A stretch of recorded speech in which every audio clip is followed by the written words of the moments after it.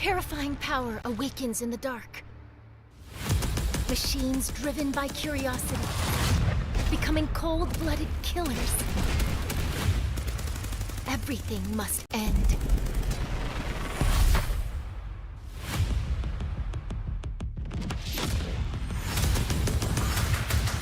Even with new technology upgrades making us faster, stronger, we're still no match for the bloodthirsty machines. But the story isn't over yet. A genius engineer just came onto the scene.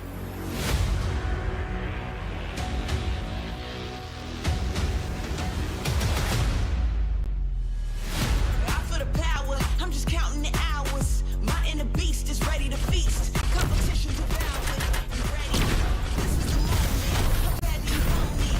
Put your arm, you'll never fall against any opponent. This is my life. Hit him down for the fight. Hit him left and then right. He's on my light. His blinding and bright. His son's a fight. Watch your learn. Keep it steady right now. I'm a legend. I'm ready right now. Once I get it lit, I'm on great. I was made for this. They say Rescue en route. No turning back now. Kill directive initiated. Eliminated. One's enough. The truth always comes out. Play a game of MASH. Out of the way! great. I was made for this. Legendary. Thanks for stopping by. Mission complete. They all telling me I'm dope now. I'ma teach you a thing or two. I gotta take over the world. What does greatness mean to you? Great, I was made for this. It's time to make 'em pay for this.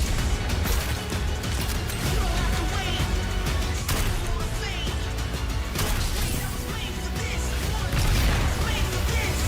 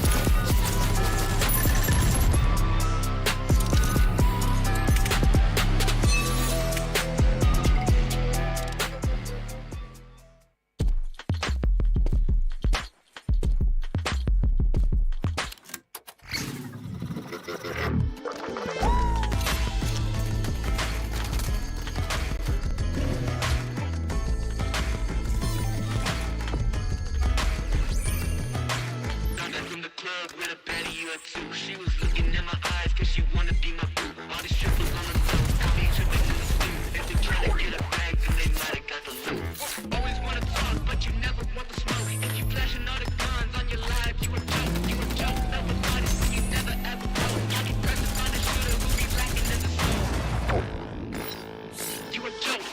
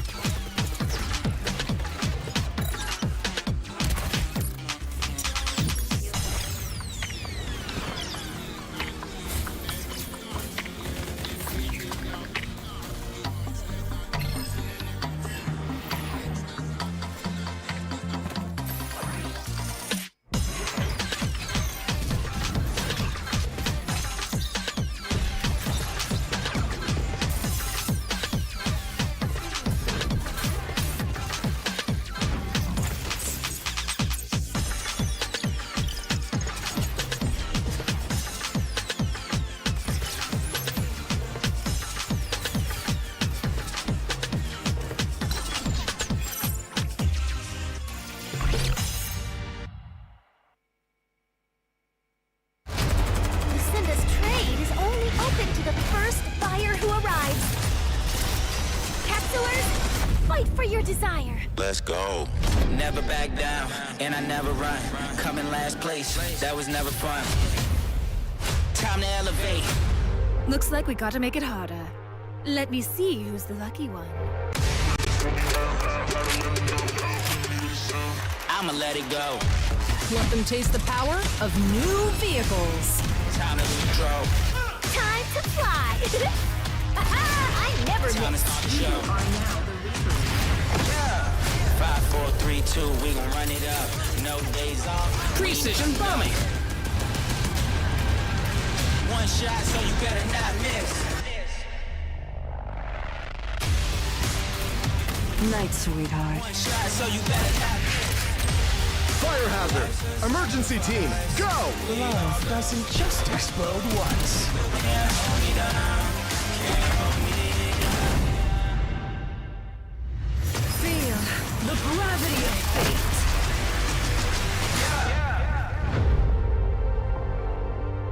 One shot, so you better not miss.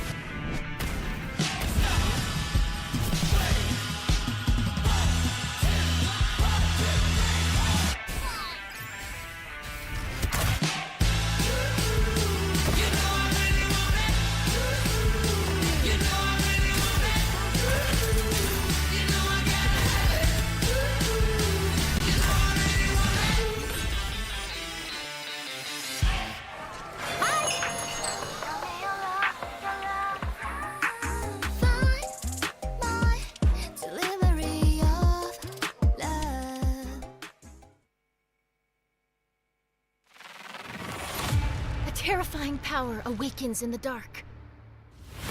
Machines driven by curiosity, becoming cold-blooded killers. Everything must end.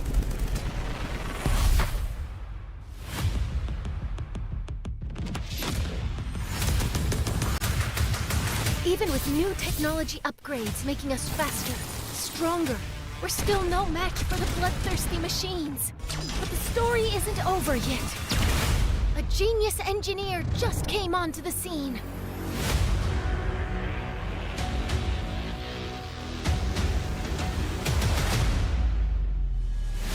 I feel the power, I'm just counting the hours. My inner beast is ready to feast. Competition devoured. You ready? This is the moment. How bad do you want me? Put your arm, don't never fall against any opponent. This is my life, and I'm down for the fight. Hit him left and then right. He's on my light. It's blinding and bright. It's time to fight. Watch your learn. Keep it steady right now. I'm the legend, I'm ready right now. Once I get it lit, going great. I was made for this. They say Rescue en route. No turning back now. Kill directive initiated. Eliminated. One's enough. The truth always comes out. Play a game of MASH. Out of the way! great, I was made for this. Legendary. Thanks for stopping by. Mission complete. They all telling me I'm dope now. I'ma teach you a thing or two. Gotta take over the world. What does greatness mean to you? Great, I was made for this. It's time to make 'em pay for this. You don't have to wait. It's time for a fade.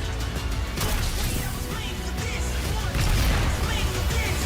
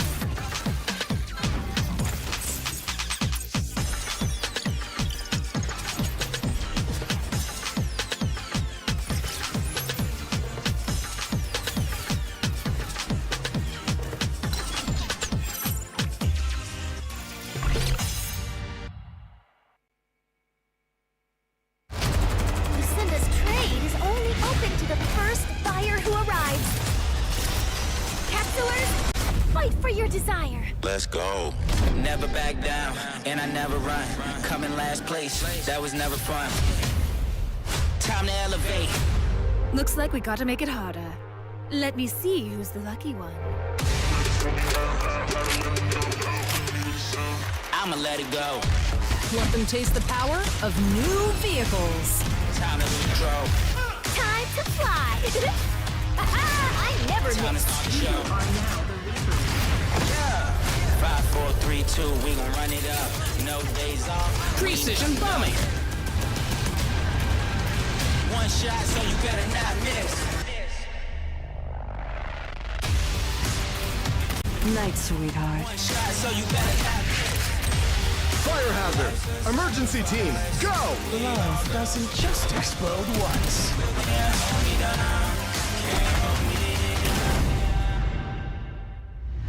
Feel the gravity of fate.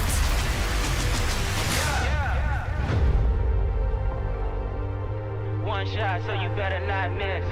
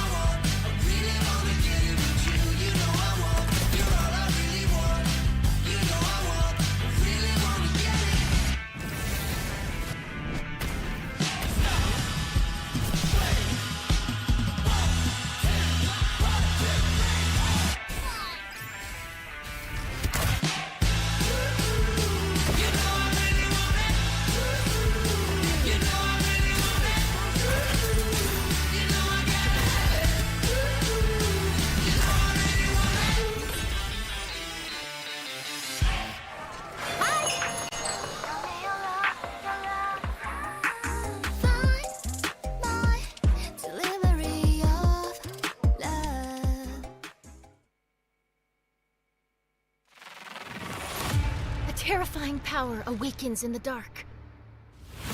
Machines driven by curiosity, becoming cold-blooded killers. Everything must end.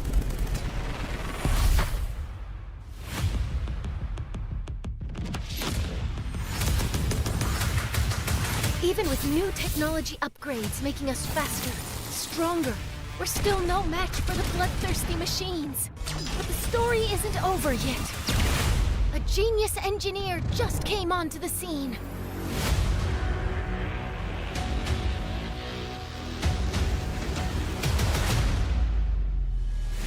I feel the power, I'm just counting the hours. My inner beast is ready to feast. Competition devoured, you ready? This is the moment, how badly you want me. Put your arm, you'll never fall against any opponent. This is my life, hit him down for the fight. Hit him left and then right, he's on my light. His blinding and bright, his something to fight. Watch your learn, keep it steady right now. I'm the legend, I'm ready right now. Once I get it lit, going great, I was made for this. They say Rescue en route. No turning back now. Kill directive initiated. Eliminated. One's enough. The truth always comes out. Play a game or mash. Out of the way! great, I was made for this. Legendary. Thanks for stopping by. Mission complete. They all telling me I'm dope now. I'ma teach you a thing or two. Gotta take over the world. What does greatness mean to you? Great, I was made for this. It's time to make 'em pay for this.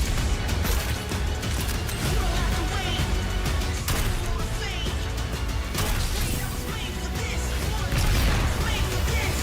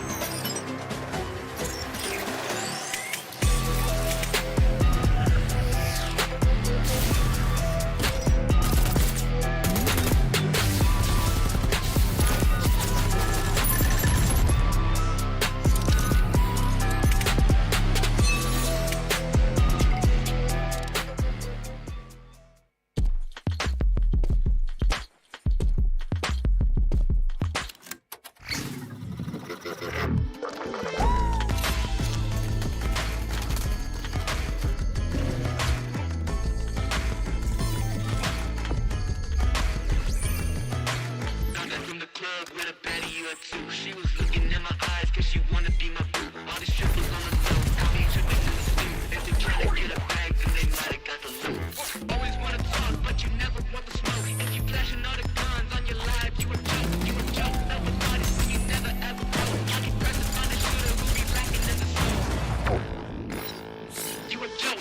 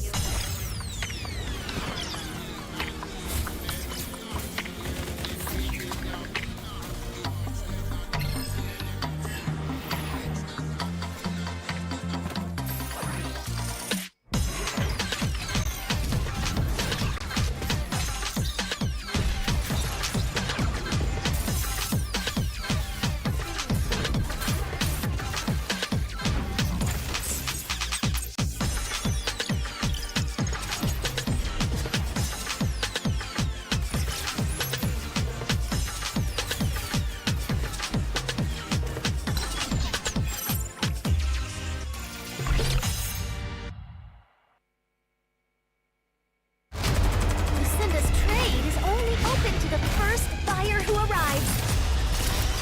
Capsulers, fight for your desire. Let's go. Never back down, and I never run. Coming last place, that was never fun. Time to elevate. Looks like we gotta make it harder. Let me see who's the lucky one. I'ma let it go. Let them taste the power of new vehicles. Time to lose control. Time to fly. I never Time to miss. start the show. 5, 4, 3, 2, we gon' run it up. No days off. Precision bombing. One shot, so you better not miss. Night, sweetheart. One shot, so you better not miss. Fire hazard! Emergency team, go! Love doesn't just explode once.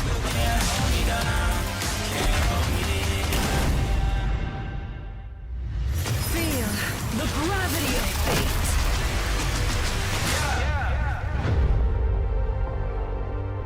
One shot, so you better not miss.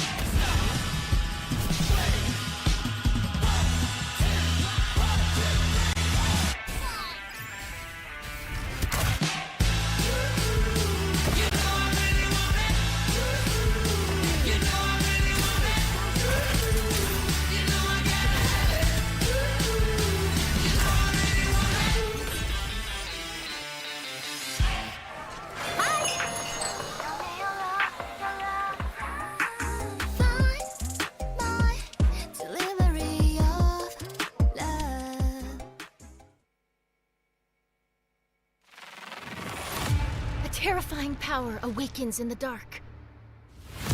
Machines driven by curiosity, becoming cold-blooded killers.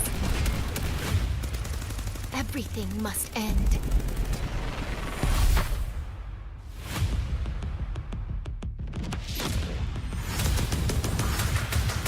Even with new technology upgrades making us faster, stronger, we're still no match for the bloodthirsty machines. But the story isn't over yet. A genius engineer just came onto the scene.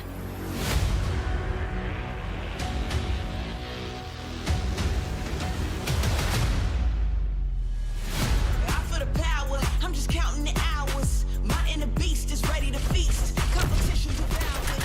You ready? This is the moment. How bad do you want me? Put your arm, you'll never fall against any opponent. This is my life. Hit 'em down for the fight. Hit 'em left and then right. He's on my light. It's blinding and bright. It's time to fight. Watch and learn. Keep it steady right now. I'm a legend. I'm ready right now. Once I get it lit, I'm going great. I was made for this. They say Rescue en route. No turning back now. Kill directive initiated. Eliminated. One's enough. The truth always comes out. Play a game of MASH.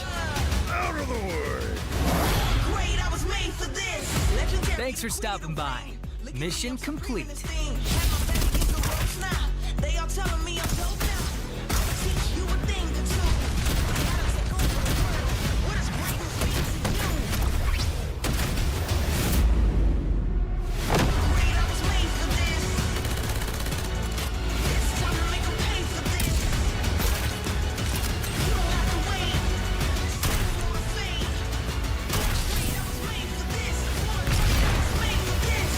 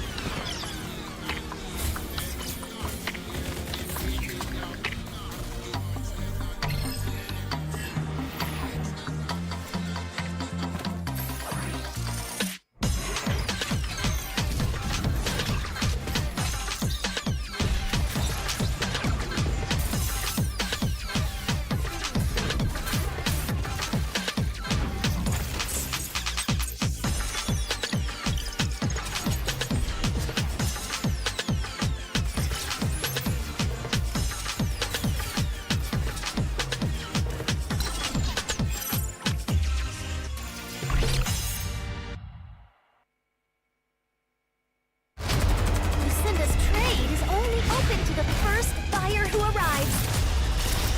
Capsulers, fight for your desire. Let's go. Never back down, and I never run. Coming last place, that was never fun. Time to elevate. Looks like we gotta make it harder. Let me see who's the lucky one. I'ma let it go. Let them taste the power of new vehicles. Time to control. Time to fly. I never Time to miss. start the show. 5, 4, 3, 2, we gon' run it up. No days off. Precision bombing. One shot, so you better not miss. Night, sweetheart. One shot, so you better not miss. Fire hazard! Emergency team, go! Love doesn't just explode once.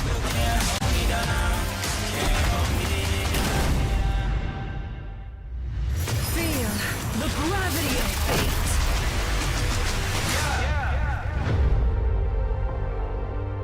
One shot, so you better not miss.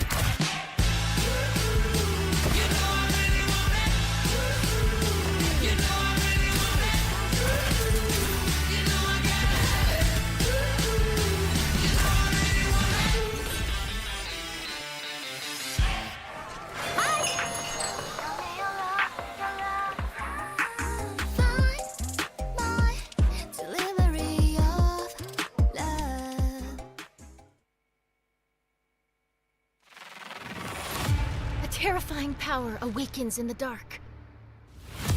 Machines driven by curiosity, becoming cold-blooded killers. Everything must end.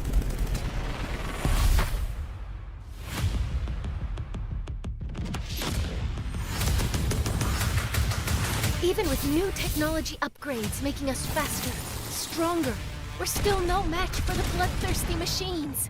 But the story isn't over yet. A genius engineer just came onto the scene.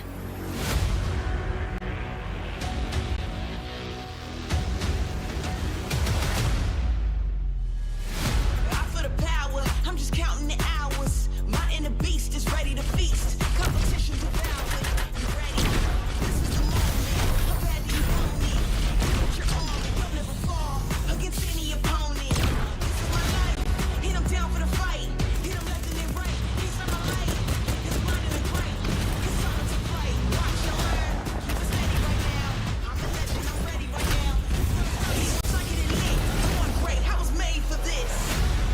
rescue en route. No turning back now.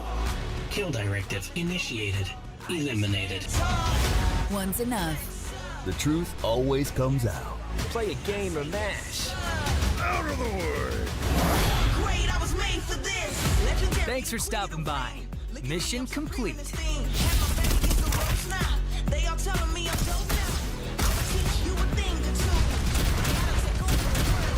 What does greatness mean to you? Great, I was made for this. It's time to make 'em pay for this. You don't have to wait. Save for the fame. Great, I was made for this. I was made for this.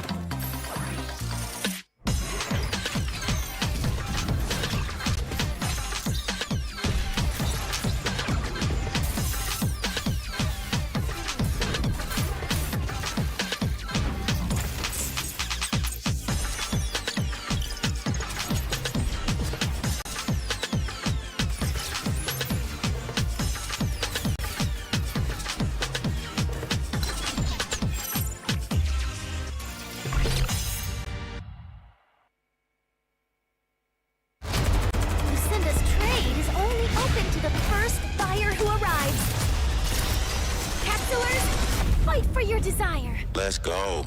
Never back down, and I never run. Coming last place, that was never fun. Time to elevate. Looks like we gotta make it harder. Let me see who's the lucky one. I'ma let it go. Let them taste the power of new vehicles. Time to control. Time to fly. I never Time to miss. start the show. 5, 4, 3, 2, we gon' run it up. No days off. Precision bombing. One shot, so you better not miss. Night, sweetheart. One shot, so you better not miss. Fire hazard! Emergency team, go! Love doesn't just explode once.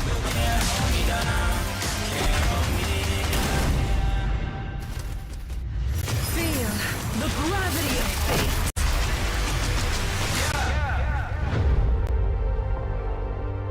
One shot, so you better not miss.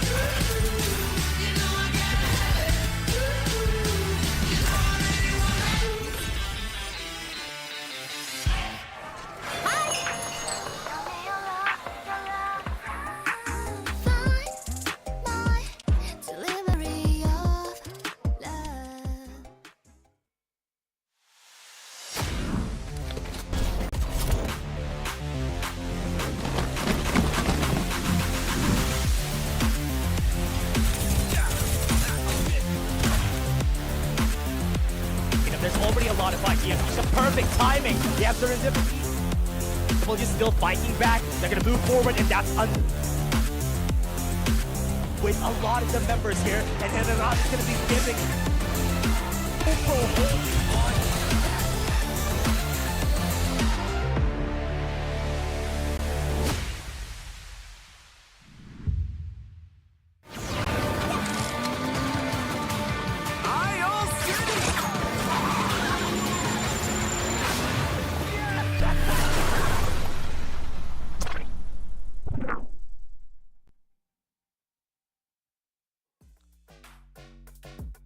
Welcome back to the Farlight 84 Philippines Championship knockout stages. We're going to go to Group C and Group D today.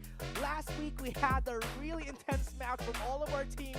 We have seen Nakage, we have seen X Declaration perform so well. Now, we have some more teams to see, and we're going to be your shoutcasters. My name is Dash, and I'm here with Infinity. Yeah, and I'm really excited. Last week, we saw a lot of these teams brawl it out in Sunset City, and another expectation once again coming into this week is a lot of teams is going to hand-in-hand combat with a lot of these teams as well to be able to go into the finals. Honestly, it's a very different week. We have a lot of our teams here, especially in Group C. Tomorrow will be Group D. Today, we're going to be having Group C on PC and also in mobile. So right now, we do have some teams that are on top of the leaderboard. So we have very well-known teams. Oasis Gaming and VB2 are the teams that are very well-known in Group C. Yeah, VB2, VB Nomads. We know this team already since Since the start. ACC, Yeah. right? It's the team of Iska. We talked about how they were performing, how they are preparing, and they have stated during ACC in their interviews that they constantly look at their VODs, look at the replays of tournaments, they look at each and every single team, and they adapt. And expectedly, coming into the day, they're going to do it once again. And it's going to be a different time here for us because during the start of the FPC2, Oasis Gaming has always been up there. I'm really surprised about the performance of this team because most of the time, teams that are on the top are teams that we know already. But Oasis is a very new team right here in the tournament, and they are at the top 3 spot. Yeah, 100%, because Oasis jumping into FPC, it was a little bit more of a roller coaster at the very start. They were not performing at their peak, but in the following weeks, they adapted, they changed, and they adapted. And that is so much of showing of this specific team, and that is the reason why they're one of the favorites coming into this knockout stage. And this is a very different stage too that everybody has been performing so well. Overperformance coming in from Nakage and Execration because they're just that good.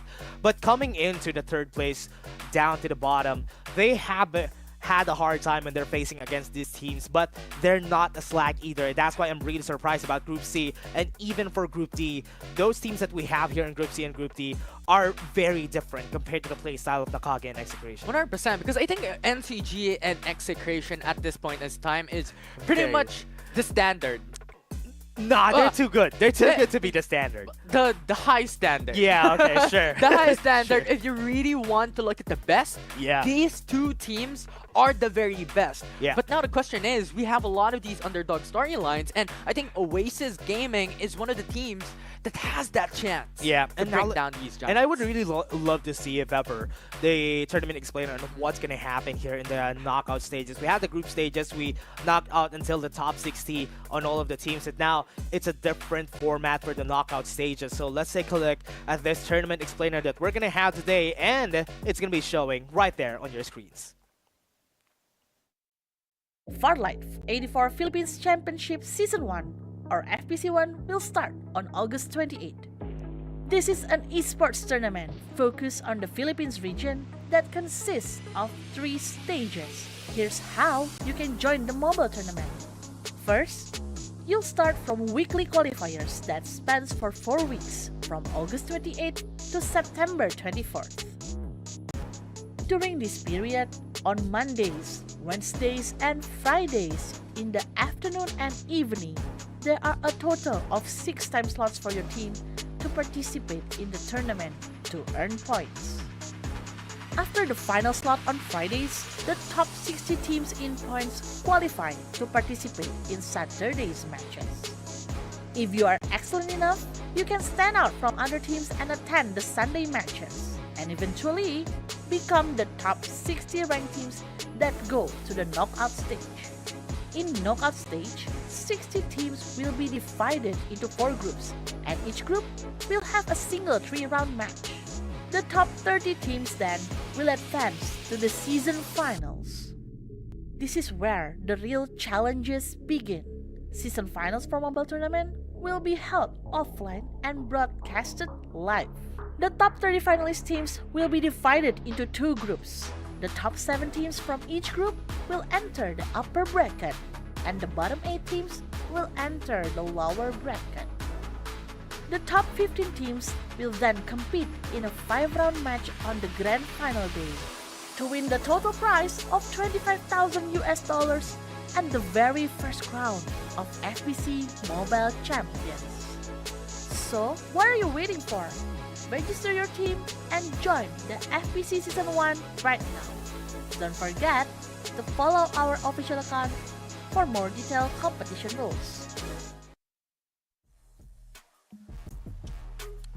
And there you go. The prize pool that we have for the tournament is going to be 37,500 pesos. And during that tournament explainer also brought light to what's going to happen moving forward into this tournament, right? Because after this, the knockout stages, we have the top 30. The top 30 will be fighting against each other. Or rather, the top 30 will be divided into 2 groups, Group A and Group B. Then those Group A and Group B will have a top 15 who will get into the last day, October 22, which is the grand finals. Yeah, 100%. And I mean, it's such a lot of stakes on the line here in FPC. It's not just about the prize pool. We keep on reiterating this over the past few weeks, even way back during the open qualifiers, that the prize pool is massive, but the honor of hoisting the first championship title is massive as well. It's a great pride to whoever gets it for the first time. And we have seen some teams get it in the ACC. Remember, during the Farlight Cup 2, now we have our qualified teams here. Whoever is going to be staying on top is going to be different. These are very familiar teams. You have seen them all over, especially the top 5 teams that we have right here. Like, we're seeing Geek Fam, we're seeing Oasis, we're seeing VB2, who are very... If you don't know Geek Fam is X team. Yeah, it's such a strong team. We keep on mentioning, and we see this team also rising above during the open qualifiers, and now Geek Fam, under the banner of Geek Fam, formerly X Team, they could perform much better with a great support, with a great backer in this specific team. But also a lot of familiar names coming through. We have Ethereal X1. We also saw this team over the past and in ACC as well, I believe. And you also have SR NCG main too. Yeah, and I've been loving the performance coming in from Oasis Gaming. Oasis has always dropped in Carnivale, and we don't usually see a lot of teams being successful when they drop at Carnivale, but Oasis is one of those teams that even finds sometimes a checkmate against a Nakage whenever they're on the same group. I like how you mentioned that, because I remember this one time during one of the open qualifiers that Oasis and NCG was in the same group, wherein Oasis dropped in Carnival time and time again, and when NCG attempted to infiltrate Carnival, they were eliminated early on. And I think that is the power of Oasis. You know what? We have control over Carnival, and any team that comes across in this POI, we will dominate. That is honestly the scariest thing whenever you're in Carnival. You're basically at least in the middle of the map, which makes it easier for you to move to Noble Planetarium wherever you need. But let's take a look at the social media, everybody. This is where you'll see all of our games that are happening today, and also a lot of the announcements that we're going to have,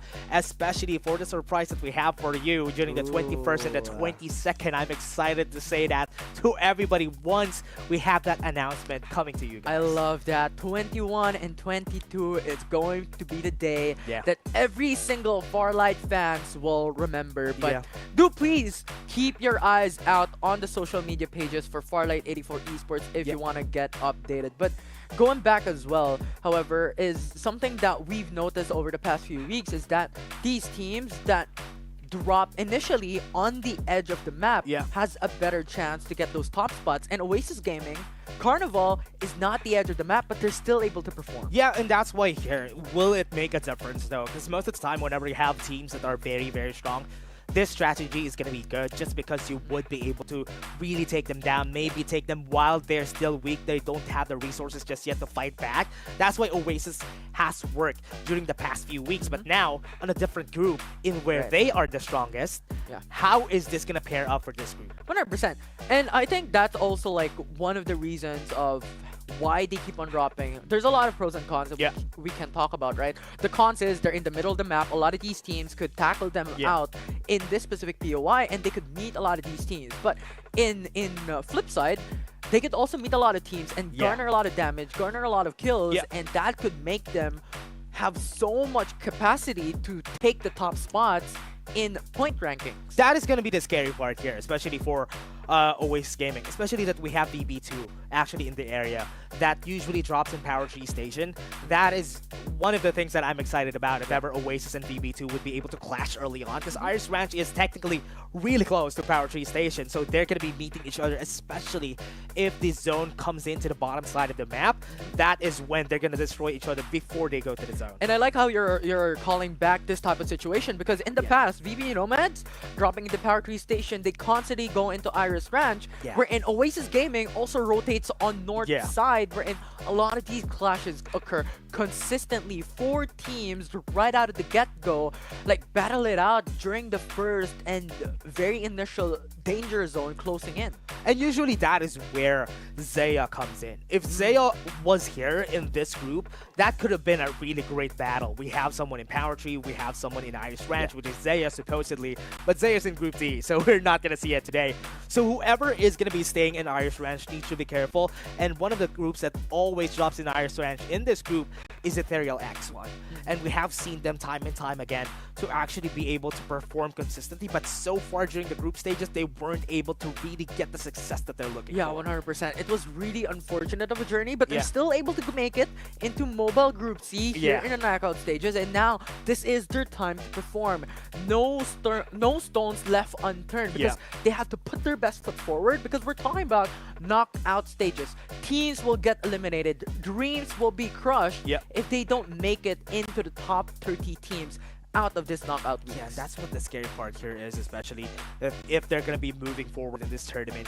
And if ever, now is the time for them to really show themselves. This is going to be the time. So it is going to be a lot of chances for all of the teams to be able to trip up the top teams right there. If they haven't been successful during the group stages, maybe here in the knockout stages, they would have a chance, because basically this is a clean slate for everybody, basically, that they need to get to the top 15 of this group, or rather get to the top 30 of all these groups in order for them to get into the next step, which is onto the semifinals and the final stages. Yeah, and this is what I love about what's happening right now in the knockout stages. This is the top teams that remain coming from the open qualifiers, and they are shuffled out across 4 groups. Group A and Group B we saw last week, and now we're having Group C and Group D. And now we're talking about the best of the best here. So these teams will not, or should not, be complacent on these matches. Yeah, they can't miss a beat, especially when it comes to those fights, especially when it comes to those rotations.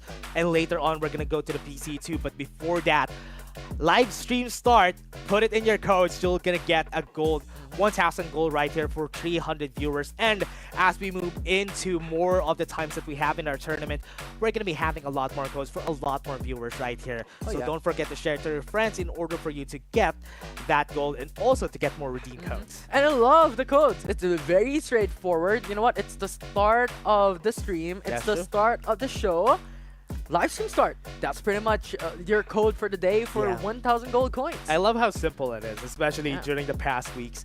We have a lot of very simple, maybe it's the what day of the week, what day of the week or whatever. And that is when everybody is excited for the redeem codes that we have here. And maybe later on, we're also going to have a lot of skins for you there in the redeem codes. Yeah, and it's just a lot of exciting stuff here. For the viewers watching at home, you just tuned in into the stream and you're able to get a lot of these benefits coming in from your game, a little bit more of a step towards a new hero in Farlight 84. Really excited if ever we go into, if ever the new hero comes in before the finals of this tournament. That's going to be really scary. Will we see the new hero right there, or will we not see it? But in the game, we're going to go in, and everybody, this is going to be the first game of Group C, and we're going to go to the knockout stages, week 6 of Group C. And here it is, the start of Group C of the knockout stages. I love it, Dash. This is where we meet a lot of these teams once again on how they are performing. But right out of the get-go, Oasis, we know that their drop point is Carnival, but we're looking at their specific drop points here and then.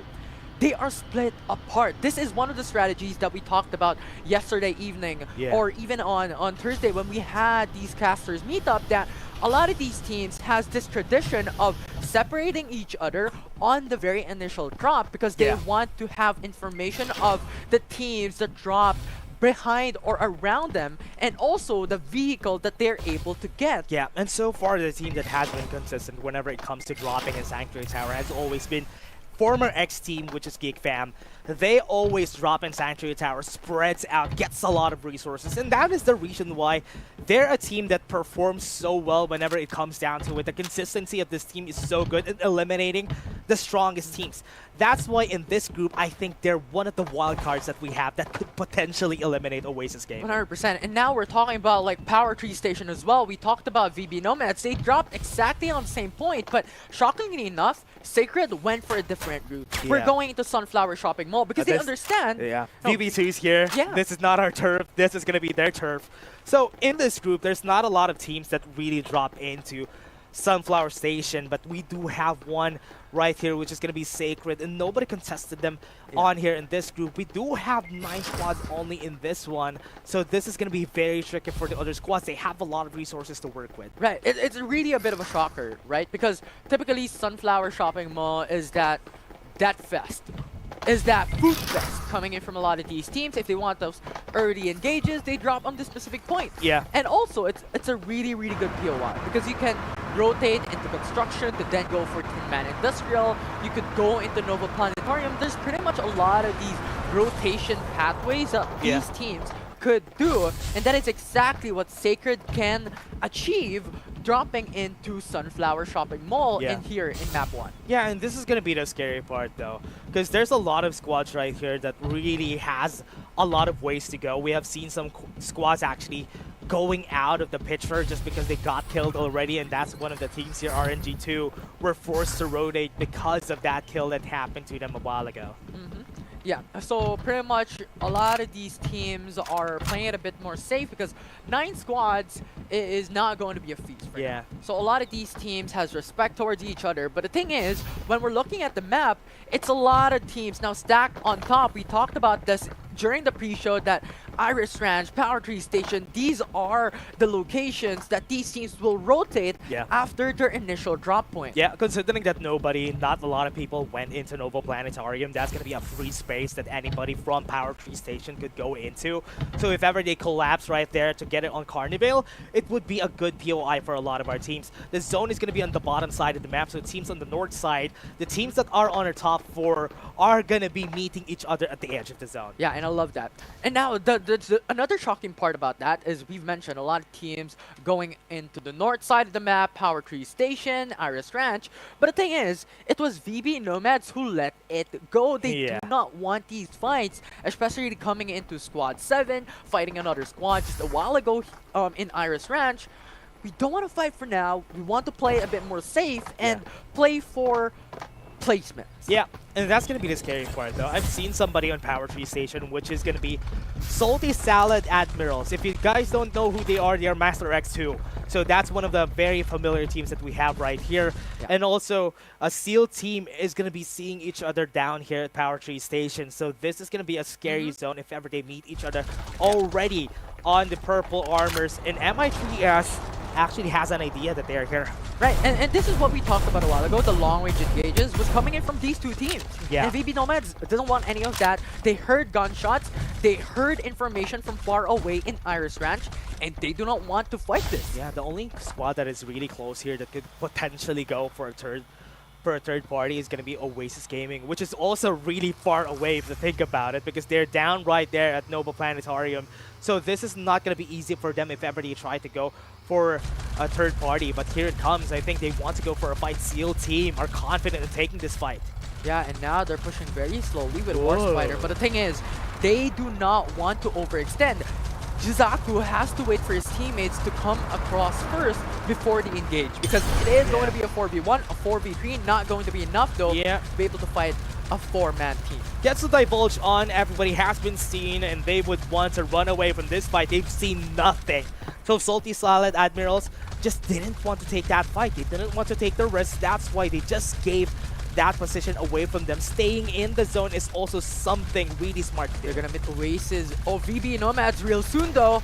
They have no clue, they have no information. Yeah, VB2 is down here. They're already on top of the War Spider. The damage is gonna be there, but SEAL team needs to run away from the spot, and that's gonna be 1 kill already. Iya is gonna be taken off. So that's going to be 1 down onto their side. Respawners are still up though, so they can still use it. Right, 100%. And I love this. These long-range shots coming from VB Nomads from up above, knocking down 1, means that MI3S cannot fight VB2. It is going to be a 3v4. And yes, the revive can happen, the respawns can occur, but VB Nomads can now push in a 3v4. And we have talked about VB Nomads a lot of times, and this is where they shine when they are fighting teams like this. SEAL team is going to be converged on by the members of VB2. They have one onto the top side, but they haven't seen everybody just yet. One has fallen already, but onto the top, they have the high ground, they have advantage, they see everybody from the side of SEAL team, and it's working in their favor. This 4v2 is working like magic, and they're going to be taking them all down. They still have respawners, as we said, so it's still okay for SEAL team. But the thing is, if you respawn from the dead, you don't have equipment. No resources still. There's still going to be a fight onto the other side of the map. We're seeing Sacred being taken down by RNG2. The fight has already happened, and they are down at ACC Boulevard, but now the fight is already happening. have some pulls with the absolute gravity. They can't even move away. RNG2 has been taken off, and respawners are going to be called. It's a 4v3. And the thing is, Sacred has much more potential into utilizing their skills, their utilities coming up front. In a 3v4 situation, it's an automatic disadvantage coming in from RNG that they just couldn't match it up against Sacred. And that means Sacred wins it all, getting 3 kills here in the initial stage. Sacred are going to be running away from the spot. We're seeing Oasis already close. A lot of the members right here on the northern east side of the map are really close from each other. Squad 3, 4, and 5 are going to be seeing each other, and it's going to be a really scary fight. Yeah, and the thing is, I like what MI3S did. They went for a 3-1 type of situation. You have Boomy, you have the rest of the squad rotating in the safe zone, but another member is outside. Yeah. They want to play it a bit more safe. If ever they get eliminated, they still have that late game insurance. Yeah, really far away though. They don't have a lot of resources, but Geek Fam is going to be seen. It's going to be the former XP. They already got taken down. Buhat is going to be taken off. Oasis with this armors are working their way like butter against the members right there of Geek Fam. Xiaolong Bei with the MG7 just steamed them like dumplings. So much potential coming in from Oasis. This is the team that we've mentioned a while ago to be the dominant team coming in from Group C, and thus far they're showing. Yeah. It was Geek Fam who just wanted to cross over Motel, but no, can't do. Remember, they have orange armors. They have advantage over almost all of the squads that we have right here. So Geek Fam is going to have a hard time. We've said they could have been the wild card that we have right here in this tournament, but it's not working when they're fighting against Oasis. Only teams that we need to look at are going to be BB2. Here comes Oasis. Also going to be seen right here by Master X1. This could be a potential brawl coming in from this team, because when we're looking at the minimap as well, Squad 10 is just behind Master X1, and they don't have a clue. They don't have an information. But the thing is, in their front, it's Squad 9 and Squad 4. Something to call out, 9 squads still. Nobody has been eliminated just yet. Even though the zone is closing in for everybody, it's still going to be hard for the other squads to be able to take down most of the members right here in this lobby. But the thing is, it will change soon. The zone is closing in once again. And if it does in a couple of seconds, respawners are going to be disabled. No more Land of the Dead, no more revives from the grave. It is all going to be one life remaining for the whole team. But the thing is, RNG2, as soon as we set out, gets eliminated. Yeah, that's going to be it. One has been eliminated already out of the game. It's going to be 8 squads on the board, but remember, as we said, Oasis is going to be the strongest squad that we have right here, just because they have orange armors already really closing in on that red armor, and that is a big advantage for this squad. And thus far, we're playing at a bit more safe once again. 8 squads remaining, so a lot of these teams could play it a bit more patiently, you know, look around, get some loots first before they engage on a single fight. Yeah. But with the zone closing in bit by bit, eventually a lot of these teams will meet each other. Yeah. And if they meet Oasis with level 5 shields across the board, with MG7 on Xiaolong Bei, it's just going to be a massacre. So this teams, if they want to play it safe, it's best to go into Sunflower Shopping Mall, considering the safe zone is revolving around it. Yeah, it's gonna be really good, especially for the squads that are already in place. It's in Manchester, we're looking at VB2 and Oasis Gaming. Already have seen each other, but remember, they have a Rocket Tarantula on the hands of Oasis, so this is a big advantage for their squad. And Master X1 receiving a lot of damage coming in from MI3S. Here it comes, Absolute Gravity gonna pull them back, and that's gonna be advantage. They're far away from each other. They only use the Absolute Gravity in order to pull them back. Gonna be seeing one member, MI3S, working their way to the members of Master X with their armors. They made it work. One last member on the top, Salty. Is on the top of the house, and he's gonna try to get the kill on Jisaku. Last one member on the side of Master X. Already throw in the incendiary bomb, but it's still not gonna work. MI3S slowly but surely winning this fight. We'll be able to go for the resets, but remember, this is a 1v4 because one of the members from Master is nowhere to be found. We'll see, because if we look at the left side, it's Boomy slowly or fastly approaching. Yeah, he's gonna be seen though. They have to divulge if ever they need to. There's gonna be Emperor, he's gonna be seen even if he uses the ultimate. Doesn't have ultimate, and that's gonna be out for the count, and MI3S takes the win. 2 squads down for the count. As Sacred receiving a lot of damage coming in from Salty Admirals, and you also have MI3S eliminating another squad. So 6 squads, 5 squads remain. Oh, Assault man. Me Admirals fall. Sacred making it work far away right here in Sunflower Shopping Mall, but there's another squad on the area. Squad 6 is going to come in. They need to take some time. One SRN is going to be super close, and they can go for any eliminations that they need here. And NCG Main 2 has a lot of advantage in this fight because the thing is, Sacred has to reset first, and their ultimates are not ready. They have to buy time. But the thing is, Squad 6 doesn't want any of that. We do not want to fight. We're going to rotate on the south side of the safe zone. We're going to play it safe, and we're going to hide on the hills, on the trees. I want to see what happened against Oasis and BB2 a while ago. Haven't been seeing them. Squad 4 is already in the area and where BB2 was. That could mean that they got eliminated already. That's why Mansion has been taken over by Oasis already. Thus far, we have NCG2 hiding behind the hills. Squad 8 or Sacred already having down. Sunflower Shopping Mall. And this is the thing. This is what we mentioned a while ago. If you want to play it more of a placement, or if you want to have that security, go to the safe zone immediately. But the thing is, Oasis. Yeah, MI3S running away onto the zone. Not really a good spot. That's already a really, really hard zone to be in. Stealing a lot of damage. That's 2 down. And remember, we only have 4 squads left. So they don't have a lot of space to work with. Yeah, it's just on top of the long-range fights and long-range bullets coming in from Oasis. You also have third and fourth, or third to the fourth danger zone already, taking a huge chunk of HP coming in from MI3S, which netted them so much disadvantage, and Oasis just shoots them from far away out in the open. Yeah, as we have been building up on VB2 and Geek Fam, they already got eliminated during this game 1. And Oasis is in free reign, but they need to be scared about Sacred because Sacred was the one who won Sunflower Shopping Mall. Yes, they don't have orange armors, but it would be enough if ever they play around this building that they have. Yeah, and the thing is, even if Sacred at the moment has a bit more of a gear disadvantage, having level 4 shields on 3 members, level 5 shield on 1, but the thing is, they have the advantage when it comes to cover. They have control over Sunflower Shopping Mall. So if one of the teams decides we want to infiltrate, we want to conquer Sunflower Shopping Mall, they do not have information on where Sacred is at. And the thing is, it is just the positional advantage of this team having the prime position. Yeah, and what's going to be scary here, especially for having a place in Sunflower Shopping Mall, remember, it's a high ground, yes, but also on the other side of the hill, that's a lot of high ground too on the side of SRN. If ever Oasis goes down into that village close to Sunflower Shopping Mall, that's also a good spot to be in, and it's the center of the zone.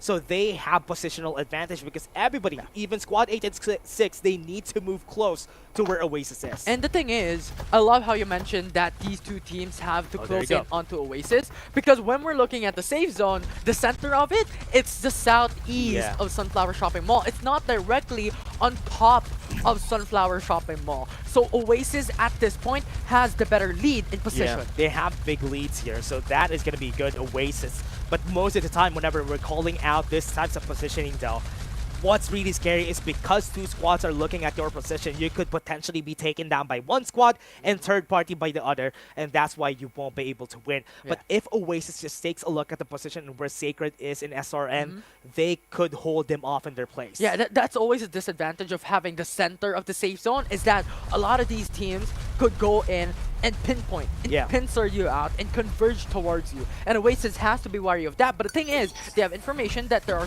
shots being fired in Sunflower Shopping Mall. That is 2 members of NCG Main 2 fighting up against Sacred.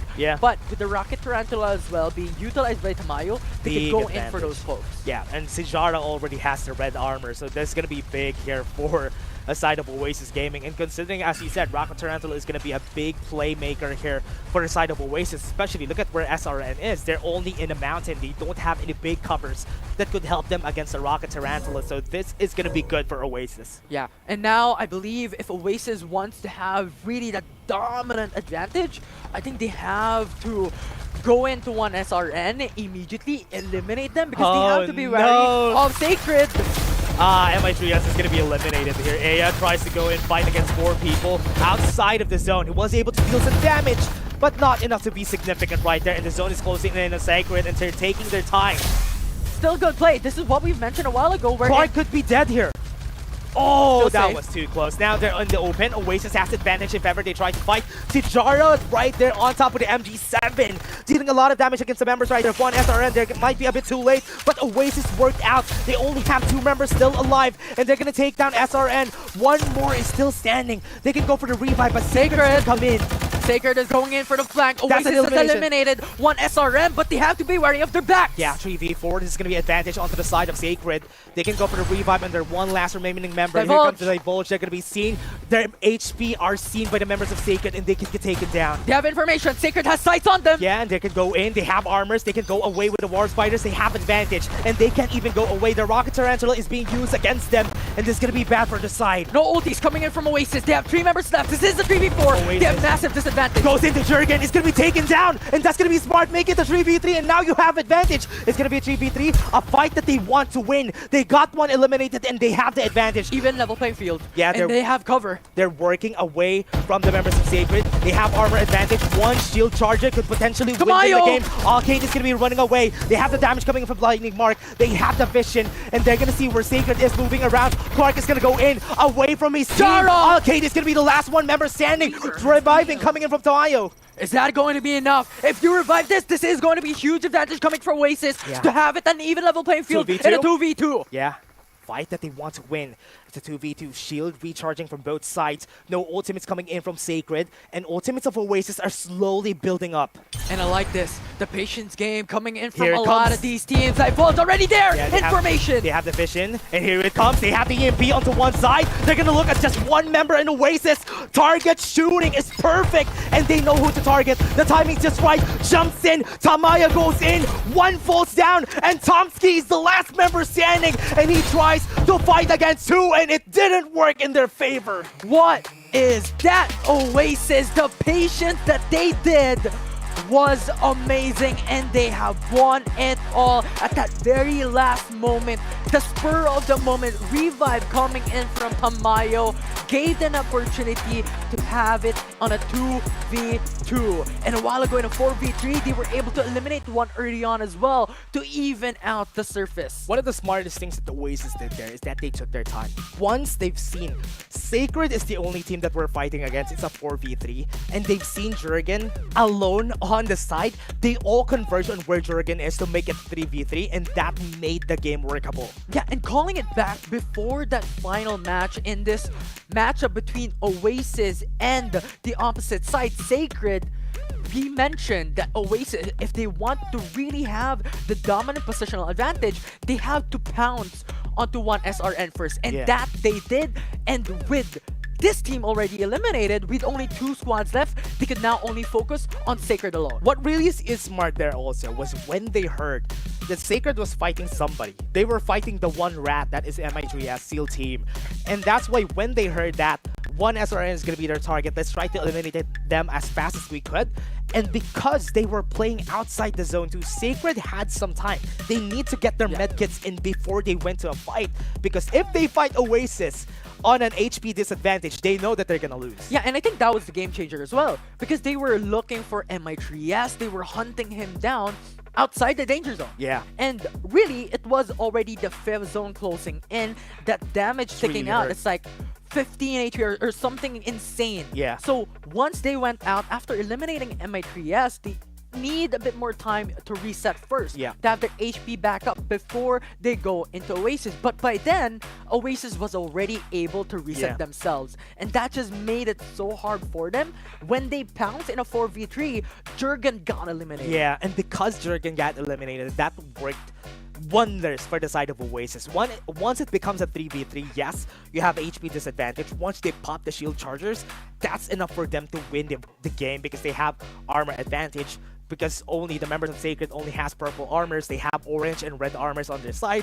So it really worked wonders for this team. And the patience that we have, remember, they're also the team that eliminated BB2. Yeah. So, and even Geek Fam, they eliminated 2 members of Geek Fam already during that whole lobby, and that just is really good, working towards the win there for Oasis. And even then, it doesn't matter if they have utility disadvantage because remember, they fought one SRN first before they fought up against Sacred. But the thing is, as you have mentioned, as we mentioned, that Jurgen being killed immediately by Oasis was really the tide or something that changed the whole tide of the match. Yeah, and now let's take a look at that game again, and let's take a look at the highlights right now.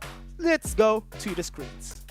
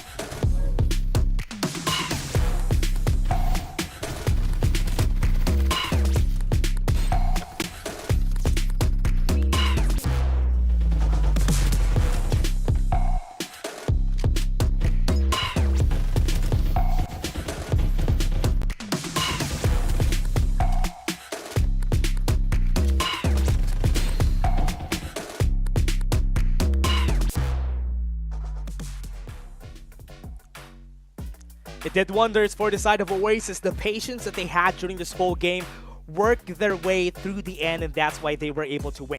And as we said, even during the start of this tournament in Group C, we said that Oasis is just a strong team, and they've showed this game. Yeah, they constantly prove us wrong because initially in the very start they were underperforming, and every single week after that they improved, and during the knockout they dominate, and that final moment was phenomenal. Yeah, and one of the things that I loved about Oasis, especially when they started throughout the FPC, is that they have always had victories per week. And that's one of the feats that I'm really surprised of. Coming into this tournament, a very new team compared to the teams that we have on the top, and especially Execration 2, one of the teams that also on the top. They're one of the teams that are really strong. Arcade was able to make it work with the Young. So far, right, the Blinding Mark has been making wonders for this game, especially the Divulge ever since. Yeah, Divulge has been the meta coming into week 3, week 4, the open qualifiers coming in. Despite, having that change in the tactical skill, it was still such a part of the meta. Yeah. It did not change the type of compositions we see, except the inclusion of Sunil this time around. I love that the difference between having a Young on your team and somebody else is because of the Springboard too. Because he doesn't have any more access to the Springboard. It's going to be as Sunil every time in the game, because Sunil really gives a lot of value out of the Springboard by himself, and that tactical skill is one of the best whenever you need to reposition. 100%. I think having the Springboard allows you a lot of movement advantage. Yeah. Right? It gives you the potential to close in on enemies really, really quickly. Like by a snap of a finger, you're jumping throughout the air and you close in distance to engage, or you could use it for a disengage. Yeah, and that's why I'm really scared about for this meta that we have so far. We haven't been seeing a lot of anything different. We're seeing a Lucinda, we're seeing a Cypher, then a Young Sunil every time. But now, let's take a short break before we head into the next game, everybody. We're just going to be taking a short break. My name is Dash, and I'm here with Infinity. See you guys in just a bit.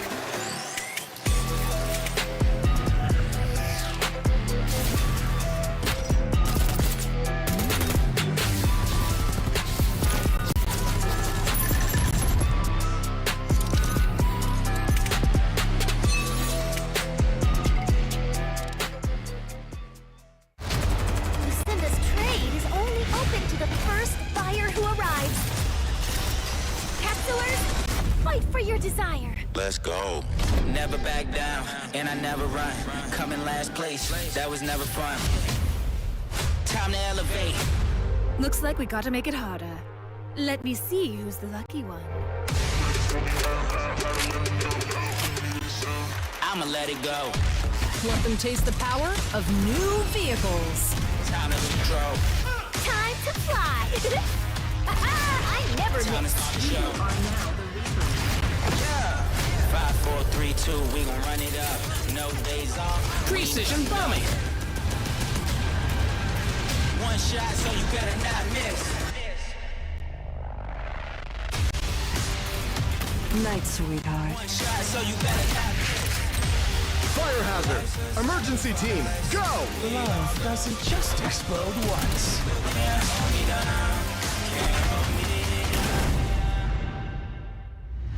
Feel the gravity of fate.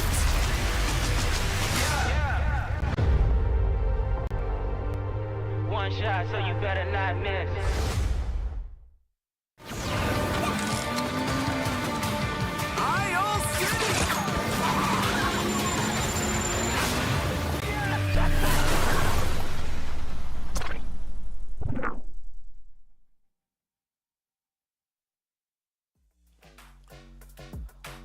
Welcome back to the Farlight 84 Philippines Championship, and we are back right here into Group C. We have Mobile again, and this is going to be Game 2 after that really amazing game coming from Oasis Gaming. I'm excited to see what they have in store for us for Game 2. Yeah, it was magnificent to see. I mean, this was already an expectation that Yeah. Oasis is going to be that dominant, outclassing every single team here in this group, but not to that extent of having so much of a disadvantage and still winning it all. It's going to be a way different compared to what happened during this next game. Because again, a while ago, it really worked out in their favor because they were working around the southern side of the map, and that's why it was easier for them to move towards the southern side of the map, and they were able to take over a lot of spots a while ago. Because remember, we only had 9 squads a while ago, so it was easy for most of the squads to move around. Yeah, it was a lot more space to rotate. It was a lot more space to move, as you have stated, because 9 squad is quite a bit more of like a patience is a virtue kind of thing. You don't need to go for the engage. You can loot in a POI freely, and that is one of the things that we saw a while ago. Oasis dropping into Carnival. It was one of their members having that information to Nova that there was no one there. It took a long time before they were eliminated, or at least one squad got eliminated during this game. I think we were in like the zone 3 before we got an elimination in the game, and that was also why it was easier for the other squads to just get their shield XPs wherever they go. And honestly, that's a good thing for all of the squads that were here, because they had more time. They had more time to just get resources. Then we fight when we're at least confident now. Yeah, and one of the initial teams that got initially eliminated, not fully eliminated because of the respawners being available, is MI3S. Yeah. And I just want to give my hats towards this team because MI3S went in for the 3-1 type of strategy, because one of the members went into the danger zone, you know, playing around that specific edge of the zone.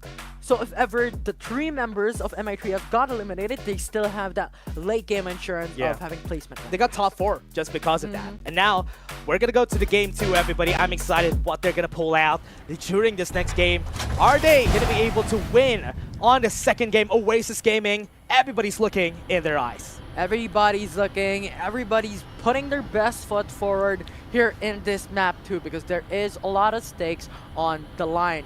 Now, as an expectations, Geek Fam dropping into Sanctuary Tower, VB Nomads dropping into Power Tree Station, and Oasis does the same thing that they did in map number 1, going into Carnival, having 4 members split apart from each other. Akid was the member that I was thinking of a while ago, who dropped near Nova Planetarium, getting that vehicle and getting information at the same time. Look at this. Look at how spread out they are on the side of Oasis Gaming. They already have one person already on Motel just because they can during this situation, because they can get a lot more resources if they spread around, and most of the squads that we have right here already are getting a lot of resources. Somebody drop at Nova Planetarium, which is something different this game. Yeah, and now it is also Sacred have to meet Azur initially here in the construction site. Yeah, Master X1 Now they're already on construction site. They're really close onto ATC Boulevard, so they need to be careful if ever they try to go for a fight here. So one of the things that I'm excited for is the fight that is going to happen here, because that is already a kill. Master X1 has 1 elimination. Remember, we still have respawners. Yeah, and now with that elimination, we still have respawners, as you mentioned. Master X1, the remaining crew is just around the corner, so they could go into the fight and go and respawn immediately. But the thing is, calling it back once again from a while ago, Oasis, their type of playstyle is so magnificent, because we have to think about that Carnival has 4 quadrants of their own. Yeah. Right? And having to split apart like that gets you a lot of loot, gets you a lot of stuff immediately. And if ever one of the members gets eliminated, they could just reposition towards the remaining members of Oasis Gaming to then go for the 4v4 One of the squads that we need to talk about this game too is Sacred, because Sacred was able to get to the 2nd place during that last game. And now, the domination that they have for Sunflower Shopping Mall, even taking over construction, is a big thing here. Yeah, and I love how you mentioned that, because a while ago, they dropped onto Sunflower Shopping Mall again. A little bit more of a difference maker from what they did in the past of dropping into Power Crew Station.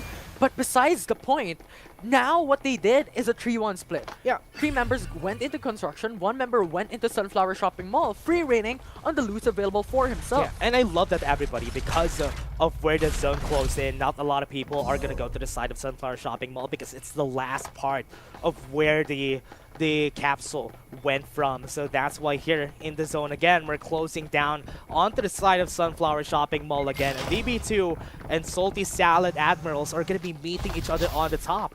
Yeah, and they're just having that initial engage and initial fight. This is also one of the expectations a while ago, but I think the difference it was MI3S. But now VB2. Early fight for VB2. They got 1 elimination, make that 2. And they're going to go and find most of the members here. Paige and Ray are going to be seen by VB2, and they're going to be eliminated as fast as they could. They got 1 elimination, but it is not enough for them to work things out. They need to run away from VB2 now. They have to relocate. They have to go to Iris Ranch, because the thing is, if they drop onto the same position, VB2 is ready to pounce. It doesn't matter, because here in this early game, no ultimates, it is not exactly a big disadvantage. Yeah.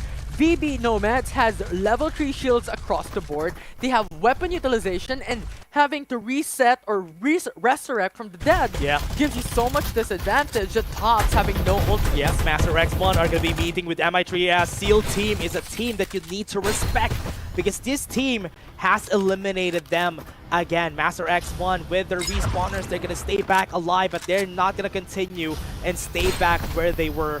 This is again another win for SEAL team. Yeah, and this is a difference maker thus far, because MI3S a while ago was one of the first teams that got eliminated, forced to relocate and forced to use the respawners. And now with these early engages, with these early kills, it gives them so much more potential to get those loots, get those gear level and shield levels up and running very quickly, and having that hopes to be able to fight up against the titans of this group. Yeah, and again, VB2, one of the teams that we have seen every time, even during the ACC. Something that I want to point out for them is that I really have big recency bias, especially if they performed well during Week 4.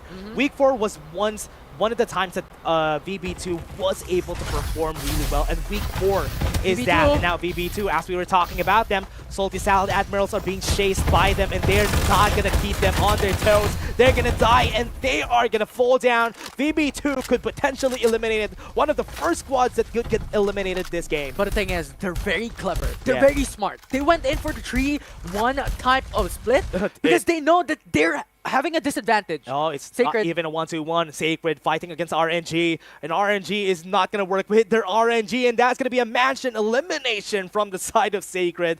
That is them still alive. They still have some respawners though.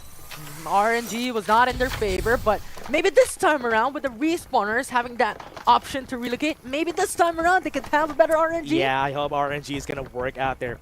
That's why they're called RNG 2. That's why they need that second chance in life is with the respawner, right? Yeah, resurrect from the dead and have another fling of life. Have another fling here in Sunset City. and now they're relocating onto the north side of Heart Island. But the thing is, Sacred has information. They have looted the building already, so they can relocate and pressure them. Remember, a lot of resources has been taken already by Sacred. They were the ones who dropped in Sunflower Shopping Mall. They got construction, they got mansion, and now they even want to go to Noble Planetarium. That's a lot of things going for them. And now what we're looking at is how Sacred is now relocating at the edge of the safe zone, having the sights of RNG, because if you're looking at it, they're split apart. If they are left open, they could get pounced by one of the strongest teams in this group, Sacred, with their performance in Map 1. Yeah, I'm really looking forward to what Sacred is going to do this coming game, because again, it's another zone that they have advantage because they're close to where, not even close, they're inside the zone when it started. That's why they had advantage on whatever spot that they have right here, but we're seeing one SRN moving around on Todd, but that's a lot of squads all together and they could fight anytime. And remember, this is the land of the dead. Tin Man Industrial, Todd Rod. These two POIs is a chaos fest. We'll see. One SRN. No, MI3S is going to be seen already by one SRN. They are going to be eliminating one of their members. And this going to be the same game that we had during our last game 1, because MI3S stayed with just one member in order for them to get top 4. Yeah, they constantly do this, split apart each other, and it gave them so much benefit in map number 1. That's at least points though. Yeah, having what, top 4 position with just that straggler and rat strategy. Yeah. And this is already an expectations with a lot of these teams that, you know, if they cannot fight head on in a 4v4 collision, they can just hide themselves, play for placement. Look at the eastern side of our map. That's a lot of squads. And remember, they have a lot of points of interactions that we're going to see. VB2 as This well. bridge right here that VB2 is going to be where they're at. And Geek Fam also is waiting on the other side of that bridge. Yeah, it's just like 2 gates towards you need to cross that. You need to cross 2 buildings that is heavily guarded by 2 of the best squads in this game. Geek Fam, the X team before, has been so strong, and they could have eliminated any teams that come across. Tan got eliminated early on. That's gonna be good. They have a chance to go in. I could go for the shield chargers, and nobody could revive Tan. Look at them. They're seeing where Buhat is. He's gonna try to revive him, and they're gonna take their time. They have the springboards and the divulge. They're gonna see everyone from their side, and they're gonna eliminate Tan as fast as they could. They have the EMP. A lot of their members are still alive, and Foam is gonna be eliminated too. They have to fell down because Geek Fam has advantage when it comes to the position. Rosh is gonna go in. They have some damage working out, but on the other side of the map, there's still some damage going in. One SRN, one is down. This is gonna be the last 1v1. Is I gonna survive? They have the chance, and VB2 is gonna come in, and they're gonna eliminate one. And Geek Fam with that wins the fight. And here comes VB2. Hartman is jumping across. Has information! Oh no! Geek Fam is also gonna fall. No chance, and 2 squads who are really strong got eliminated. Very, very clever and very, very swift-minded coming from VB Nomads. They know that these teams are eliminating each other, and they pounce at the very exact moment that they had the better opportunity and they had the better lead to fight that team. But instead, another team comes on their backs. Squad for Oasis. They got punished because of that rotation. Oasis is gonna come in. VB2 got eliminated by Oasis during that last game, and now it's a deja vu. They want to run away because they don't want a repeat of what happened during game 1. Yeah, have the same strategy that defeats the opposing side of VB Nomads. Get them as well. Losing one of their members, now this gives them so much of a disadvantage when it comes to the utility game and the numbers game. They have the red armors already on the side of Squad 1. What is great about what they did there when they eliminated one SRN Geek Fam is that they stayed on one spot. They have 2 choke points on their side. They know that Geek Fam was at the other side. And once they see that SRN moved to the other side, they just put 3 members there, and 1 member stayed on that point of interaction, the bridge that we had right there close to Carnivale. And that is where they got punished, but at least it was a good gamble. It was really unfortunate. It was really good at the spur of the moment, but the thing is, it was Oasis who was also quick-minded that, you know what, we see an opportunity and we take it. Yeah. One thing that's different during this game, though, Oasis doesn't have a lot of kills. They don't need to get a lot of kills. Maybe in the last zone they could. And look at Alcade. He's looking at where Salty Salad Admirals are. But remember, Salty Salad Admirals were the winners on the top side of our map. Yeah, we'll see. Because at this point, it is Oasis who has the lead once again across each and every single member, having level 5 shields. And you have a lot of strangles just around the corner. Oh no. Squad 9 and Squad 3 is there. So They this know. could be a sandwich on Oasis. Blue armor is where you're at, and they know because they use the divulge. Page. You're staying at motel.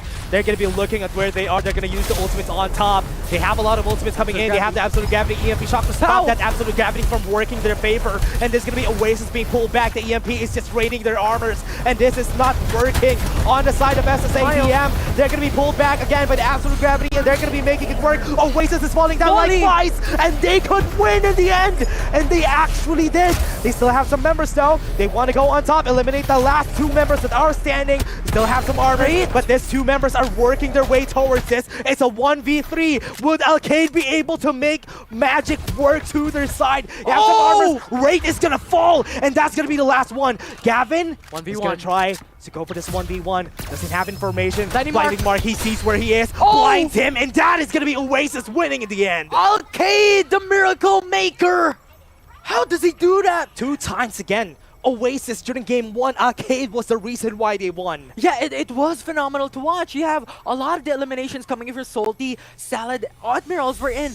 They were able to eliminate 3 members right out of the get-go, but the thing is, it was Arcade who changed it all up. 1v3 and just playing on the covers of the window. Yeah. It was just phenomenal to think about the mechanical playstyle of Arcade. But also, one of the things that I was surprised of was Salty Salad Admirals making things work on blue armors against Oasis. That was too close for comfort though. If Arcade wasn't there, Oasis could have been eliminated already. He just played around the building. He knew that everybody was inside. That's why he was waiting for them. But again, Oasis, that was too close. That was too close for comfort for sure. Yeah. A 1v3, it was almost like a death sentence. That for shouldn't them. have happened in the first place though. They have armor advantage, they have level advantage, but they still almost lost. That was scary. Yeah, and I think the difference maker there is, this is always what we talked about, right? If you have the initial cover on the buildings and another team wants to infiltrate you, you have so much disadvantage because you don't know where they are hiding. Yeah. And also, you do not have cover. Okay, that was scary though. The zone is just hitting them so hard. It's a good thing they were able to revive everybody. Jay-Z is waiting. They might be seen later on, which is going to be scary. Jay-Z just needs to not move in order for him to get good placements. And look at VB Nomads. They're just around the corner as well. So if ever Oasis shows themselves up and gives information with gunfires, VB Nomads could come across easily. And the thing is, they are at a disadvantage because they just fought Salty Salad Admirals, and VB Nomads has red shields already. Yeah, they have red shields, but we have Sacred again alive. This is going to be a very different game just because of the fact that we still have VB2 alive during this last zones and the last 6 squads that we have. Hardy Island. Hardy Island? Hard Island. Hard Island. Hard Island for Arcade. For the rest of the crew for Oasis is such a disadvantage. And yes, it gives you an initial cover, but look at the kills they got. Oh my. But you're just out in the open. You're surrounded by riverbeds, you're surrounded by water. If it comes down into the final safe zone outside of the Heart Island, you're putting yourselves at a disaster type of position. There is a storyline in where Sacred could win this because they're not going to let Oasis get the same position that they had. And the difference maker here is that the zone is not going to go to where Oasis was during the last game. So Sunflower Shopping Mall is the best spot to be in because remember, that center of that zone right now is going to be the middle of that river. Yeah, 100%. And this is what we're talking about. If you are in the Heart Island, you just don't have... You're in... Oh man. You just don't have cover across... Everybody sees you. Everybody sees you. You do not have cover when you're trying to go into a specific point. It's just so much of a disastrous position. And now it is Sacred who has the better lead. They have the Sunflower Shopping Mall again. And pretty much at this point in time, the very best team who has the prime position is Sacred. And one of the things that I like about whenever they try to not pop the divulge, just see where they are, the scouting that they've been doing there, that's smart for Oasis, so that they know where VB2 is and also where Sacred is right now. And remember, VB Nomads lost one of their members a while ago that Oasis eliminated. They got the revive though. But they got the revive in. That's going to be scary though, especially for Oasis, one of the squads that is very, very strong right now. not very. There's our strongest squad right now. VB2 has red armors. They have big advantage here. Yeah, and that final member who was able to be revived by VB Nomads also has level 5 shield. So right out of the get-go, VB Nomads is in the position to dominate this map. Sacred has the best position right here because look at where the zone is. VB2 moved to that side of the map just because they thought that the zone is going to move towards that side, and it moved away from where they are right now and from the spot that they were in before. So Sacred has advantage here. Without the Rocket Tarantula, that's going to be very scary. Look at the safe zone.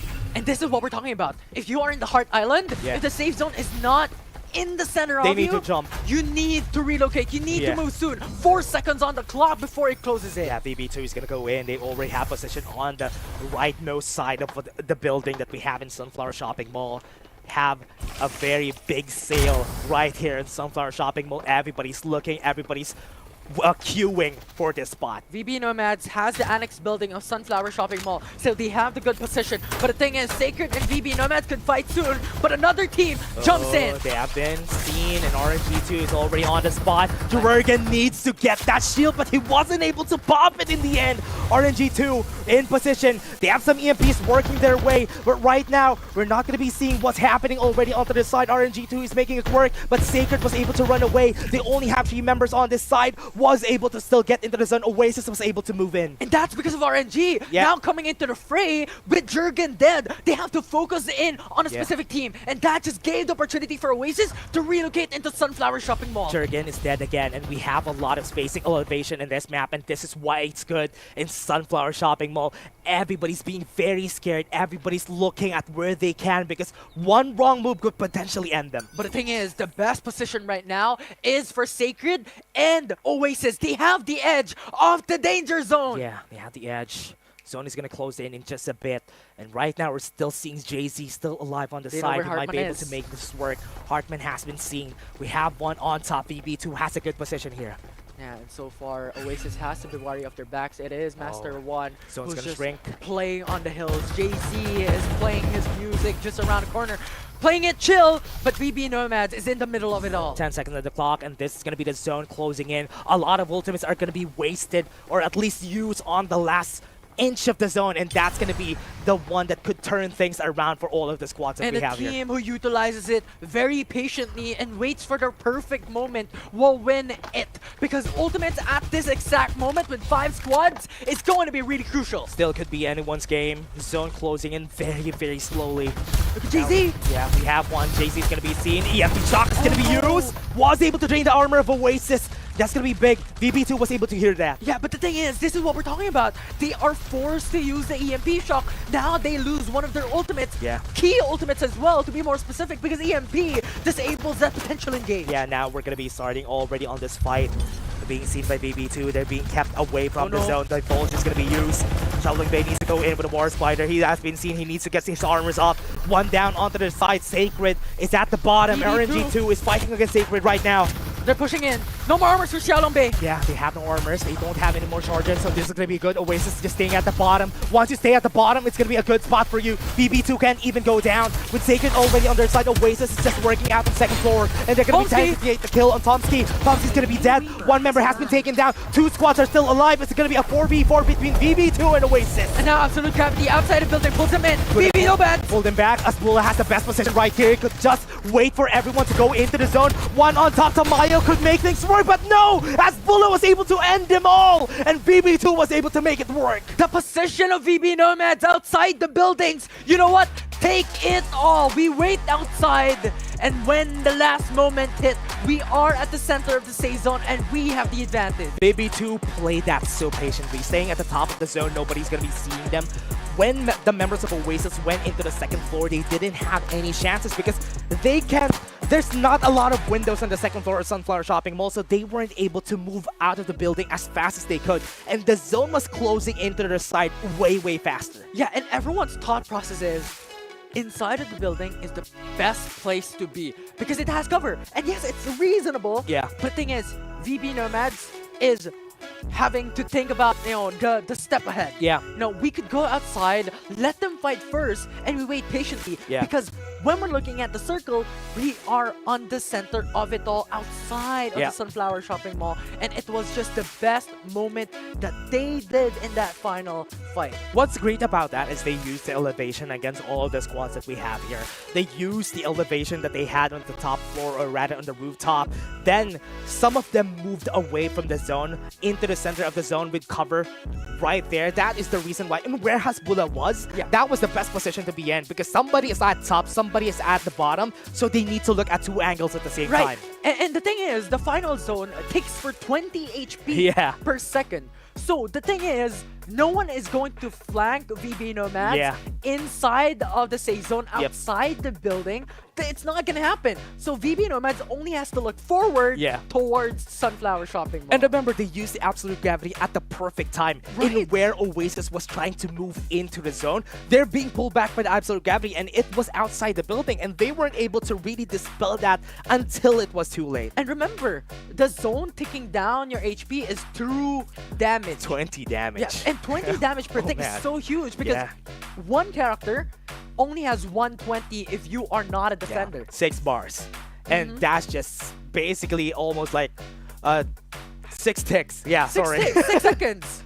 Quick maths, And everybody, that was really fast. Very smart coming in from BB2. Was eliminated early on with only 3 people on their side, but because of their patience, because they were able to really get into the position as fast as they could, that worked in their favor.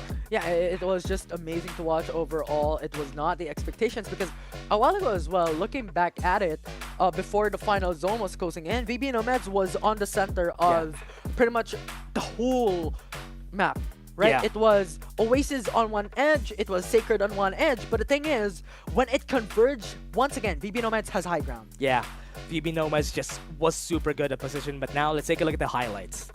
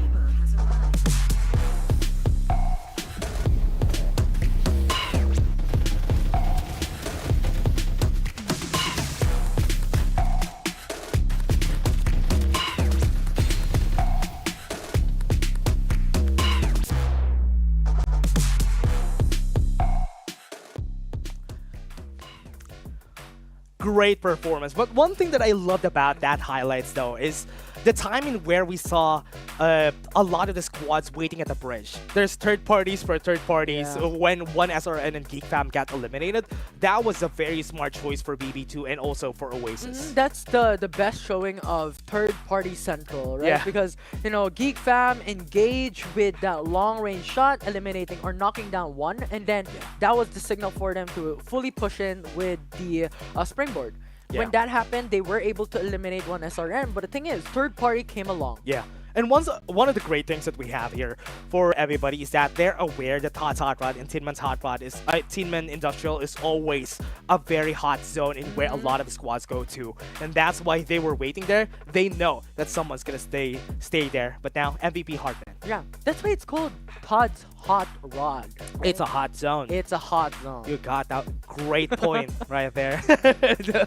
But here, Hartman getting the MVP during that game is very much well deserved coming in from this guy because of that pull. The absolute gravity on that last zone was perfect. Yeah, that was just pretty much the tide changer for Nomads that immediately eliminates one of the members for Oasis.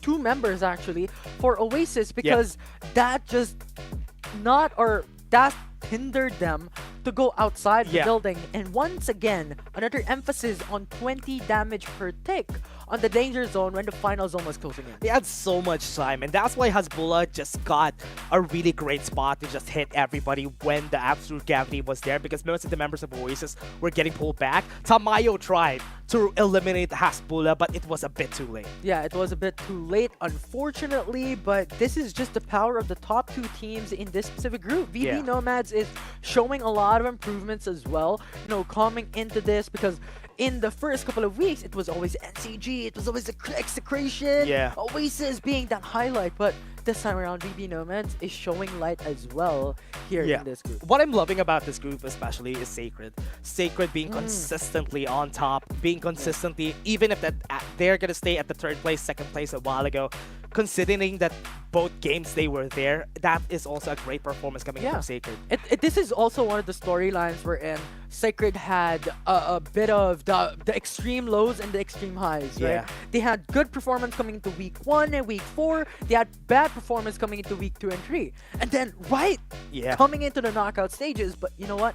We're going to the high ride. We're going to jump on the extreme highs and get those wins. That is the reason why I have recency bias, because they're going to perform well. But now, before that, let's take a short break, everybody, before we head into Game 3.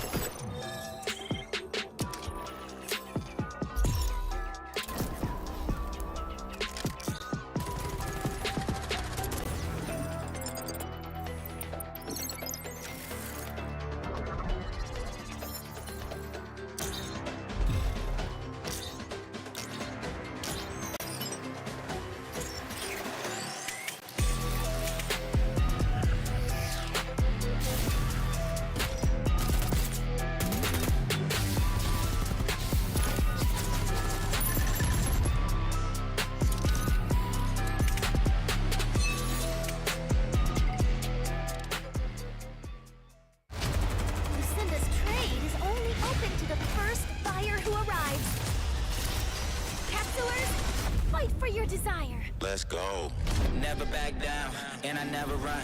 Come in last place, that was never fun. Time to elevate. Looks like we gotta make it harder. Let me see who's the lucky one. I'ma let it go. Let them taste the power of new vehicles. Time to control. Time to fly. I never miss. You are now the Reaper. 5, 4, 3, 2, we gon' run it up. No days off. Precision bombing. One shot, so you better not miss. Night, sweetheart. One shot, so you better not miss. Fire hazard. Emergency team, go! Love doesn't just explode once.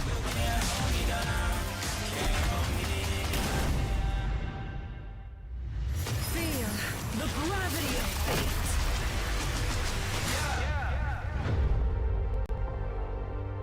One shot, so you better not miss.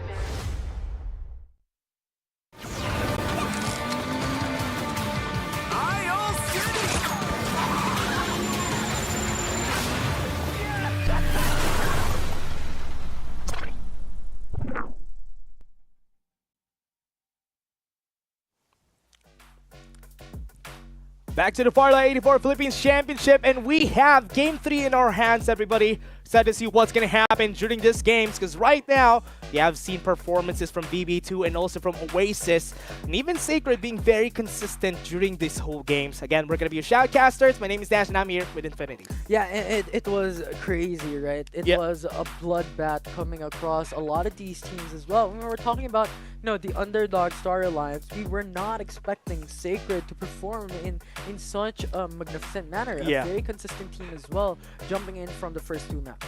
And what I'm really scared of here coming in from Game 3, is it going to be a finish coming in from Oasis or VB Nomads? But if we're going to be taking a look at points right now, I really do believe that it's going to be Sacred, still going to be on the top 2. Because VB Nomads wasn't able to finish really well during Game 1, it could be Oasis getting a top 1 spot again, just because they stayed on top during Game 2.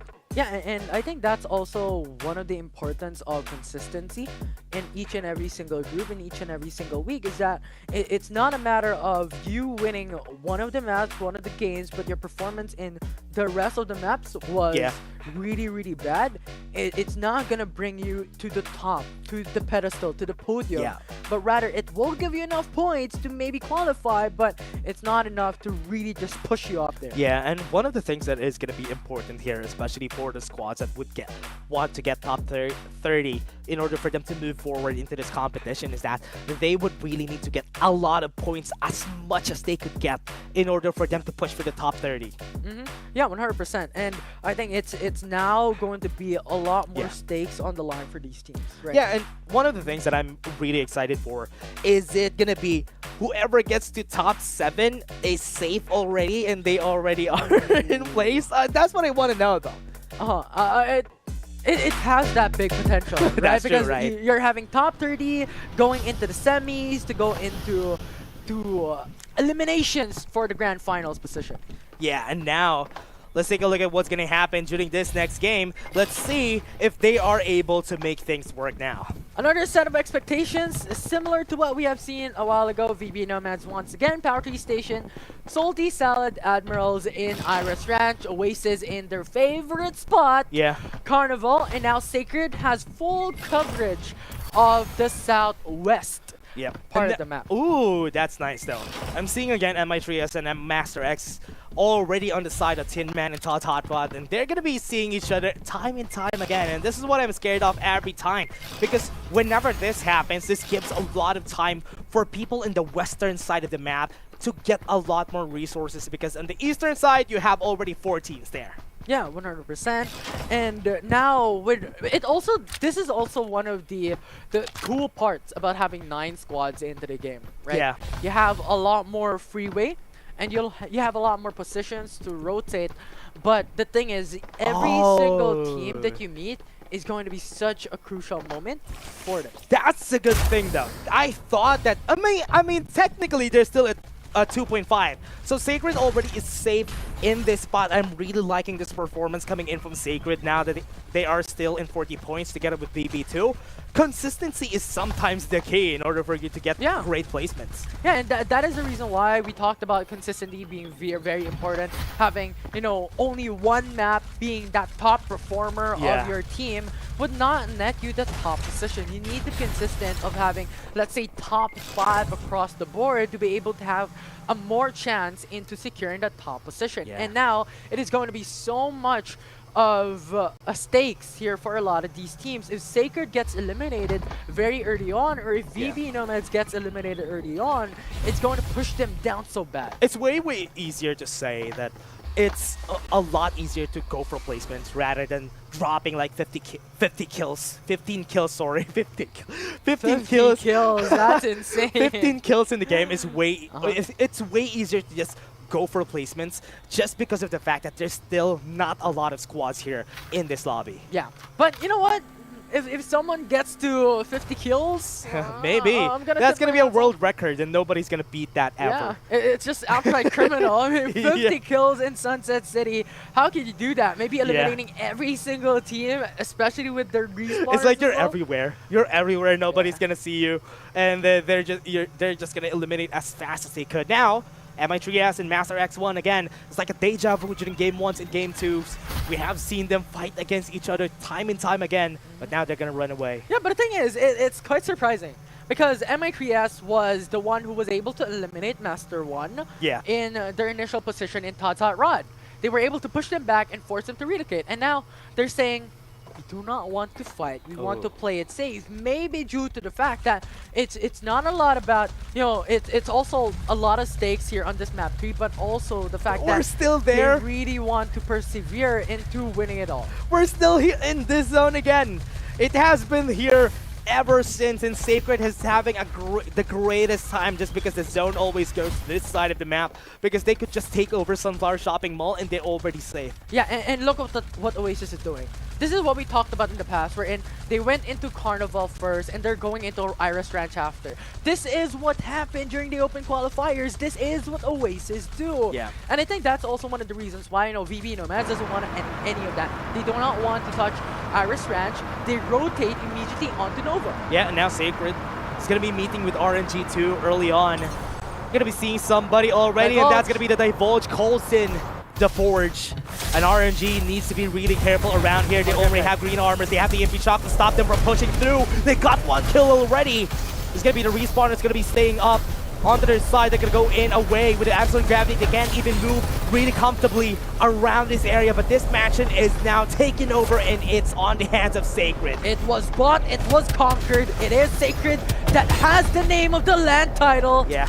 And here it is. RNG eliminated. Signed and shipped to the hands of Sacred, and this is gonna be their lands, and this is gonna be RNG2 again forced away from this area. Yeah, and it is Sacred once again. The consistency rather, every time. This is what they do. After Sunflower Shopping Mall, we're going into the mansion, playing our hands, and dipping your hands on the kills. Oasis. BB2 and Oasis are fighting early on. They still have respawners though, so this fight is very welcome. This guy's gonna fall down. She needs to really get that respawners up. EMP's gonna be used. A lot of members of Oasis are already sticking in. They have the absolute gravity and the EMP shock. They're not gonna be able to move around with this onto the other side. They already was able to drop in, and they're not able to move inside Nova, and that's gonna be on the hands of Oasis. Oasis, just a phenomenal usage of their utilities, of their ultimates. The hologram guide immediately gave them a huge damage boost, and now it just forced away VB Nomads with a EMP as well. Tamayo sees where Calyx is. Doesn't have the ultimates though, but the drops coming in from the side of BB2 are far away from where Calyx is. So with that, that's gonna be the call for the side of Oasis to just drop in and get the kill on Calyx. To force them away of this area. And I like what Tamayo did. You know what? They had the information onto Calyx, but third party, Sacred. Sacred, this is too much. This is not a way you want to fight Arcade Balls down. That could be a chance though. Sacred with the advantage is going to be a 3v4, a fight that they want to go in.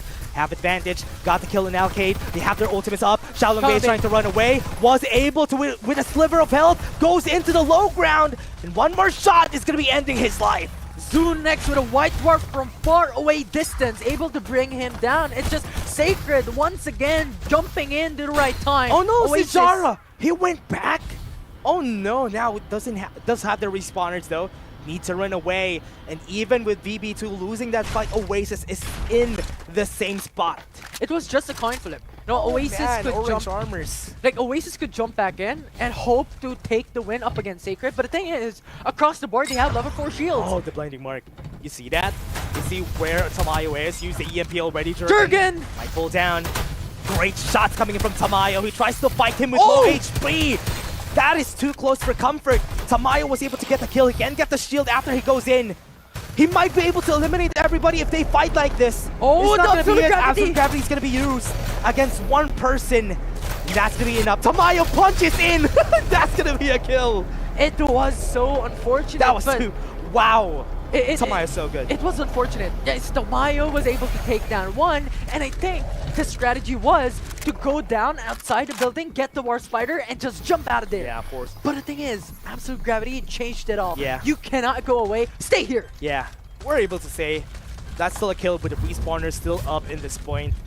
So in this time, could really see a potential for Sacred to get this win in their favor. Because a while ago, they got their resources that VB2 and even Oasis had, and they had the orange armors, and they're going to be seeing VB2. VB Nomads is jumping into the fray. They want a piece of this fight. They're They going know? to Carnival. They know that that is going to be VB2. VB2 doesn't have the ultimate just yet. They got eliminated a while ago, and Tomsky is fighting against 3. This is a fight that they don't want to be in. They need to really be close to each other. Sky is now super low in armors. Won't be able to get the recharges up. Is going to be able to run away. Shots are not hitting. Iska was able to run. But VB Nomads has their ultimates ready. Hologram Guide is ready for Calyx. Yeah, they're going to be able to use it. Jurgen is going to be seen on top again. They're going to be in great position Springboard. to get some range damage against their side. And here comes Clark from far away from the heavens. Was able to rain down against the members right there. Hasbulla fell. And Calyx wants to go for a fight here, a 1v1 against Clark. And now Clark has information that Calyx is on the same building as him. And now jumps on to the first floor, jumps in the second floor. Sees him, and Calyx wins in the end. What a great shot coming in from Calyx. Amazing stuff coming in from Calyx. It was really unexpected with that level 4 shield fully on. It was What just a white dwarf melted. shot though. Oh man, Calyx is just so good. Blinding Now he's mark. gonna fight back. With the blinding mark, he's gonna be seen. He doesn't need to get shot, he get blinded, and that's gonna be a bad spot to be in, and that's why I said that blind is so good. 2v1, there's just no escape. It was Sacred was able to bring them down, but the thing is, 3 members left for them, and they just have full control over Carnival because VB Nomads cannot fight this. The reason why, now they relocate. But the thing is, their straggler is going to meet Oasis soon enough. Oh no, that's gonna be bad. Oasis doesn't have a lot of resources, but if it's gonna be a 1v, oh wait. Shaolin Bay would be able to get the revive. They know that Tamayo is in the area. But the thing is, it will Oh, give he sees information. Tamayo! Did he? No more shields left. Oh. They changed it up. Oh man, he doesn't see where Tamayo was, and now there's gonna be the time. Maya's gonna be seen, and now they have Hardman on the bottom side, so this is gonna be scary. But look at Sacred. He's now jumping forward. Nova Planetarium is going to be the ladder to death in this map. No. Sacred is gonna go back. They don't want to go for the revives. They heard the War Spider, and Hardman is even here. He sees where Hardman is. That's gonna be the last member of BB2, and if he gets eliminated, that's gonna be down for BB2. But that gives audio cue for Squad 8. It was Sacred who gets saw it. information. Let's see if they're gonna turn around. The zone is still not hitting that hard. 3 damage right now, but Sacred wants to go back. They want to eliminate Oasis in order for them to win this lobby. Yeah, they're gatekeeping Oasis. They do not want those revives to happen for this team. Master X, what? What was happening on the eastern side of the map? Master X got 9 kills and already on orange armors. And now they are the kings already of the east. Yeah, it's just so much potential. Master X is the master of the east, as you stated, but one SRN is readily waiting. Oh, they don't have shields though. This is a 3v4. They have ultimates on both sides. It's gonna be a very scary fight. The Over Vulture. have they Vulture. See where Salty Salad Admirals already. They see where I is. I is gonna be eliminated as fast as they could. Look at the members right here of Salty Salad. They already ran away, and one SRN is gonna be their target. 2 fights are happening, but Master X is still in a comfortable position. The thing is, they have 3 level 5 shields with one SRN having level 2 shields, level 3 shields. It's not a fight that you can win. You can make a miracle happen, but the thing is, miracle is not really that common. It doesn't fall to your hands that easy. Shaolin Bay fell.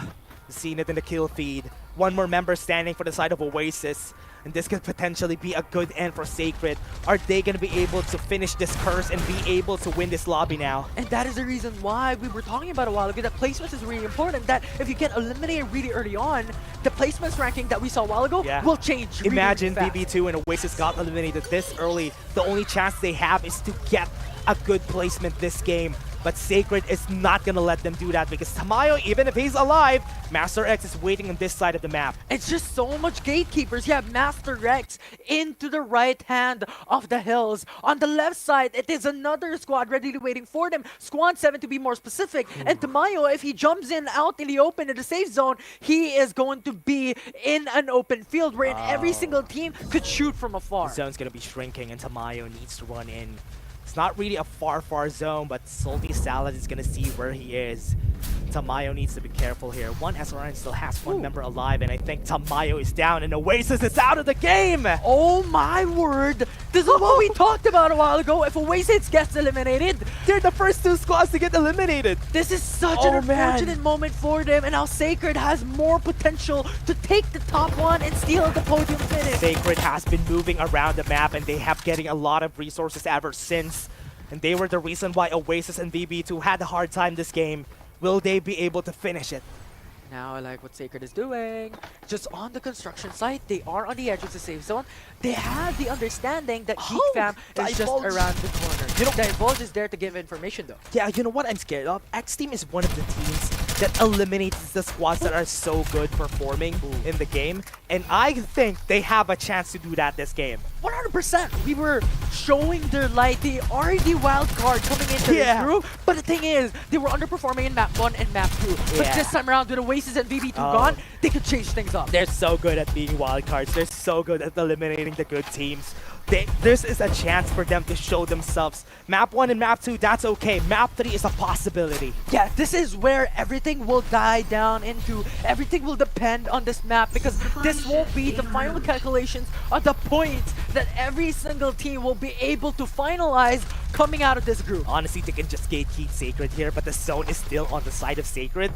What is with Sacred and the zone? They have always been in the good side of the zone. Right, 100%. Like map 1, map number 2, they're always having the position, the prime position on Sunflower Shopping Mall in the middle of the safe zone. And now, once again, they have construction site. It's like the safe zone is in their favor. Like the safe zone has bias. Yeah.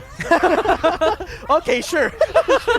But let's see what's gonna happen here though, because Master X is also one of the squads that we need to look at during this game, because Master X already has orange armors on their side, and they even eliminating salty salads on the other side of the map, probably on the northern side of the map. They are winning those fights, and now it's gonna be a standstill here between Geek Fam and Sacred. So this is gonna be whoever just stays in the zone and whoever gatekeeps the teams that need to go into the zone would be able to win this. Yeah, but the thing is, look at Buhat.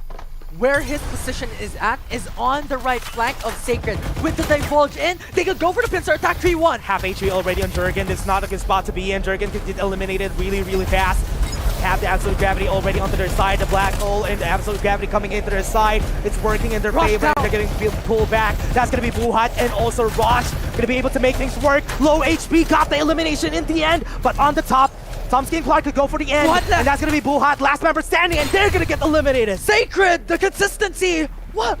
They're just able to go in at the right moment wherein Buhat was just... Master X knows. Was planning to go in for the right flank, but they weren't able to utilize that. And now it just brought them to a 3v4. Yeah, Jurgen has always been the wild card in this team. Jurgen always gets eliminated first in this team, but it's working right now. And it's working like magic for Sacred with 15 kills on the board, and they got the reset too. Yeah, Jurgen's like the living sacrifice. You know what? You go in first. Yeah. You get the information. Be our sacrifice. I mean, go in for the blinding He threw the Divulge anyway, Yeah. so that's enough. That's already information for him. He's just double downing on his role. You know what? We go in, we get information on top of the Divulge, we get on top of the blinding we get another information right then, and that's what Jurgen has been working here, and now it worked like magic, and that's the reason why they won against Geek Fam. Yeah, and I love it. Sacred is just very consistent. They know what to do, and they just pounce at the very last moment because we understood, we were stating that Buhat was preparing for the right flank. They have control over the building. They could go for the 3-1, but as soon as we said that, it was Sacred who went in for the springboard, went in for the divulge. We go in, we push. Yeah, 2 squads are still complete. Master X1, and we still have Sacred here. RNG2, with only 3 members on their side, they could potentially be able to clutch it up.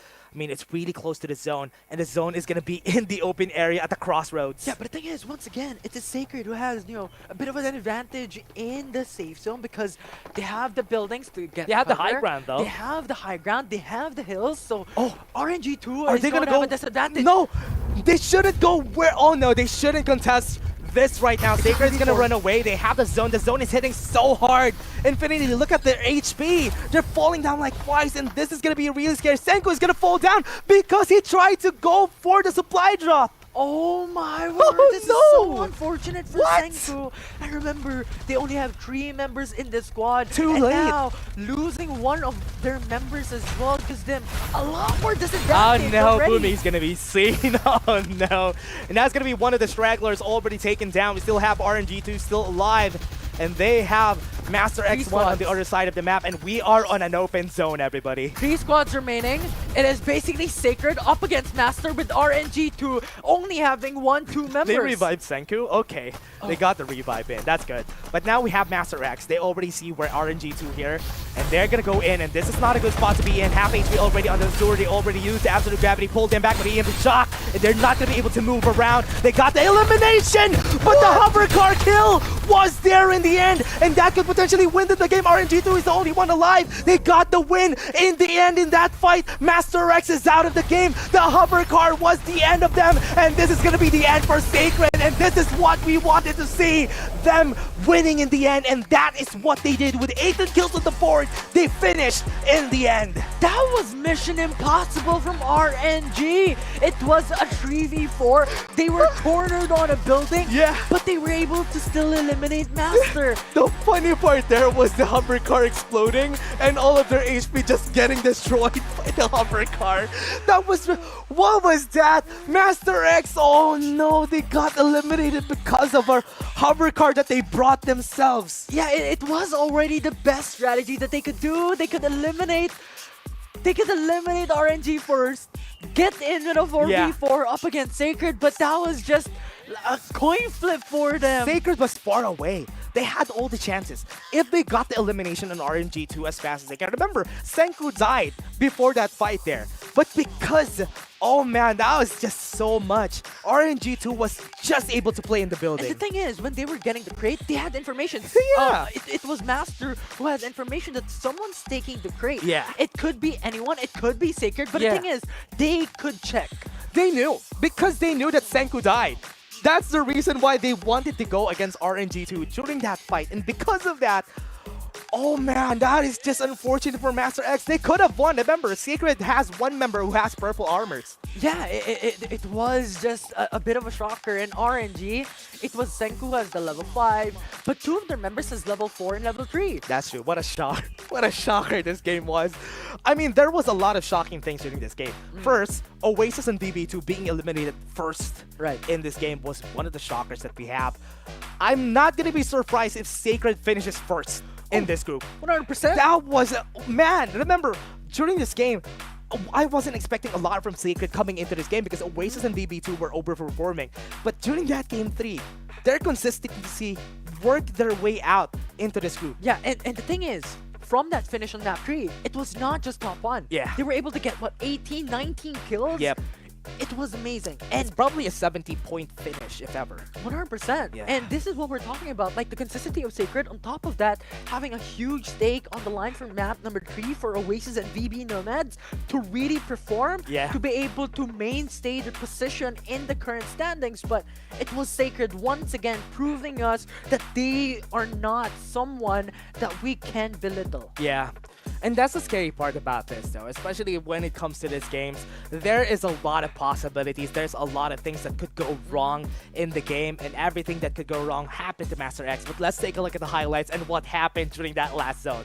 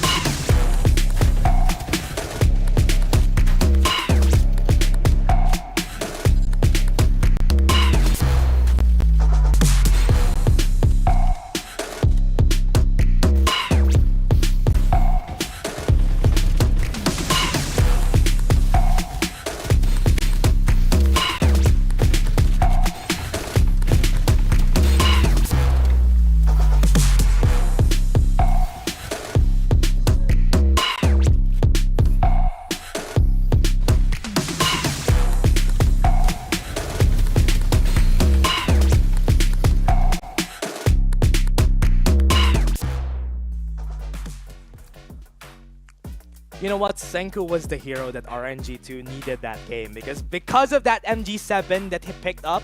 That was the reason why they were able to win the fight against Master X1 and got them the second place finish during that game. Yeah, the hometown hero for RNG. The MG7, no, his target wasn't people. Yeah. It was the hover car. Eliminated the hover car and was able to win in the end. And we were talking about RNG2 during this game, right? Yeah. They needed a second chance. And that was their second chance. A second place. Yeah, the RNG in map 3 was in their favor. I Yeah, mean, that's it why. was double downing on the RNG. That hover car eliminated Master out of the map. Tomsky getting the MVP. Very much very well deserved during this game. 1,800 damage and probably the strongest damage that we got from an MVP during this whole lobby that we had today. And we're gonna be having the PC later. Let's see if that's gonna be way higher. Yeah, we'll see. Definitely. Yeah, definitely. I expect much higher towards the PC because now that is the Maggie coming in. That is the carries for the team that will come through in competitions. Yeah, and I would love to see who's gonna get interviewed. I have a lot of questions. Whoever it is, if it's Sacred, if it's BB2, if it's NC, or if it's Oasis Gaming, Yeah. anybody from those three, I would have a lot of questions for them if they get interviewed here. Because there's a lot of things going on in the games that we've seen so far here in Group C, and there's just a lot of mysteries. Like, how's the mindset going through those fights, especially if we're going to see Sacred or if we're going to see RNG even. I don't know if we're going to interview them, but that final moment of map 3 was just outright impressive. Yeah, it was impressive and also funny at the same time that the Master X got eliminated by one hover car that they brought themselves into the fight, and that was unfortunate. And that's why RNG got the better end of the stick there.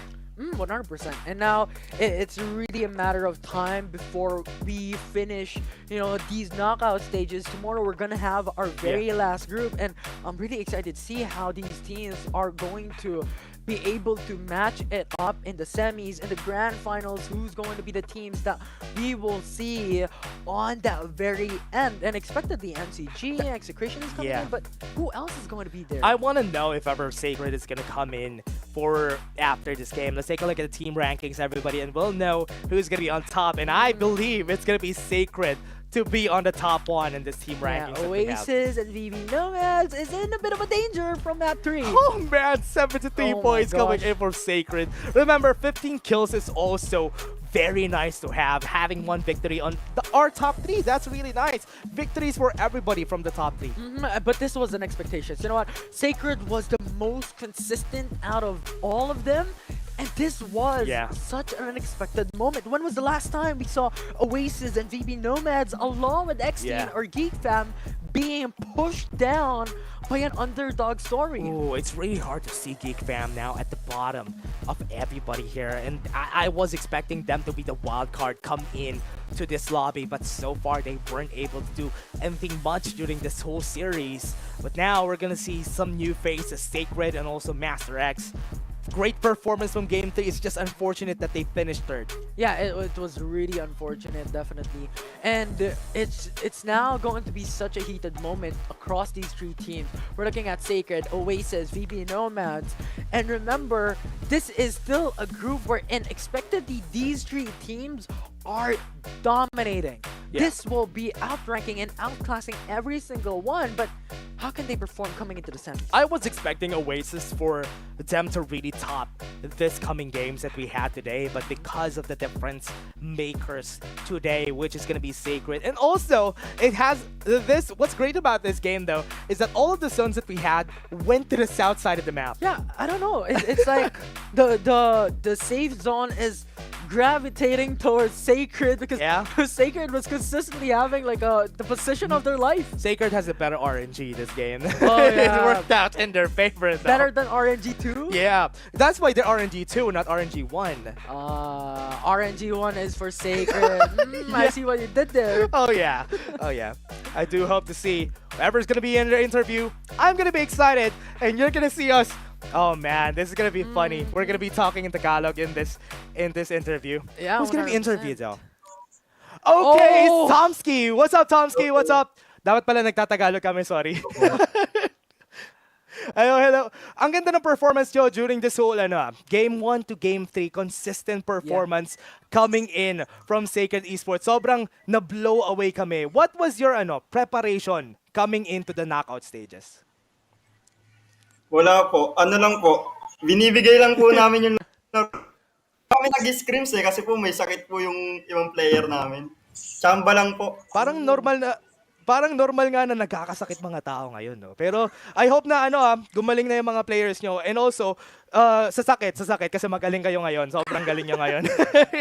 Infinity, may tanong ka? Pero ang ganda no? Parang coming in, they're giving it their best. Pero ito, sunod na question, no, Tomsky. Once again, congratulations for the top 1 finish in this group. Pero ano yung teams na inaabangan nyo coming into the semis if ever makapunta kayo doon? Makakapasok sila for sure. Ano po? Yung EXE po siguro. Kasi po sila po yung malakas. Yeah, yun yung talagang Sila po yung naririnig kasabay natin namin when it sa comes to... that's why. Kasi yung execration and also yung NCG always parang top choice lagi ng mga teams natin pag sinasabi yung teams na kinakatakutan nila or teams na gusto nila makalaban talaga when it comes to the semifinals. And also, hello, shoutouts dyan sa mga players natin, no, sa Sacred Esports. Guys, eto na, last na siguro. Anything na you should want to say, shoutouts, anything na gusto niyo sabihin sa mga fans nyo, sa mga supporters nyo? Thank you po sa mga sumusuporta sa amin. Siguro naman po wala kasi po kami-kami lang din naman po eh. Tapos shoutout po sa mga teammates ko, kay Yori, kay Sunex, kay Clark, pati kay Jorgin po. Pati po kay Kuya Truth, pati po sa repre namin na si Ate Maya. Tsaka po sa girlfriend ko. Sobrang salamat. Alicia. Oy! Yan ang gusto natin, no? Yung shoutout talaga sa GM. And also again, salamat sa Sacred Esports and congratulations nga pala sa inyong panalo during this game. Ang galing nyo, sobra. Yung consistency nyo this game was hindi chamba para sa akin talaga. Hindi talaga siya chamba. Ang galing nyo talaga this game. And ayun na nga, salamat Sacred Esports and shoutouts to all the fans ng Sacred Esports this game. And again, Infinity. Yeah, we're definitely looking forward, Sacred Esports, na makita tayo sa semis, but that is it.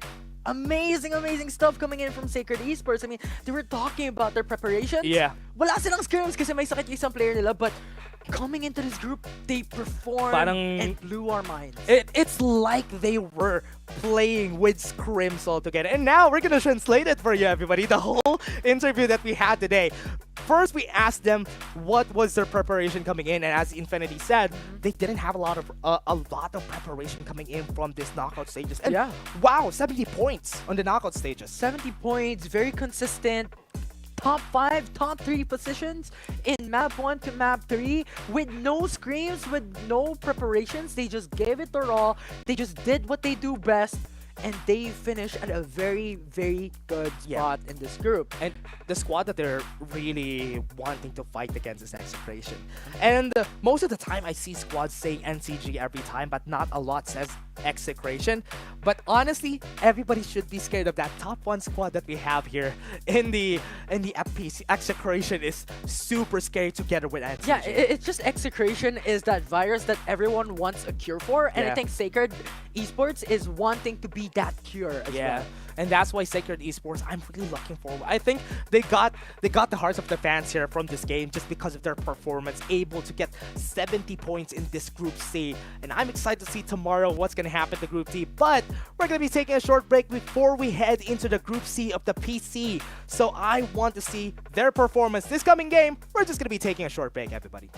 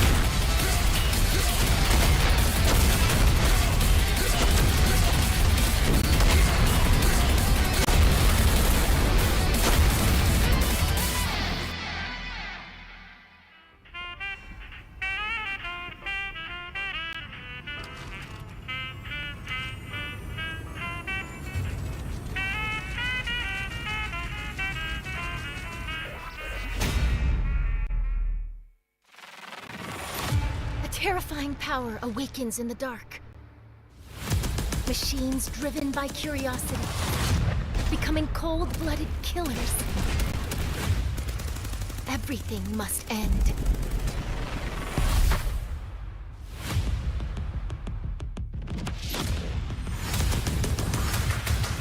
Even with new technology upgrades making us faster, stronger, we're still no match for the bloodthirsty machines. But the story isn't over yet. A genius engineer just came onto the scene.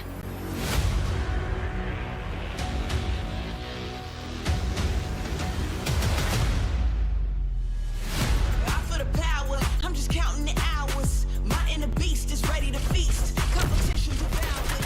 You ready? This is the moment. How bad do you want me? Put your arm, you'll never fall against any opponent. This is my life, and I'm down for the fight. Hit him left and then right. He's on my light. It's blinding and bright. It's time to fight. Watch your learn. Keep it steady right now. I'm a legend, I'm ready right now. Once I get it lit, I'm on great. I was made for this. They say Rescue en route. No turning back now. Kill directive initiated. Eliminated. One's enough. The truth always comes out. Play a game of MASH. Out of the way! great, I was made for this. Legendary. Thanks for stopping by. Mission complete. They all telling me I'm dope now. I'll teach you a thing or two. I gotta take over the world. What is greatness mean to you? Great, I was made for this. It's time to make 'em pay for this. You don't have to wait. Save for the fame. Great, I was made for this. I was made for this.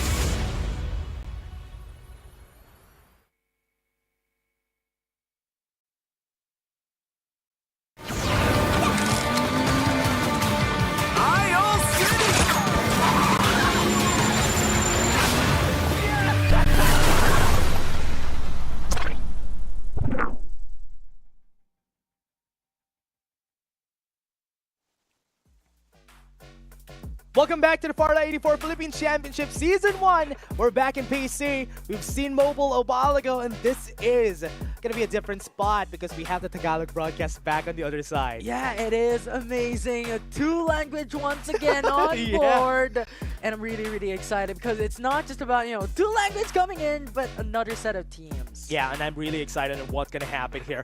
Different set of teams in the PC division. A while ago it was in mobile. We have seen a very different way of playing when it comes to the mobile version. Yeah. But now in the PC, it's gonna be way different too. Everybody's gonna have snipers here. Yeah, snipers, different compositions, Maggie coming in. It's not like in mobile wherein it's all about utilities. It's Yeah. not going to be the composition of the Young, the Sunil, the Cypher, and the Cinda coming across every single team. This will change coming into PC. Yeah, and that's what I love about it, especially when it comes to the third parties. There is a lot of possibilities going, especially for mobile when it comes to third parties. But in PC, everybody's gonna be hitting hard and long range. Yeah, 100%. It's all about the utilization, and this is one of the things that we talked about consistently every single time. That when it comes to the PC, you have more range of movements. Yeah.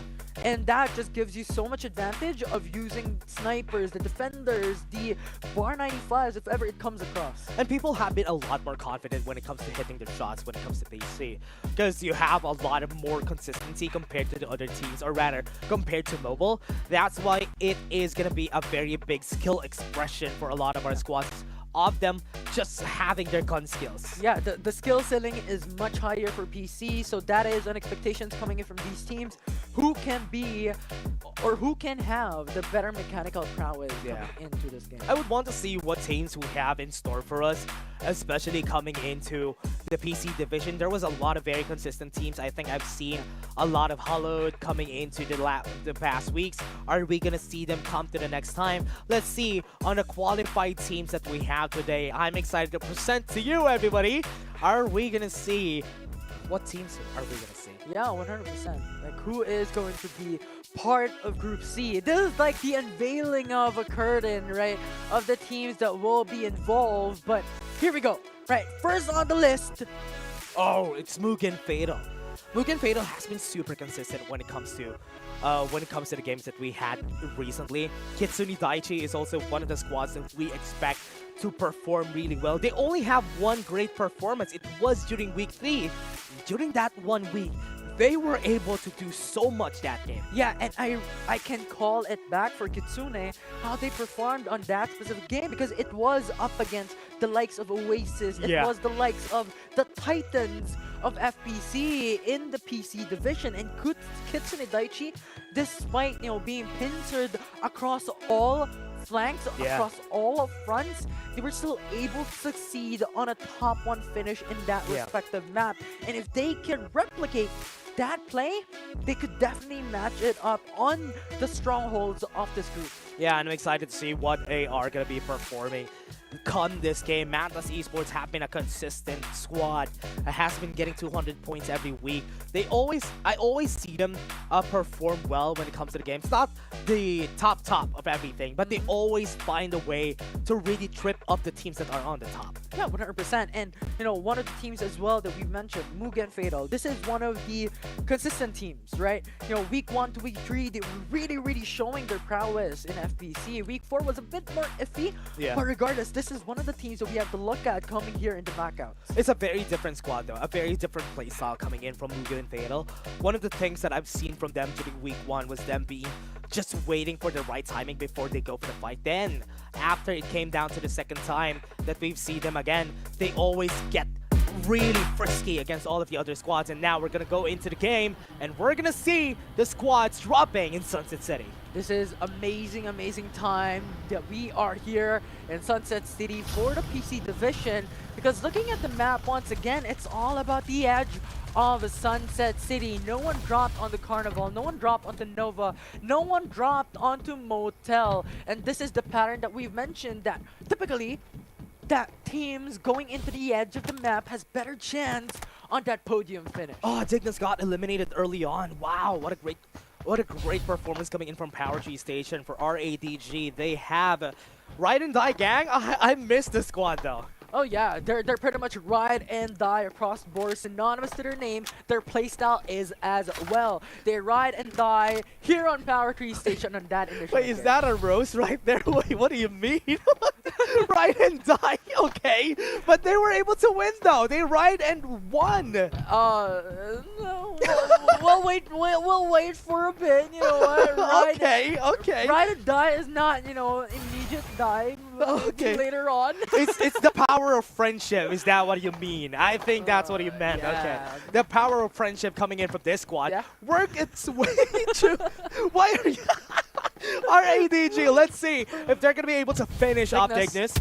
They're gonna see where they are. Kaja is gonna be seen. He jumps away, and KY is gonna try to go for the elimination. What a great way to respond. The jump in, jump out from that Maggie was so good. Yeah, and this is the power of Maggie that we talked about. This is the reason why we see this in the composition coming into the PC division, because it gives you a lot more ability to just confuse the opposing side. Having that opportunity to engage on those fights wherein there is little to no risk, given the fact that you have air zoom with faster cooldowns of your jetpacks, of your horizontal jet and your vertical jets, and that will just give you so much potential alongside with attack. Yeah, and even during the Power 3 and Power 2 spread, Dignitas has always been one of the squads that is really good.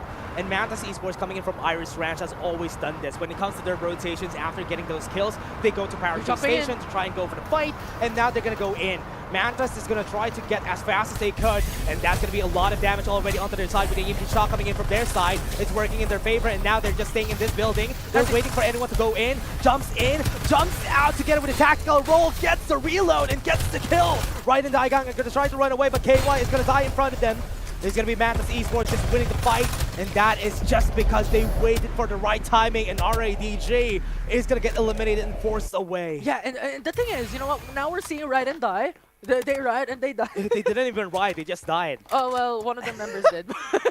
Besides the point, but what Mantis did was amazing. Yeah. Because they jumped in at the perfect time, as you've mentioned, wherein there was only 3 members coming in from Ride and Daigang that they were holding the fort, they were holding the building, while one of their members got the mobile turret. And that just gave them so much disadvantage coming from Ride and Daigang, where Mantis Esports just pounced a 4v3 fight. They got a great timing though, and that's what I like about Mantis Esports. Even though we've said that they haven't really had the greatest times when it comes to PC, just because their squads that are really strong. Dignitas and also Dignitas was also eliminated from the side on the side of Power 3 Station and are forced to really back away. Dignitas is one of the most consistent ones that we have in the PC division, especially in Group C. Yeah, and thus far, we're seeing it happen here in this map as well. I believe Dignitas was able to meet a couple of teams just a while back. But right now, Mantis Esports, with that early elimination of the opposing side for Ride and Daigang, it was Dam was able to get that level 4 shield. Yeah, and also when it comes to this, Mantis Esports goes back to Iris Ranch because they know that somebody was able to really run away, run far from this game, and this is what they need. Getting the purple armors as early as now is something that is going to be really helpful for them. And again, for everybody's information, we still have 9 squads on the board in this game. Yeah, and now Kitsune Daichi has control over Nova Planetarium. A while ago, we already stated it that Nova Planetarium and Carnival was an open field. It was an open spot for a lot of these teams, and Kitsune Daichi is utilizing it very well. They have level 4 shields across the board. They get more shield XP devices in Nova Planetarium, and they just are in a roll. They are in a spree when it comes to accumulation of their gear XP and their shield XP. Now, for Ride and Daigang, because they were eliminated early on by Mantis, they relocate into Carnival. Yeah, and what's really great about this though, especially for this game, Kitsune Daichi is one of the squads that I could potentially say would be able to fight toe-to-toe against Mugen Fatal. Mugen Fatal is the strongest in this group for sure, but Kitsune Daichi is not lacking too. Their performance during week 3, getting 1,800 points in 1 week, was the reason why they're on the top 2 spot in this group. Yeah, and this is what we mentioned a while ago, right? Kitsune Daichi has that power, has that hidden potential into fighting up against the gods of the PC division. The likes of Oasis being defeated by Kitsune Daichi. If they could just replicate the type of play that they did in that specific week, they could definitely win up against Mugen Fatal. Yeah, now Vika fighting against Mantis, already on Irish Ranch, already on top. already had great positioning with the springboard. They're going to be able to get on top. They already have positioning on their side. They might be able to go in with the EMP shock. It's going to be hard for the members right here of Viva to go in. That's going to put Mantis Esports on an advantage just because they have this EMP shock on top. Now Vision Erosion is gone. No more information to block it all. Yeah, what a great shotgun shot with Hound. Mantis Esports are just going to go in right there on top. That's going to be one jump onto the front. They have some incendiary grenades onto their side, and that's going to be working in favor of Mantis Esports. 2 members are down, and this could potentially end their lives. One more, and that's out. 6-9, 6-9, 6-9. What a phenomenal play that they did. A while ago, he was on top of the barn. He was on top of the ranch. He was on the roof. And that just enabled them once again to beat Viva because of their position. They want to go back. They want to go on top. They have the springboards on the side of Mantis. They can go and eliminate them. But remember, even the Mad Rabbits could bite. And they're biting them in the back. Mantis Esports are having a hard time. But remember, they have big advantage because they have all the guns in the world to make this thing work. And that eliminates Viva out of the game. Yeah, even if Revert is down, there are still respawners available for this team. The revives can hop in through, and that is just an easy dub coming in from Mantis with 11 kills already to their name with 8 squads remaining. Eliminates 1 squad. Remember, Viva was the former Timbugs. And now we're seeing Easy Wipe getting wiped by Dignus on the other side of the map. Oh my word, Dignus is just beating them down one by one. The respawners are available for them. They drop down on the same location, and they eliminate them. Yeah, that is just so much coming in from this team. Yeah, they were from far away. Remember, this squad dropped in Power Tree Station, and they went towards Riverview Park in order to eliminate Easy Wipe. And that's one of the squads that had great performances when it comes to the PC stage. And for some reason, a lot of these teams seem like so allergic to Carnival, so allergic to Motel, so allergic to Nova Planetarium. No one wants to go into that route. No one wants to have that mainstay onto these POIs. Everyone's staying on the east part of the map, the south part of the map. Yeah, that's why right now, even in this game, we're seeing a south side zone. I hope it works in favor of the other squads that we have in the game. And Risen Esports already has orange armors. That is honestly really fast for Risen. Yeah, and the thing is, with a timer ticking down into 1 minute and 30 seconds before it goes down to 0, a lot of these teams have to move now. Dignus has sights on one. Yeah, some defenders on their side are going to be able to hold it back. Even with the hover cars, it's going to be hard for the side of Risen Esports to be able to fight back. But now, Dignus needs to go in the same spot. They see where Few is. He's down at the bottom. They need to cross the bridge. They're going to be seeing Josh on the other side. It's going to work in their favor. Here comes the MP Shock. Wasn't able to hit them on their sides. The Absolute Gravity is going to be pulling them back. They're down right there in the dumps. And Risen Esports is going to be making things work. And they're down at the bottom. They missed their shot. They missed their landing. And that's why they fell at the bottom. This is not a swing party. Risen has the higher ground. They have the advantage. Oh, Josh. Great spot from Josh. He's just gonna hit everybody right here on the top, and Dignus could get eliminated. Look at them trying to revive everybody. Just gonna be a last try for help for them, but Josh is staying alive. They got the kill on one. They might get a kill on another, but it's still gonna be one member standing, and he's still fighting against the other three, and that's why he gets eliminated. Risen rise from adversity, but there's one more. Adrian G coming into frame. Yeah, Adrian G from Easy Wipe might be able to eliminate the members right here. He might need to get the armor in order for him to make things work for him. To run away. He needs to get the reload, but he wasn't able to get it in the end, and Easy Wiped. That's one more down to their side. Super Odi being able to beat down the opposing side, but Easy Wipe. Esco though. They still have one more member left. The Revives is giving information onto Esco. They know that if he comes through, this is a 2v1. It's a bit too late. They got the armors back. They have some shield chargers to work with. If Esco goes in, he needs the Absolute Gravity to make things work. They go for the revive. He might be able to stop them from doing so. He can get the shot in. That's going to be one shot. They see where he is. Absolute Gravity a bit too short. And that's why Esco could get eliminated here. 3 members against 1. And that's Esco down. And that 3v1, that last minute revive coming in from Risen, it was just so perfect.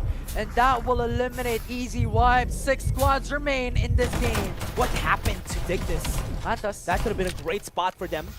We're seeing right now Mantis Esports 2v4. A big fight, 2v4. Big advantage to their side, and Mantis Esports are just going to go in with the more spiders in front of them. They're going to go with a jump to the defender shots. They're gonna hit them already. They have the springboard on their side. They're gonna use it in their favor. EMP shock to stop them from pushing. Ooh, I love that. The Mantis Esports, great time. Punky just went in with the EMP, now jumps through! With the Jupiter on top. He's gonna try to run away, but it's not gonna be enough. That's gonna be one fast out of the game.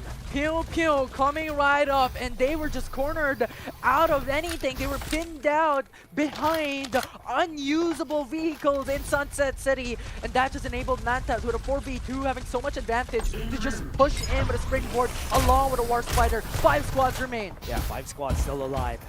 Let's see what's gonna happen today. Right in Daigang. They're gonna go in right in Daigang, as you said. Josh is gonna get eliminated, and that's gonna be one member of Risen already down. Remember, they have orange armors.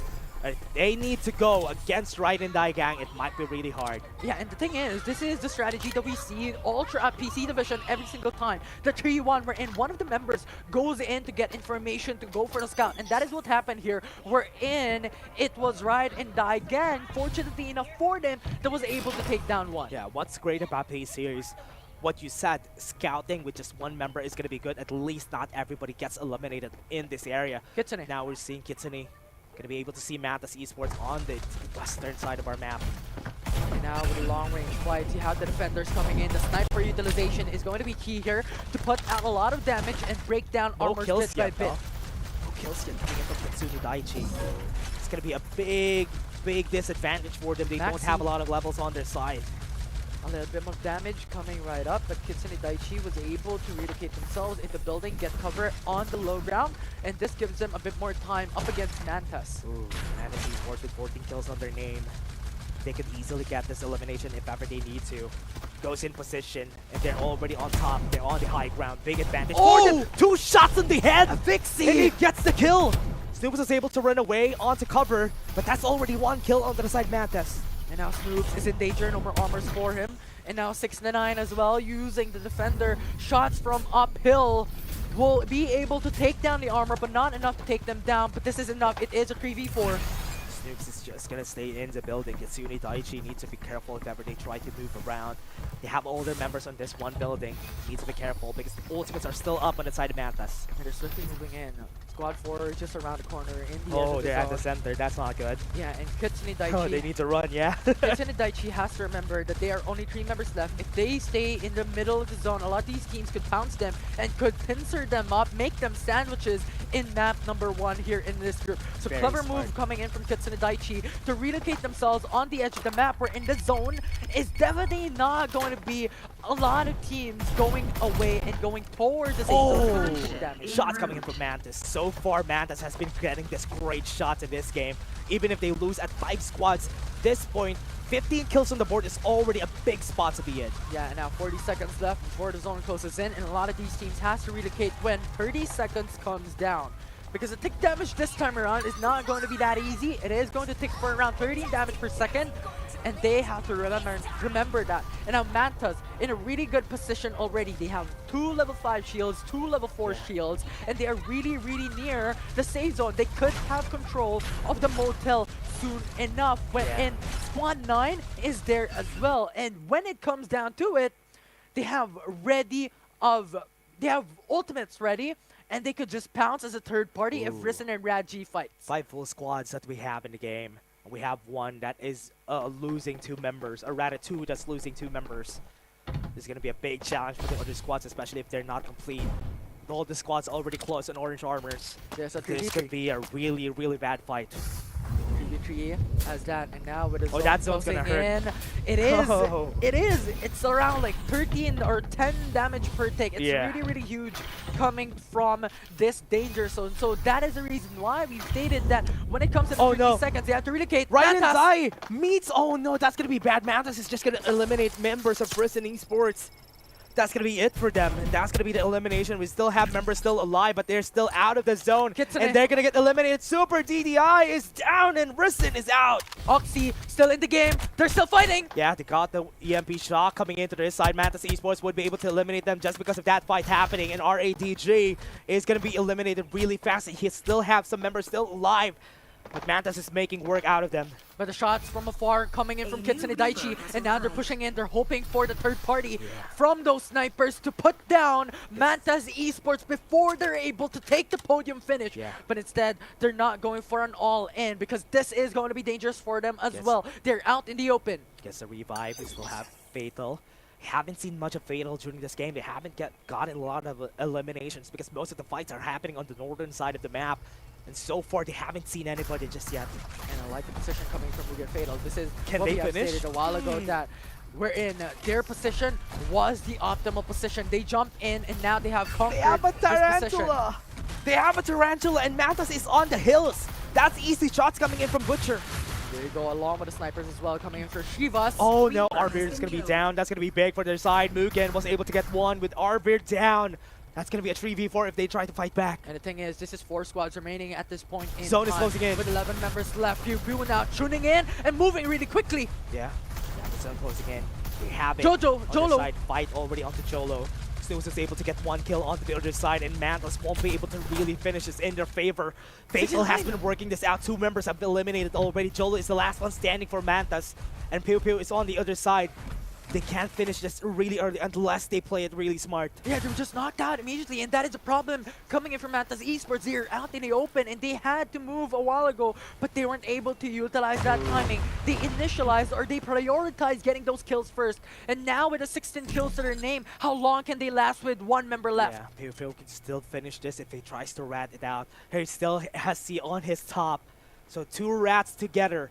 We still have Kitsune Daiichi missing 1 member on their side, so this is going to be a 3v4 if a fight happens. What does that make? 2 rats in a single building? Yeah. Not in a single house though, but in a single building. Yeah, sure enough. Yeah, they're on the 2nd floor and the 1st floor anyway, so at least they have the same house. So let's see how this is going to work out. Kitsune Daiichi is already in a really bad pinch here because once the zone closes down, with Butcher having the Tarantula, it's going to be an easy spot for them. Yeah, and Mugen Fatal has that information that Kitsune Daiichi is just around the corner. Now with a playstyle of the Rocket Tarantula, it can be utilized to poke down the HP bars! What a shot coming in now! That gives information of where they are. Fatal is not going to be afraid anymore. They could put most of the members on this side of the map just to see where Kitsune Daiichi is going to rotate from. But I like the patience game coming in from Mugen Those Fatal. springboards. Now Kitsune Daiichi moves in. Yeah, goes into the buildings. They see where most of the members are right here, and Mugen Fatal going to have a hard time. A 1v1 happening from Pew Pew. And RADG who's going to finish 4th. Let's see. The fight is going to happen in nobody's favor because whoever gets eliminated gets third. That's going to be it. 1 member has been taken down. That's going to be it on their side. Mugen Fatal versus Kitsune Daiichi with Hesi still alive. But remember, the thing is, Mugen Fatal has 4 members, Kitsune Daiichi has 3 members, and Hesi is the last man standing for Ride and Die gang. If Mugen Fatal prioritize Hesi, this is going to give them advantage, or disadvantage rather. We're going to see where Hesi is.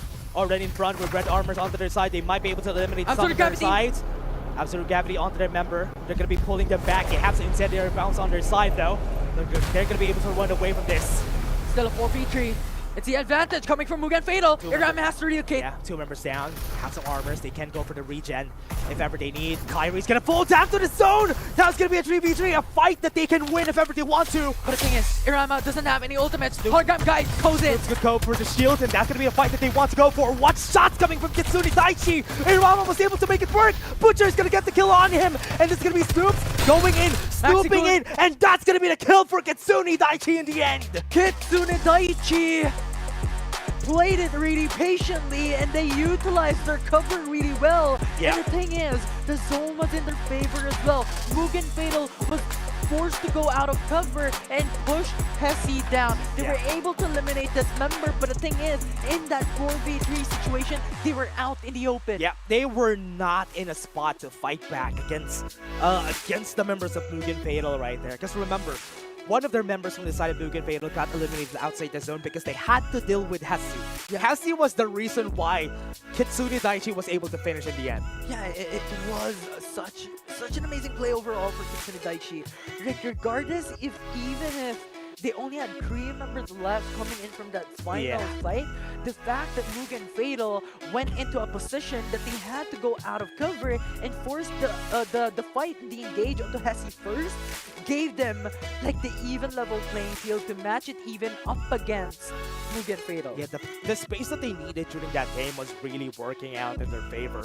And so far, from what we've seen coming in from Mugen Fatal, they haven't seen a lot of squads during the whole game. They haven't had a lot of resources compared to the other squads because they weren't able to rotate really effectively during this game because they had a lot of space, no kills, nobody was seen from them.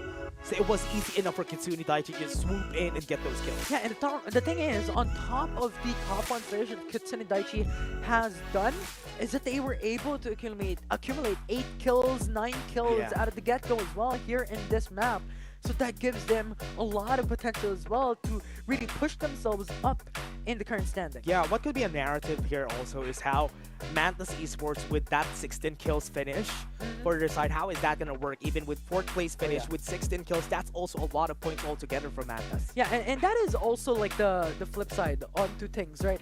Going all in aggressives gives you a lot of kills for sure. Gives you a lot of potential for damage, gives you a lot of potential for kills. Yeah. And Mantis Esports utilize it very well with 16 kills. But the risk that you have to take into going in with the high aggressive playstyle is that you are also at risk to be eliminated. Yeah, and that's what's really scary about these games though, because even with Mantis Esports getting a lot of kills during that whole game because they were not in position to actually contest Mugen Fatal and Kitsune Daiichi, it was really hard for them to get inside the zone whenever it came down to it, especially during that last zone that we had.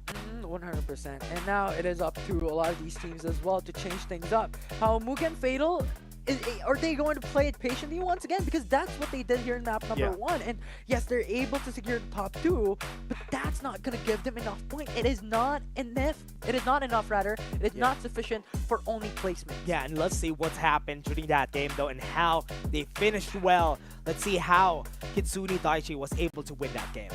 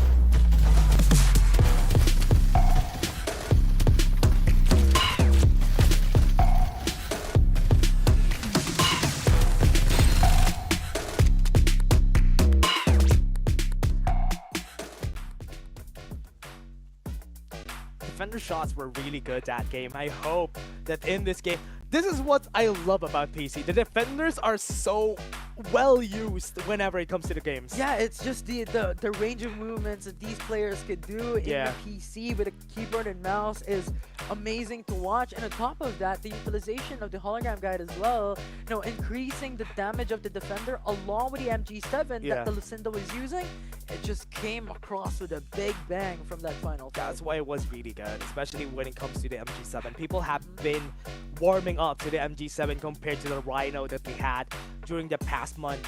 Now everybody's warming up to the MG7 and it's working their way. Snoop's getting the MVP for Kitsune Daiichi. Yeah, I think it is also a consideration as well. Snoops was always, the MVPs coming in from Kitsune Daiichi's matches, and this is the power of Maggie. Right? Consistently, every single time during the open qualifiers, it was really rare for us to see the utility heroes to be the MVPs. It was consistently being the Maggies coming right up for these teams, for Oasis, for Kitsune Daiichi, and once again, it's a showing to the composition difference of PC and mobile division. Most of the time in PC, if it's not a Maggie, it's probably a Cypher that gets the MVP just because of the fact that it's easier to play around the White Dwarfs if ever you need to. And now here in PC, as you said a while ago, Maggies together with defenders are really scary to have just because of the long reload times of the defenders. One tactical roll would reload it easily. Yeah, and the Ember utilization as well, coming right through from those compositions, from Iris Ranch, it's still having that weight towards these teams. Yeah, and that's why it's a difference though. We don't usually see a lot of Yongs when it comes to the PC because it's a big difference when it comes to the platforms. Now, 1,007 diamonds in order for you to get 30 diamonds in the board. 1,000 viewers would be able to get this. And again, everybody, we also have some giveaways on TikTok. If you're watching on TikTok, there is a way for you to redeem the code there. Yeah, TikTok drops, right? You have the integration of Farlight 84 into TikTok as well. So if you want a little bit of that piece of pie as well, the piece of rewards coming in from TikTok, please do give a follow to Farlight 84 on TikTok. Yeah, diamonds and golds, you get everything whenever you watch the FPC. Ever since we started the FPC, we have been consistently giving out a lot of the redeem codes, everybody. So yes, stay tuned and also give this out to most of your friends because we have a lot more in store for you. Yeah, a lot more in store. I mean, this is just the knockouts. Yeah. We have one more week after this of knockout stages. All right, one more day rather. Yep. And then after that, it's all about that massive, crucial fights, crucial matches. Yeah, and now when it comes to the games, we still have Game 2, we still have Game 3. We still are not finished when it comes to our games. We still have a lot for you guys. And again, tomorrow we also have a lot of games. That's going to be Group D, and that's going to be the last knockout stage that we have. Then after that week, everybody, that's just semifinals and finals of PC and MOB. I'm excited to see what's going to stay for the finals. Yeah, I'm stoked. I mean, I'm really looking forward into these games. Who will be the teams that can qualify for the finals? Are we going to see it tomorrow? I want to know, though, if we're going to see all the teams that are qualified for the semifinals and finals. Again, everybody, we're going to be taking a short break before we head into the next game. And again, don't go away. Call your friends because we have 2 more games for ya.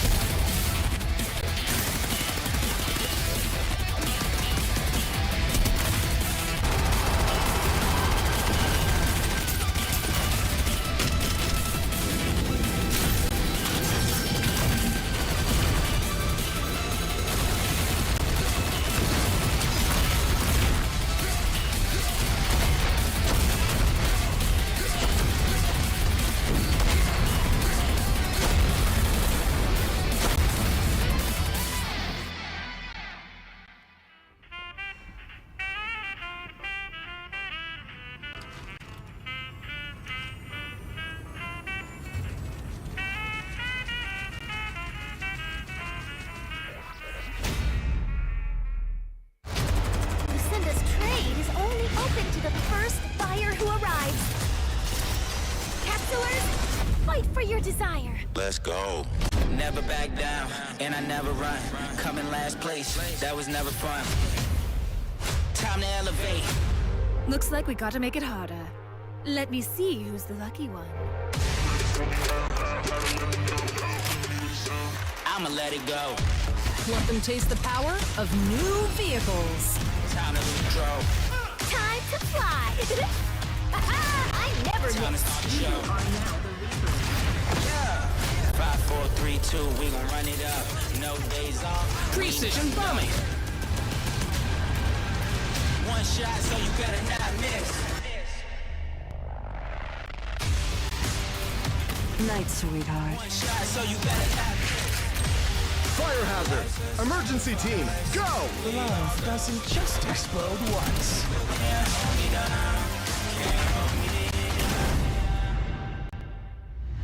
Feel the gravity of fate.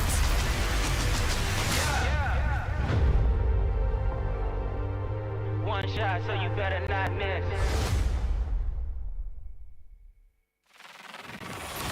A terrifying power awakens in the dark. Machines driven by curiosity, becoming cold-blooded killers.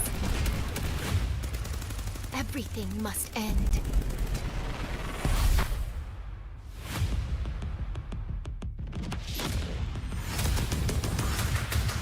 Even with new technology upgrades making us faster, stronger, we're still no match for the bloodthirsty machines. But the story isn't over yet.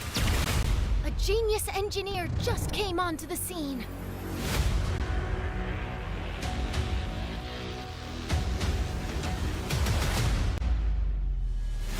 Out for the power, I'm just counting the hours. My inner beast is ready to feast. Competition devoured.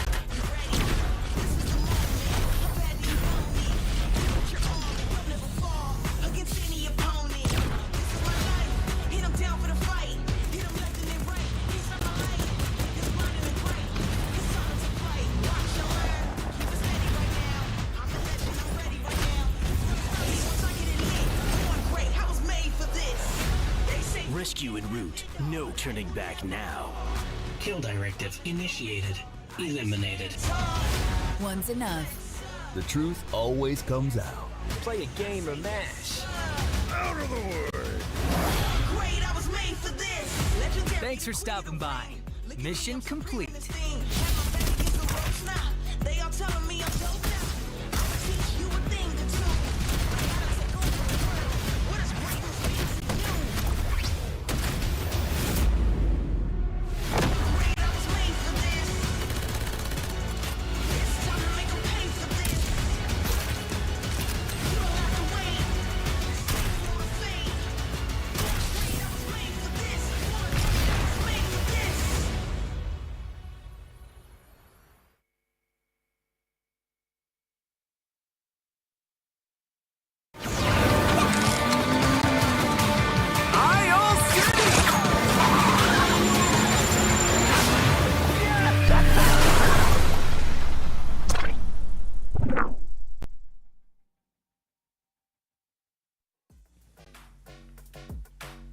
Welcome back to the Farlight 84 Philippines Championship Season 1, and we're back in PC, and we're gonna see Game 2. We have seen great performance coming from Kitsune Daichi, getting 8 kills in the game, and was able to finish first this game. Yeah, it was phenomenal. What we were saying a while ago, right? If Kitsune Daichi replays the performance coming in from the open qualifiers, I believe it was week 3 wherein they were able to dominate Naos Esports right out of the get-go in that final zone. They are able to do it to Mugen Fatal, and that they did in map 1 here. That's the surprising thing, though. They were able to eliminate them on a 4v3, but also it was because they were able to get the kill on them first, forcing that on a 3v3, and that's why they were able to win in the end in those fights. Yeah, and as well, to consider that their position in that final zone coming from map number 1 was also quite interesting, to say the least, because when we're looking at it, they were still able to get cover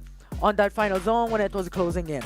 Yeah. And Mugen Fatal was forced to go away. But the thing is, the Danger Zone ate one of the members of Mugen Fatal up. So in the end, it was pretty much a 3v3, a 2v3. Lucinda did not have ultimates ready, but the thing is, she had the Defender, she had the MG7. With the Sunil hologram guide, it was easy takedown for the opposing And side. that's why it's super important to really hold on to these ultimates, because when it comes to those clutch moments, those ultimates are going to be really helpful, especially when you're in a big pinch, like what happened during that game for Kitsune Daichi. Yeah, especially in a fast-paced battle royale like Farlight 84 with the skill utilizations as well. It is going to be quite a crucial, really, really crucial. It's going to be real hard though. Yeah.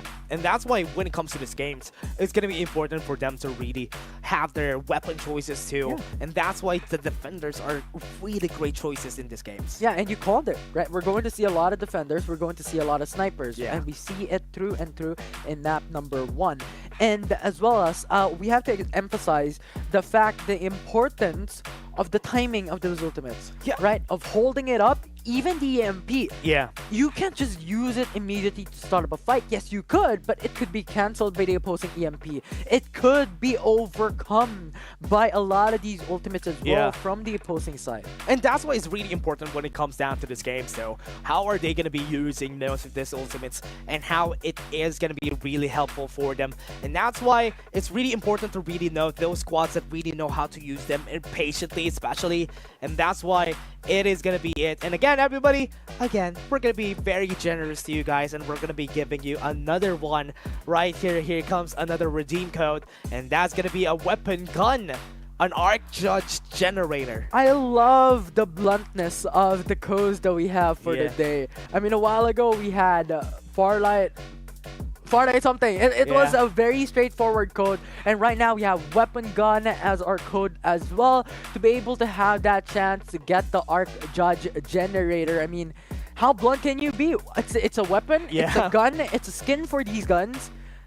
It's just amazing. A weapon and a gun at the same time. But again, in these games, we have been seeing a lot of the upgrades that we have from the skins. I've been loving the upgrades that we had for the skins, because so far, as we move forward to more seasons in the game, the skins are becoming a lot more crazy. Yeah, 100%. And on top of that, we also have a sneak peek for the TikTok viewers watching at home. We have TikTok drops now available in our Farlight 84 Philippines Championship stream, so do check it out. You could click the share button, you could look at the drop button there, and just click it and you'll get a chance for those rewards on the TikTok platform for FPC. Yeah, and most of the time when it comes to the TikTok rewards, the TikTok drops are easy to come by. You just need to get it, and you are honestly gonna get it as easily as you can when it comes down to it on the TikTok platform. So everybody, I would really want, or at least I expect everybody to see this from the Farlight 84 Esports pages that we have, this social medias that we have right there. I hope we get it again here down at the bottom. Yeah, I mean, on top of the redeem codes that we have TikTok drops. Like, what more can you ask for? Crazy. I hope that we see a lot more announcements coming in from Farlight 84, especially for the coming finals that we have for PC and mobile. I'm really, really excited for that, because from what we have talked about and we've seen during the pre-show, that top 30 teams coming in from knockout stages will proceed into the semi-finals. And this specific group is also really, really crucial, because more or less the top 7 teams has more probability and has more chance to be able to push through to the semis. More squads have been raring to go, especially for the PC finals that we had so far. It has been really, really fun to see most of the teams that we've seen ever since the start of the group stages, especially Mugen Fatal and the likes of Estedignas and Mantis Esports performing really well. We also know one of the squads that we have right here on this squad is the former Easy White, is now with a different quad code. Yeah, BDIFW, that's Easy Wipe, and it's just a really, really strong team. I think it's a sister team for Easy Swipe. Yeah, and they're very good teams, especially most of the content creators that we have for Farlight 84 are also there on Easy Wipe. Easy Sweep. Yeah. Not Easy Swipe. I mixed it up. I merged the two names. Oh, actually, Easy Swipe. That's what you call them when you put them together. Yeah. Exactly. And not a problem, though. Not a problem. Not a problem. Now, let's go to the game. We're going to go on to Group 2, everybody. And this is going to be the start of our Game 2. And we're going to start right now. And here we are. Map number 2 coming from the knockout stages for Group C. And now we're going to go into the game. And we are going to be starting just because this is where they were a while ago. Tatat Rod again, same spot for Mugen Fatal. But the thing is, Raiden Dai Gang now has stated themselves into Carnival, and Easy Wipe went into Nova. And now we're going to go into the game. With this, we have one for Easy Wipe already on Nova Planetarium. That's going to be way, way different from our game a while ago because they dropped on a different spot. Yeah, and now Ketsune Daiichi as well, going into Sunflower Shopping Mall. This is interesting because in the past, they went into ACC Boulevard, they went into ACC Spread, they went into Motel. Look at this. So going into the Sunflower Shopping Mall gives them a lot of advantage as well. Look at the points that we have right now. Mantis Esports with 24 points on the board. And that's also because of the kills that they had during the last game. It is really, really good. And this is what we talked about. The reason behind the importance of getting kills, the reason behind on the importance of getting those damage outputs, because it is part of the calculations for the point standings in FPC. And the reason for that, Mantis was able to accumulate over 16 kills. 16 kills in a 4th place finish. That's a lot of points already to the side of Mantis Esports. And considering that they also did a lot of damage during that game, that is a very well-deserved 1st place for Mantis. Yeah, and Mugen Fatal was able to get the top 2 finish, but they only were able to secure the top 4 in the current standing. Yeah, and now coming into this next game, how are they going to be able to turn things around? Because we have seen Kitsune Daiichi only getting 8 kills and also Mugen Fatal only getting like 3 kills during that game. So that's not a lot for this squads that we expect to perform during Game 1.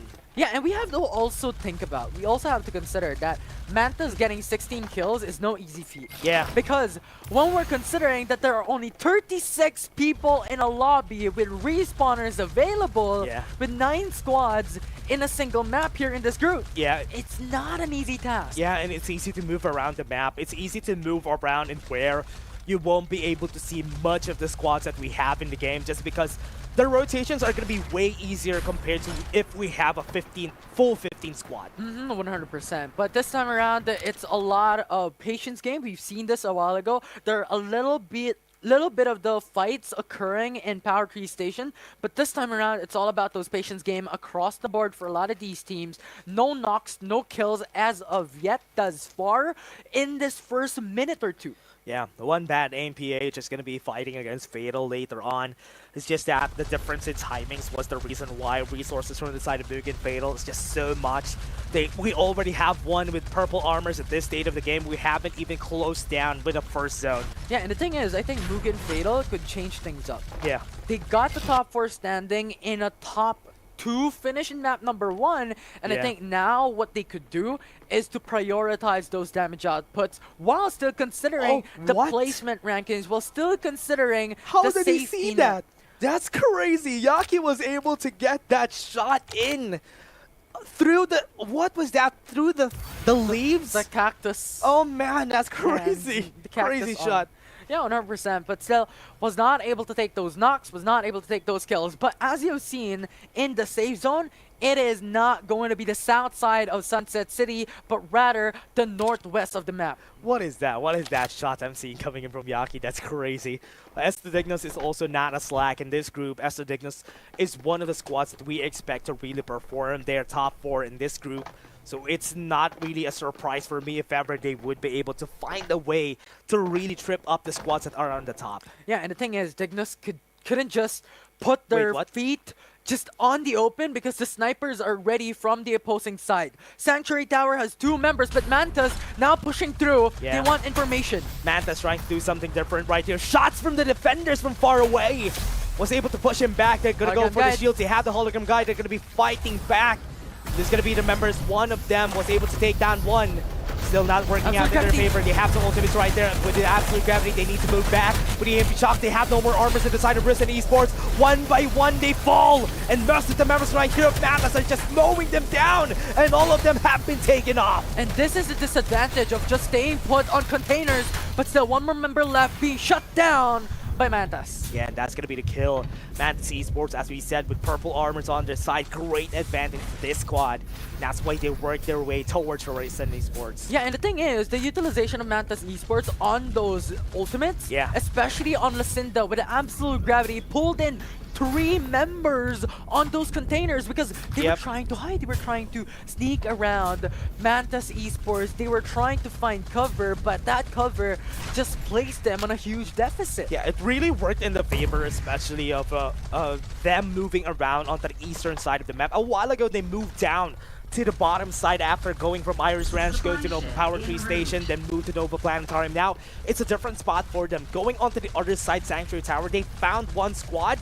That's also one of the best things, trying to experiment it out when it comes to these rotations. And now Dignus has stayed in the same position for the longest time. The same reason why they were not able to accumulate much shield. They're still utilizing level 3 shields across 2-3 members and only a couple of them using level 4 shields. Now, if they fight up against Easy Wipe, they are going to be having a huge disadvantage considering that every single one from BDIFW, D has level 4 shields already. Power Tree Station is where they most of the time draw for the side of Estadignus, and also because the zone goes into this side of the map, they don't really have a lot of ways to rotate, and they want to be at least a bit more careful come this game because a while ago they got eliminated really early. That's why it's really hard for them to move around. Yeah, and now they're still stuck. Dignus is still waiting patiently, and later on, this will be such a huge deficit for this specific team if they just stay put across the whole game. They were not able to accumulate kills, they're not able to accumulate damage, they're not able to accumulate shield and gear levels. And thus far, Easy Wipe with their certain rotations coming out of Power Tree Station and potentially getting also the drop could get them an MG7. Yeah.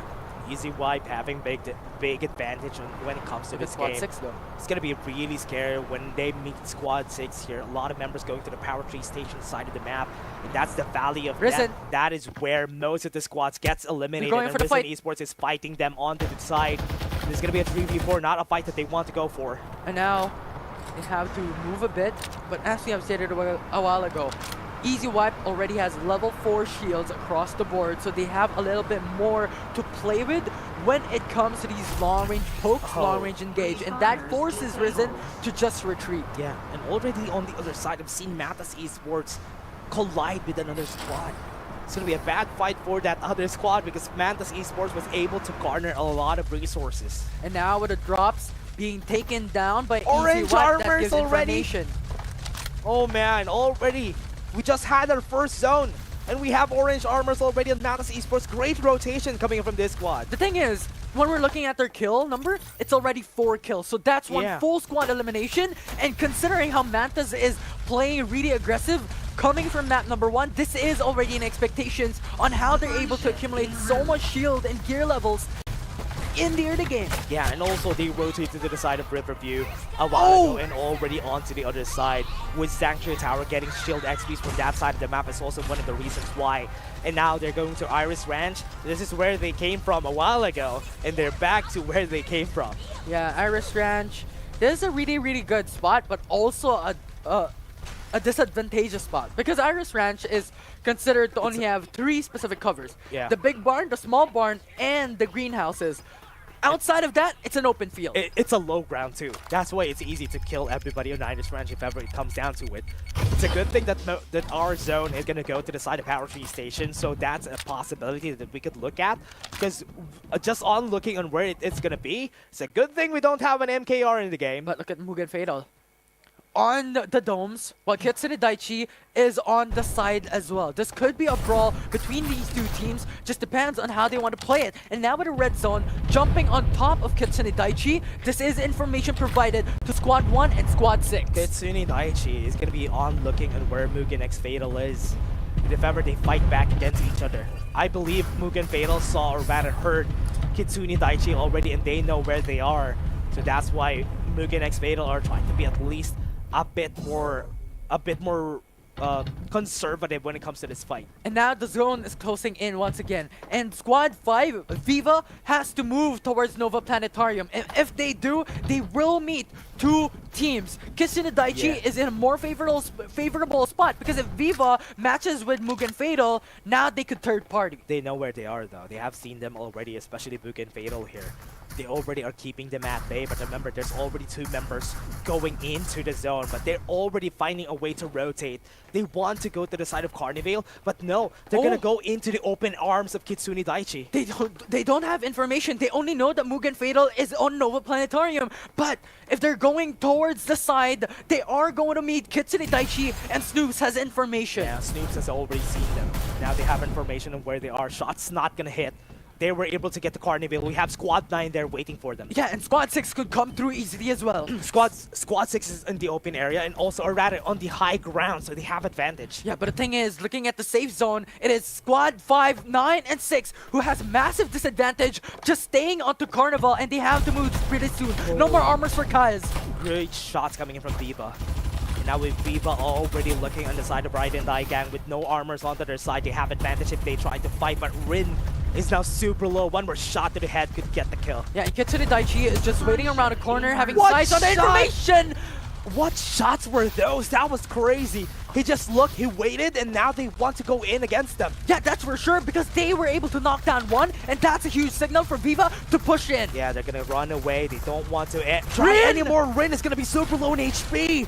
He needs to jump out of the way. They're now on low ground, and one has been taken off already. They don't remember. Raiden Daigang is also on Carnival, and that's 3 members. They're right, 2 members down on their side. They're fighting a war on all fronts, which they cannot do. They have squads on their left, their right, their front, and their back. Everybody's looking at them, and they can get killed anytime. And that's 1. Make that 2, and that squad is out. It is such an unfortunate moment. This is what we're talking about. Every way they go, every path they take, they are going to meet someone else. And that is Mugen, Kitsune Daiichi, Squad 6, and Squad 5 waiting for them. Yeah, they became very impatient. The zone was not closing down. They could have stayed in that area, but because of that, they're the first squad to get eliminated in this game. And now we're looking at how Mantas is rotating towards the side. Could potentially go for the flank on the 1-bap. They have no information, and now they show themselves with War Spiders. Yeah. Remember, this is 4 War Spiders in hands of Mantas. They're not looking at this side of the map. They need to be careful if ever they try to fight. Risen Esports is now being pulled back with Absolute Gravity. Divulge with them. They already have this one on their side. They're just waiting for the pulls.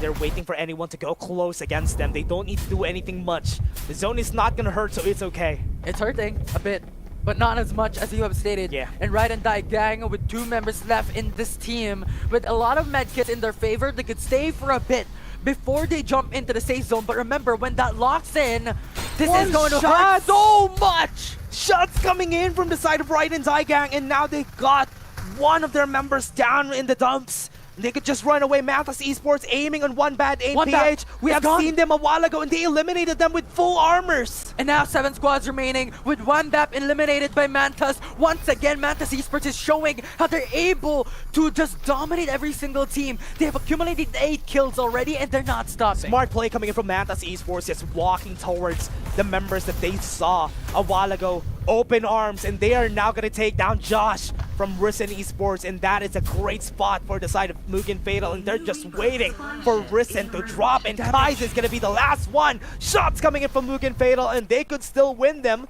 Even beyond the trees, the shots are still hitting. Yeah, and the danger zone hurts quite a bit already, and a lot of these teams has to go into the safe zone really soon. Oh, Kai's especially considering the 30 seconds remain before the danger zone closes in once again. 5 squads remaining. Rocket Tarantula utilized. Great shots coming in from the Rocket Tarantula coming in from Kitsu, or rather Mugen Fatal.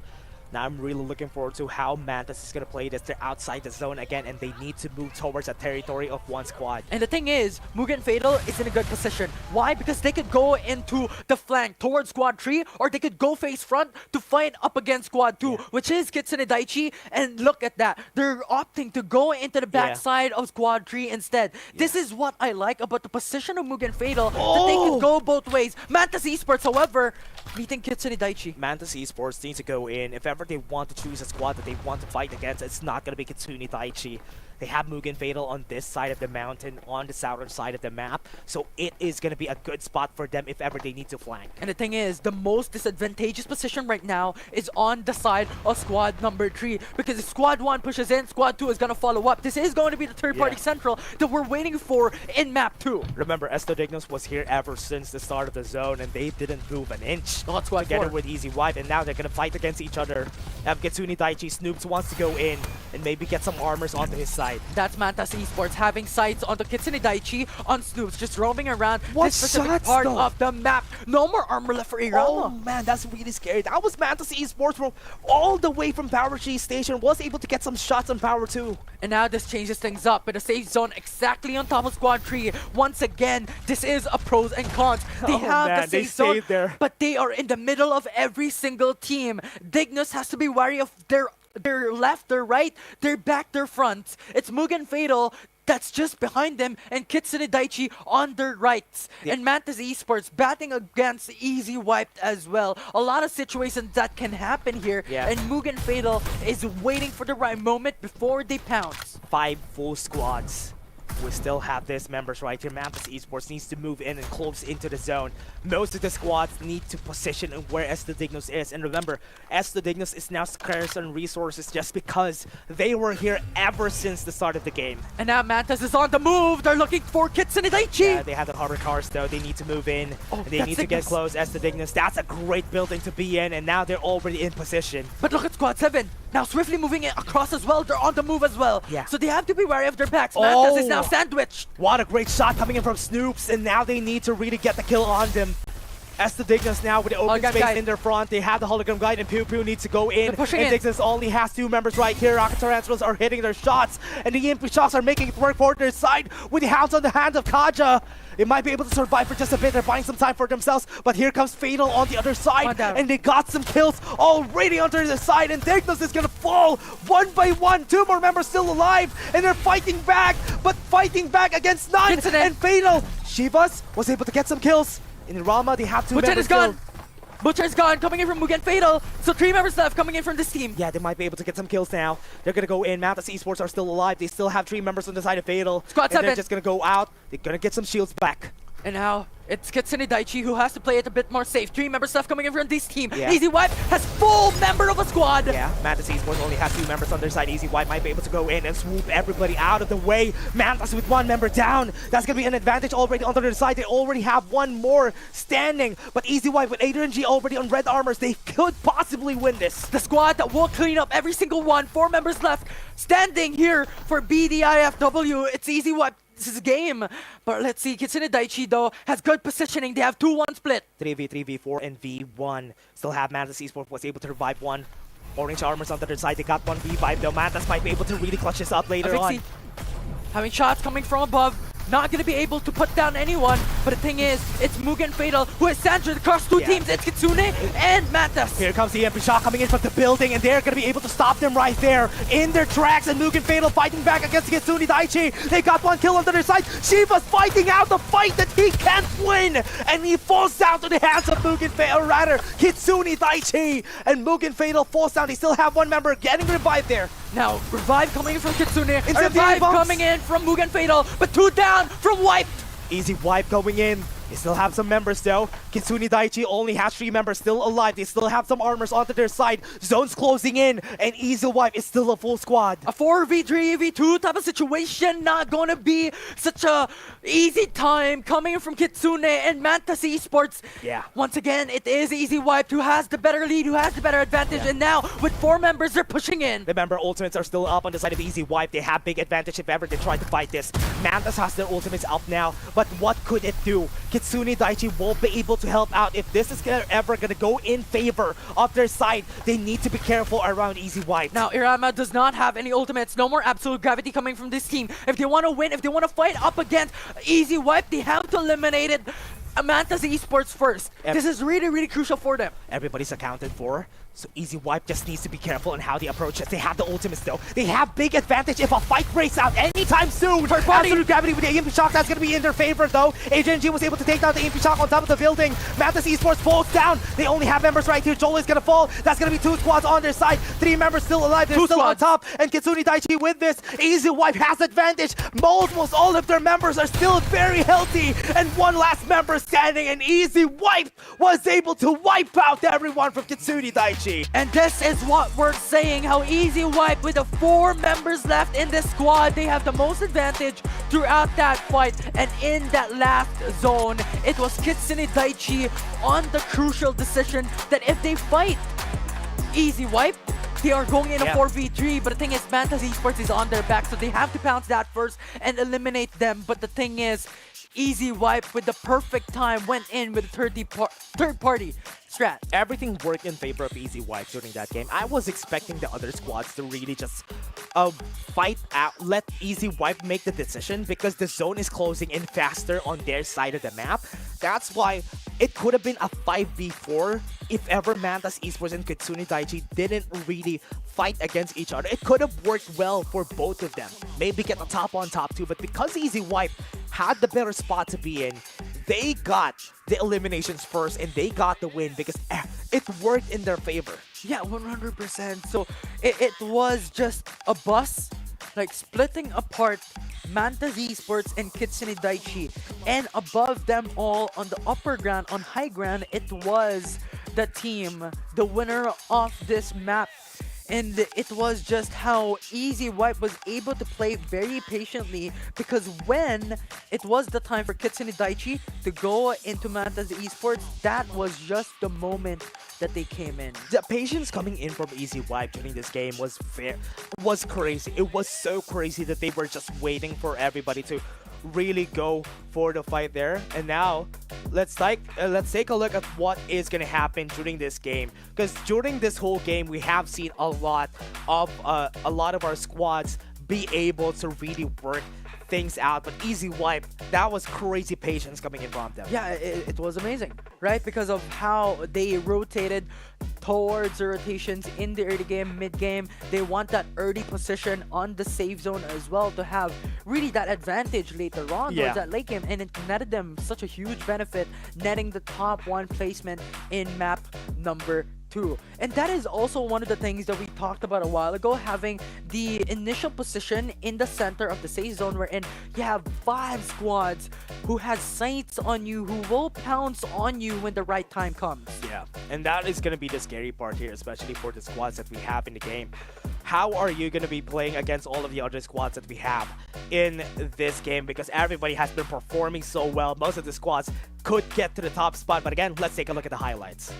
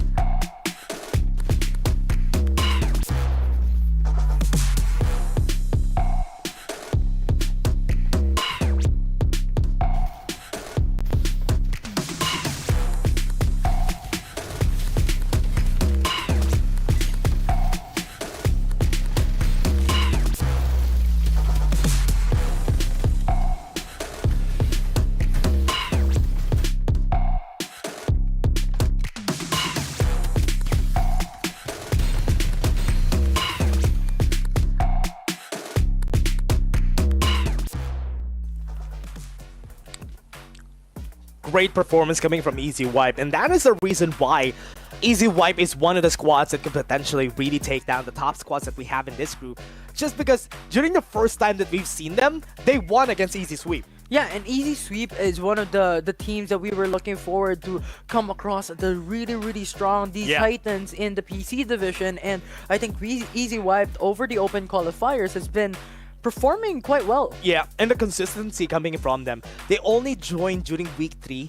And even during that week 3 that they joined, they won 1 game. And most of the squads that joined even during the first week can't even win 1 game. And Easy Wipe just did that on their first fight in week 3. Yeah, it was amazing to watch. And the thing is, this is the coin flip in the PC division, right? You have a lot more skill ceiling. You have a lot more carries that is coming through into these competitions, and that is also one of the reasons why we're seeing a lot of these underdog stories, that there is no one team that will stay on top always. There will be these certain instances that one team has that chance to get the opportunity to take the podium finish. Everybody has a chance to get the win there, though. That's why here in these games that we have, everything could be different, everything could work well, everything could turn in your favor. And again, Mac the Demon from Easy Wipe with 1,600 damage.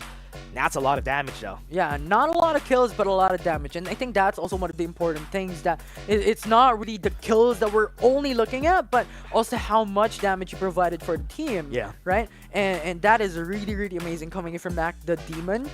And it's just surprising. We're not seeing Maggie this time around. And this is also because of the difference makers that we have in the game. We almost always said that the defenders could make a big difference when it comes to these games. And that's why during that last zone, we have 5 squads who almost everybody has defenders on that 5 squads. And that was the scary part, because anybody could fall down at any time. Yeah, 100%. Especially going into the PC division, I think there is more instances that you want to play it long distance first, poke those damage out. If you get a knock, similar to what one of the teams was able to do a while ago, which unfortunately was knocked out or eliminated while they were doing that, is once you have a knock, you could go and push them through. Easily. Because that will be a 3v4 type of situation. So it's really crucial to have these snipers, these long-range potential engage. Yeah, and we're slowly developing a meta in where the defenders are just a call for. It's like a battle royal for everybody. Once you get a kill with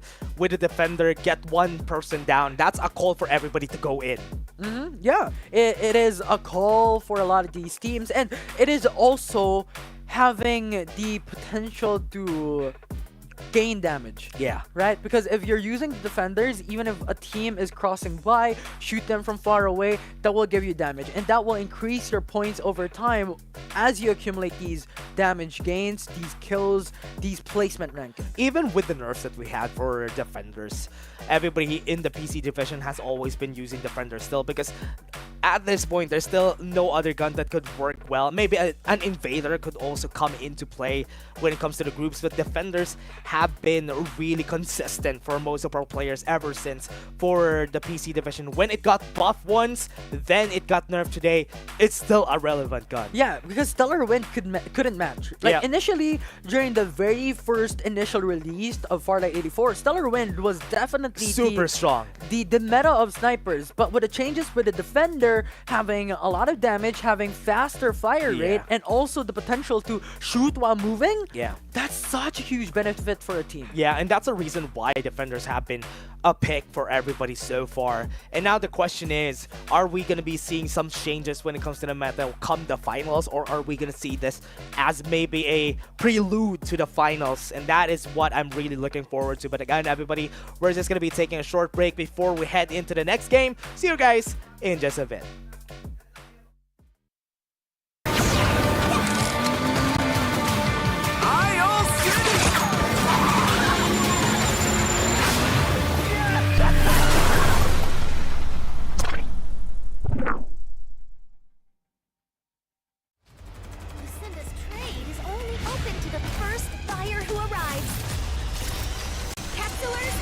Fight for your desire. Let's go.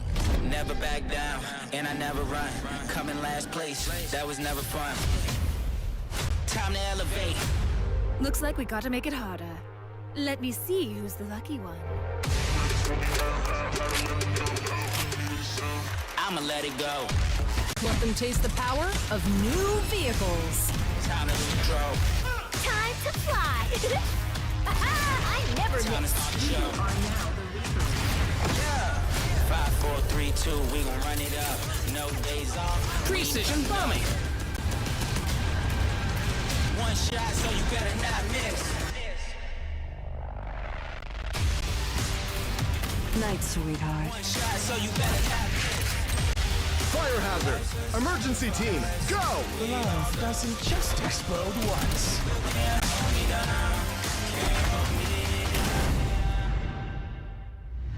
Feel the gravity of fate.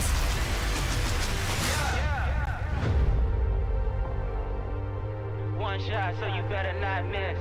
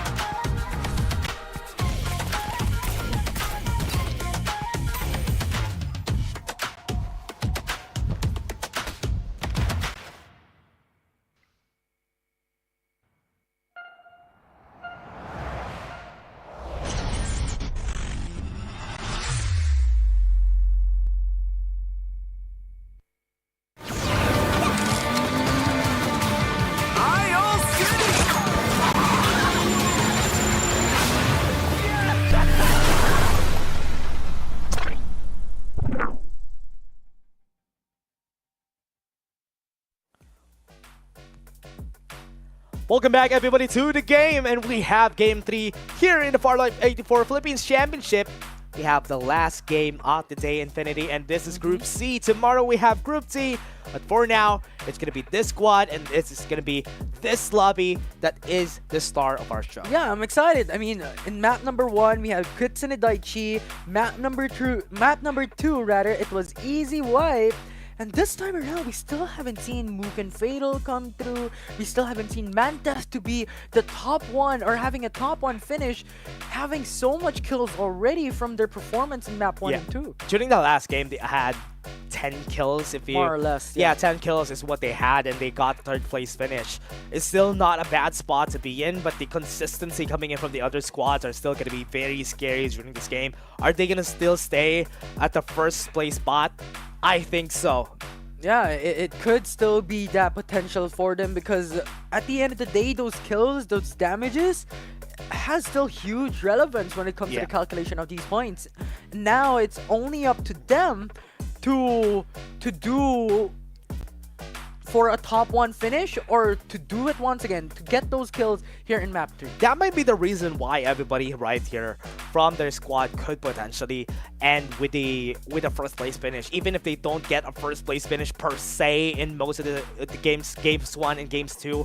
It's still okay just because of this consistency that they've been having ever since the start of the game. And that's also might be because of their drop point Iris Ranch. The rotation is also good. Yeah, 100%, because going into the Iris Ranch, you have so much places to go to.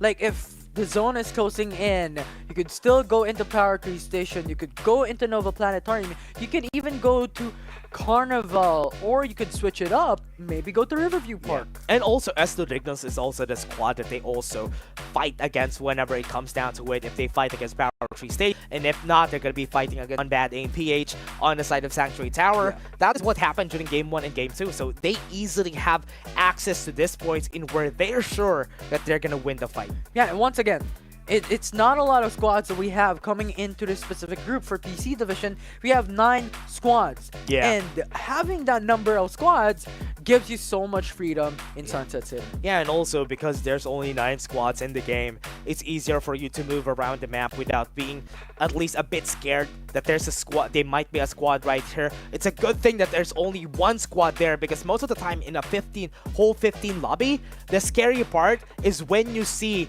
another squad, then there's another squad waiting for you. A third party is the scariest part of Farlight 84. And that happens every single time when you have a lobby filled in Sunset City with 15 squads. And that's going to be the scary part here, especially for the other squads that we have in game.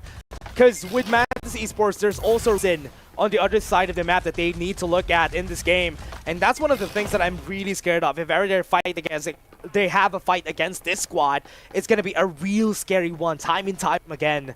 And let's see on what's going to happen. Kitsune Daichi still in Sunflower Shopping Mall. Mugen Fatal still in Todd's Hot Rod. Same spots, basically, for everybody. Yeah, similar spots, and a little bit more of a dangerous type of place, because they know already coming in from map 1 and map 2 that they have full control over these locations. And one of the examples of which is Easy Wipe going in for the 2-2 split.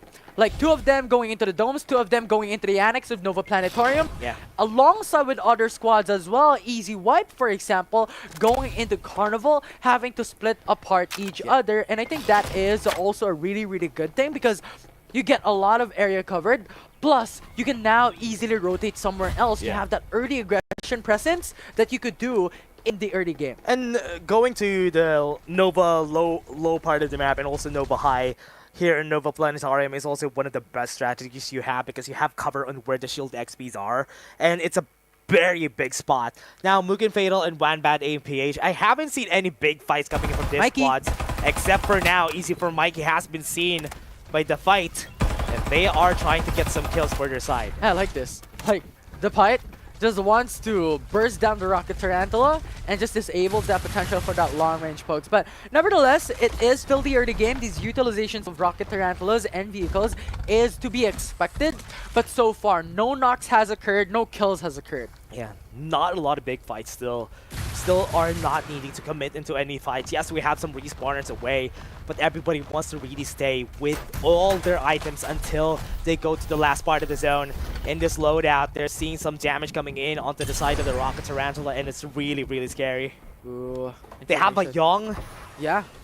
One Bap has the Young. The Divulge is there already. Rocket Tarantulas from the sky. Miko. Oh, that's a really great open spot, and that's why got shot from far away. Now one bad MPH is not going to let Mugen Fatal get the top spot in this group. They're not letting them get any much points against them. And the thing is, I like what Mugen Fatal is doing. You have the 3-1 split once again with Shiva collecting the loot in Todd's Hot Rod. So being efficient when it comes to time, while the rest of the squad holds fort. They hold the building onto this specific location. So if ever one BAP tries to push in, they still have cover. They can fight them in a 3v4. Because when you want to push, you're out in the open and you have innate disadvantage. Mika's super forward here, and this is going to be a scary part of this fight. Because Squad 8, one BAP, really needs to be really careful if ever they want to fight. Look at where Mugen Fatal is. They're looking at resources a lot more than this kills, and that's why they're not committing into anything. Yeah, and Miko was running around the streets, was running around towards this specific location. And you know what? It is Mugen Fatal who is aware. They have that understanding. They have that information that, you know what, maybe there's someone else already on our flanks. So we have to move towards one of the members that we left in Todd's Hot Rod. Now Shiva has that information that there's no one here. Now the rest of the squad follows through. Outskirts of the zone, I've seen Viva goes in for the fight. They're already on top, and this is going to be a fight that they want to go in. And with the ultimates coming into their side with the EMP shock, they can't even move around. That's a lot of shots coming in, and they have been seen by the recon. And that's why they were able to win that fight, though. Risen Esports are going to go in, and they're already on top. They got some revives coming into their side, and Viva on the top. They might be able to get some kills, and that's going to be it. What a tactical roll to get the kill. What an amazing play as well, because it's not just about how much Viva has done with the vision erosion and the utility utilization. It was also how Viva having a shield advantage, having level 4 shields across the board. They didn't expect the recon coming in after the vision erosion coming to the side of Viva. That's why they were able to win in the end there. Very smart way of playing coming in from Viva Trailblazers, or should I say the former Team Bugs. This squad is. Yeah, so really good play coming in for Viva TR. Being able to push down a squad out of their specific locations, but oh no, Mantas. Oh no, Infinity. This is 4 squads. Yeah, Risen. They're gonna go for the fight. They also have Squad 9 on the other hand, though. So this is not gonna be a good spot to be in. Mantas Esports very smart to run away. Yeah, but the thing is, they're split apart.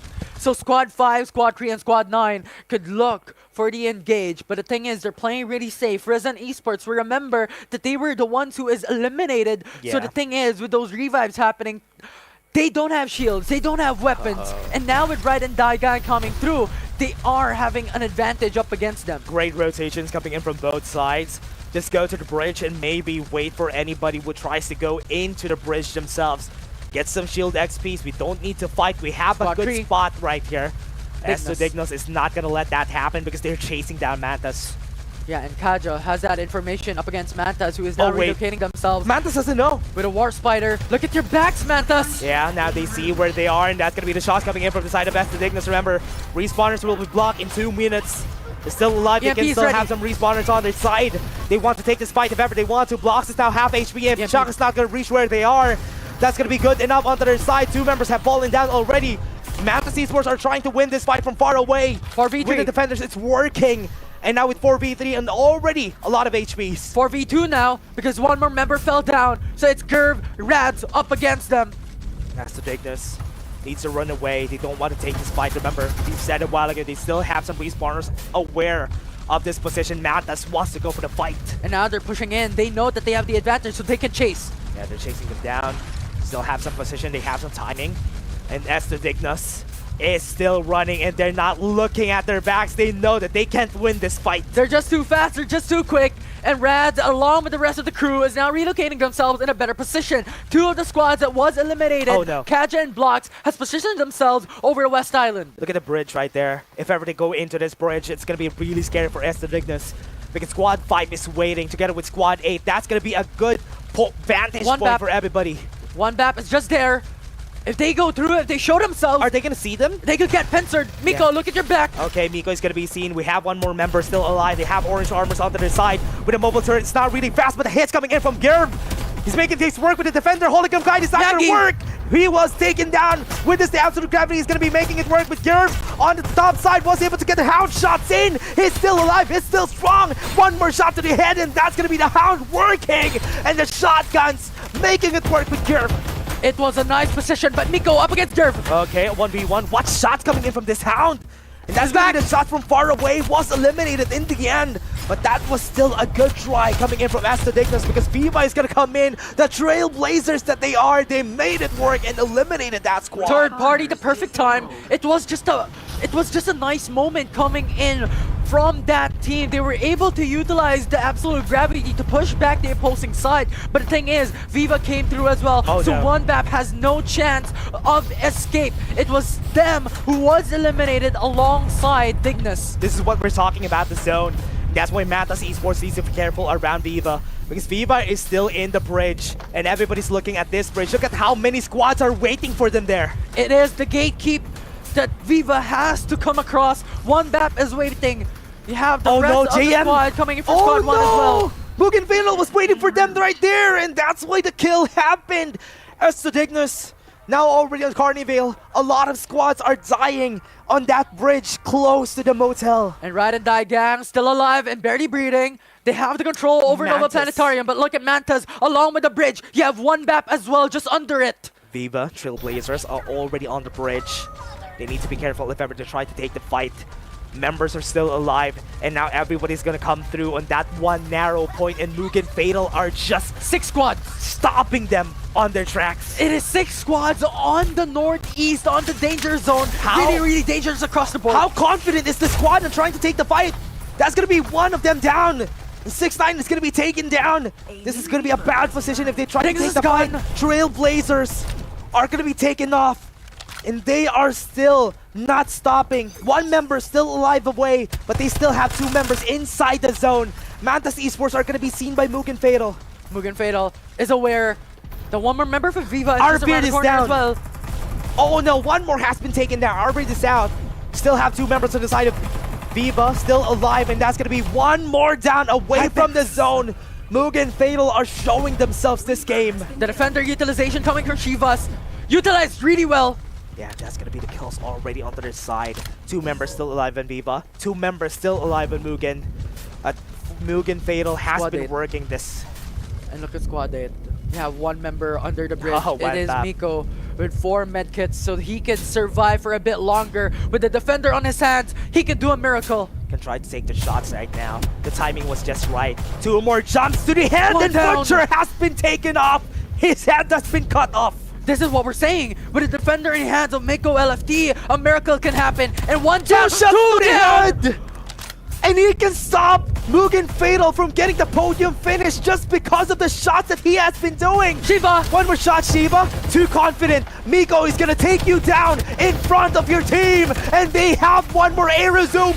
Miko took down Mugen Fatal single-handedly. 1 more member still alive, far away. What but can they you not made do? their work hard. What can you not do, Miko? The defender on your hand is insane. Oh, 1 more tick. Oh, wow. Mugen Fatal got ratted out. They still have 1 more member still alive. Miko is waiting for that 1 last member. He does have the medkit. The techs are hurting. But would Kyrie stay alive? Because look at how unrelentless he is. He's just taking down Mugen Fatal alone with this a man on a mission. And he wants to end Mugen Fatal right on their tracks. The mission impossible! They made it work! What was that? Miko LFT! 4 members eliminated by 1 man. Miko LFT, remember his name. Why did they not jump him? He was alone. Oh man, they fought him. Everybody was reviving. Everybody was healing. Nobody even but 1 Butter to go in and try to fight Miko, but they didn't win. If they jumped together against him, could have been a chance. And that was what we're saying. Miko! Like, Mugen Fatal has to be aware of their backs, but right now, Ranji! Yeah, Viva Trailblazers, not a really complete squad. Not a fight that you want to be in. 1 last member standing. But look at somebody trailing at their backs. 6 Ride squads and Die remain. Gang ends them. Oh my word. One squad after another. Mugen Fatal That was going down crazy. like that. Viva Trailblazers also being denied the potential to have a Miko. higher placement in this ranking for map 3 with a lot of stakes on the line. This Group C This game is should chaos. be named. Should be named Miko. This game should be named Miko. Miko did the impossible this game, eliminating the top 1 squad of this group, or rather, at least based on the points going to the knockouts, they got eliminated by Miko alone. It was mission impossible, but as you have stated, Crazy. it is a man on a mission. It is Miko who waited patiently, and I think that is the true definition of patience. Oh man, he's crazy. one mission Punky. and non-Punky is going to be taken off. They're still going to continue. Miko might be able to make miracles happen again. He's in front of everybody. The shields are going to happen. He revived 2 teammates, but now he's back alone in his first, or rather, spy mission by himself. If he can do it once, he can do it once again. Miko LFT is the only one last standing for 1 map in the Heart Island. But remember, Raji is on that same island as well. They don't have a clue that there is one more member in the same vicinity. But looking at the map, Seizon is closing in 1 minute. And you have a lot of squads now positioning themselves on Sunflower Shopping Mall as well as the southwest of the POI. Manta still has the best points during this game. Kitsune Daichi is what we're looking at. Where are they? Kitsune Daichi is still alive in this game. They still need to get the points in for their side, and Mantas would just need to get placement points if ever they want to stay on top. Yeah, and I like what I'm seeing here coming from Squad 2 as well. If you're looking at the map, how they position themselves, another 3-1 split, because they understand that if they're in the safe zone with the only cover, with the only buildings available, a lot of these teams will pounce them and will try to infiltrate this prime position. So having one member outside of the safe zone, hiding on the trees, gives them that insurance that, you know what, if we get eliminated, we still have one more member. Miko, look at him fighting against 3, and he's not gonna make it work. This is what we're saying a while ago. If they just fought against Miko like this, that could have been Mugen Fatal still alive. With 1 map gone, it's 5 squads remaining in this game. 3 members left for Ride and Die Gang. 2 members left for Mantas Esports, and a lot of these squads are in a bit of a jiffy because a lot of their members have been falling apart. And this is why it's really hard to stay in Heart Island, because everybody's on looking you from a better angle, and Mantas Esports is doing that even with just 2 members on their side. Now Squad 6 just beside Squad 2 as well. They have to be wary of that. But in the same way, Mantas Esports is gatekeeping Ride and Die Gang. Pew shots. And now it's going to be hard for Ride and Die Gang to do much. Easy Oxy's wipe. going to fall down. Easy Wipe still making it work on the other side of the map. And Ride and Die Gang are just dying one by one. And the zone is going to eat them up. It was not only Mantas Esports who gate-kept them, it is also Easy Wipe. Here Zoom can get eliminated Look by at Tai. Mantas. They're already in front of them. Shots coming in from Easy Wipe. It's going to be real hard for Ride and Die Gang to do much, because they have to fight against Mantas. EMP. No more armor! Yeah, no more armor onto the side. Kai still running away. 1 sliver of pixel have been seen, and he is now down super low. Good reset. He could get eliminated now, though. 20 HP. 1 more shot to the head, and that's going to be it. Kai has been taken down. And that is going to be Mantas from the top of the Sunflower Shopping Mall, was able to eliminate him. Now 1 member left coming in from Ride and Die Gang. They still have the hopes to be able to make it to top 4, top 3 even, if they make it out alive soon enough. But Mantas Esports is now looking up front. They're looking at the safe zone already. They're sure that someone is waiting there already, and that is Kitsune Daichi, who has the position advantage. Remember, Easy Wipe doesn't have anything on their hands. They only have 1 War Spider. So it's going to be hard for them to reposition. If Mantas Esports are going to on-look on where they are, zone's closing in. With this War Spiders, I hope Easy Wipe is in a good position, because Kitsune Daichi is just going to wait for them. And they have to move pretty soon. And I think they could just hide themselves going towards the left side of the hill, towards in Sunflower Mantas Shopping Esports Mall. side. Yeah. That's going to be the better spots if ever they go in. But at the moment, Kitsune Daichi is really in the prime position, and they have to be worried about Risen as well. Pilpo's down. Cholo has been taken off. Mantas is That's gone. going to be Mantas out of the picture, and Risen is going to be next. It's going to be just two full squads fighting against each other because there's already one rat still. 3 squad remain. And now it is Easy Wipe who has to move now. Yeah. Josh! They need to move in. Full HP on the members of Kitsune Daiichi. This is a fight that they can win easily. Already have been seen. Vision on their side. Kitsune Daiichi just running away, not letting Easy Wipe get the better out of them. Mac the Demon is really low. With 20 HP left. He has the shields though. But the thing is, he has to move into safe zone really soon. They're all out in the open for Easy Wipe. Great position coming in from Kitsune Daiichi. This is a great position. High ground is where it's at. EMP Shock could potentially disrupt them on this top side. An Absolute Gravity has been used already. And look at Josh's position. No movement. Act like a stone. No one's gonna find out. Yeah, if ever he has been seen. Now The Josh scan! has been seen. They know that there's a rat away from here. Oh, they got information on where he is. The jump coming in from Kitsune Daiichi. They need to get information on where Easy Wipe is. they have the high ground. The ultimates are ready as well. Irama has the Absolute Gravity. So if Easy Wipe pushes in, Absolute Gravity can be used. Incendiary Grenade pushes down Irama back on the backside of the building. They're being pushed back. Irama needs to really wait for the timing on the Absolute Gravity. That Absolute Gravity could win them the game. Remember, zone's closing in. 100%. Everybody's there. One Absolute Gravity could end them. Yeah, and the center of the safe zone is out in the open. Yeah. But so far, Kitsune Daiichi has the better lead. And now, with the zone closing in, Do they have a springboard? Easy Wipe has to move. That's gonna be the question here, though. Can they move? They have the incendiary bomb. Was able to push them back. And they need to be careful if ever they start this fight. Good position from Kitsune They go Daiichi. in. They're not pushing in. Yeah, Absolute that's Gravity. a great EMP Shock, though. Was able to pull them back. Look at them going on the top. They're trying their best to get in. But they can't even get close against the members right here of Kitsune Daiichi. Great position coming from their side. Snoop's got the kill on Esco. They need more. 4v3. Good advantage. They have the EMP Shock, though. They got some timing right here. Adrian G is going to go at the bottom. And they have great positioning, though. Still have ultimates up. And Mac the Demon has the low ground along with the rest of Easy Wipe. But the thing is, Kit X Daiichi has the second floor, has the roof. Full armor. Really healthy. Josh is going to be taken down. 2 squads. Rat has been taken off. This is a 1v1 when it comes to the squad. Yeah. It's going to be a 4v4, a fight that they want to take. No ultimates on both sides. If they go to the high ground, they have advantage though. They need to look at Maxikun. They need to kill Maxikun as fast as they could. But they have members at the top. Great positioning coming up from Kitsune Daiichi. I think at this point, they have the better advantages for Easy Wipe. Arizum on top. They're going to be able to get the kills. They have members right there. That's going to be most of the members of Kitsune Daiichi. Mostly of them. Easy Wipe is trying to fight them back toe to toe. But it's a 3v1. It's not a fight that they want to win. Adrian G is going to be taken off. And Kitsune Daiichi takes the win. An amazing patience for Kitsune Daiichi, waiting for Easy Wipe to come out first before they fight. And Maxikun was also outside, gatekeeping Easy Wipe to come out into the safe zone. Just a phenomenal showing of patience right out of the get-go for Kitsune Daiichi. Super smart play coming in from Kitsune Daiichi. With what we've seen coming in from that last fight, Maxikun was the reason why they got the win there. Maxikun tried to beat the bait.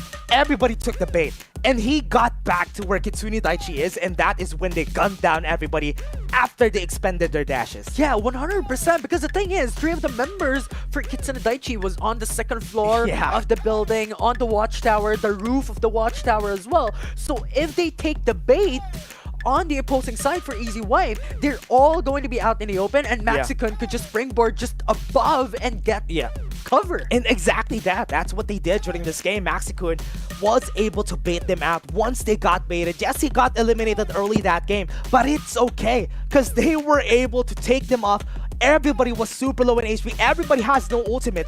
So just one smart play could end the game. Yeah, he was the sacrificial lamb. You know what? I could die, but it doesn't matter. I'm giving such a huge position advantage for my team, and that is enough for us to take the win. And if we take the win, it's a win-win. Good information. Collapse against the members right here of Easy Wiped. And that's why they weren't able to take the podium finish. And Kitsune Daiichi, again, taking the win here in the end. Yeah, an amazing play of patience and a play of virtue there for Kitsune Daiichi. Having 7 kills as well. Not that much, but still a good finish. Great performance though. I believe, if ever, for the team rankings after the end of this game, we're going to be seeing Kitsune Daiichi on top, Mantas Esports in the second. Yeah, Mantas Esports with their performance on kills. Not the top 3 finish, but it still doesn't matter. They got so much kills. They were the bounty hunters coming in from Group C. And I think that will net them enough points to get at least top top 3. Yeah, and if ever you get top 3, or top 3, top 2, that's enough for you to get to the finals, or rather the semifinals come next week. But top 30 teams for the knockout stages, so definitely coming out on a top 3 for your respective group is an easy way to the semis. It's not going to be hard for them to get into the semis, but again, great performances coming from them. Mountains Esports was one of the squads that have been very, very consistent during the whole weeks. Yes, they haven't had a lot of podium finishes. At least they didn't have any podium finishes during the time that we've seen them, but the consistency from this squad is so good. Yeah, Kitsune Daiichi once again, their performance coming in was amazing. They showed up big time. Yeah, and now let's take a look at the highlights on what happened that game. Really smart play coming in from Kitsune Daiichi. Let's see that in action.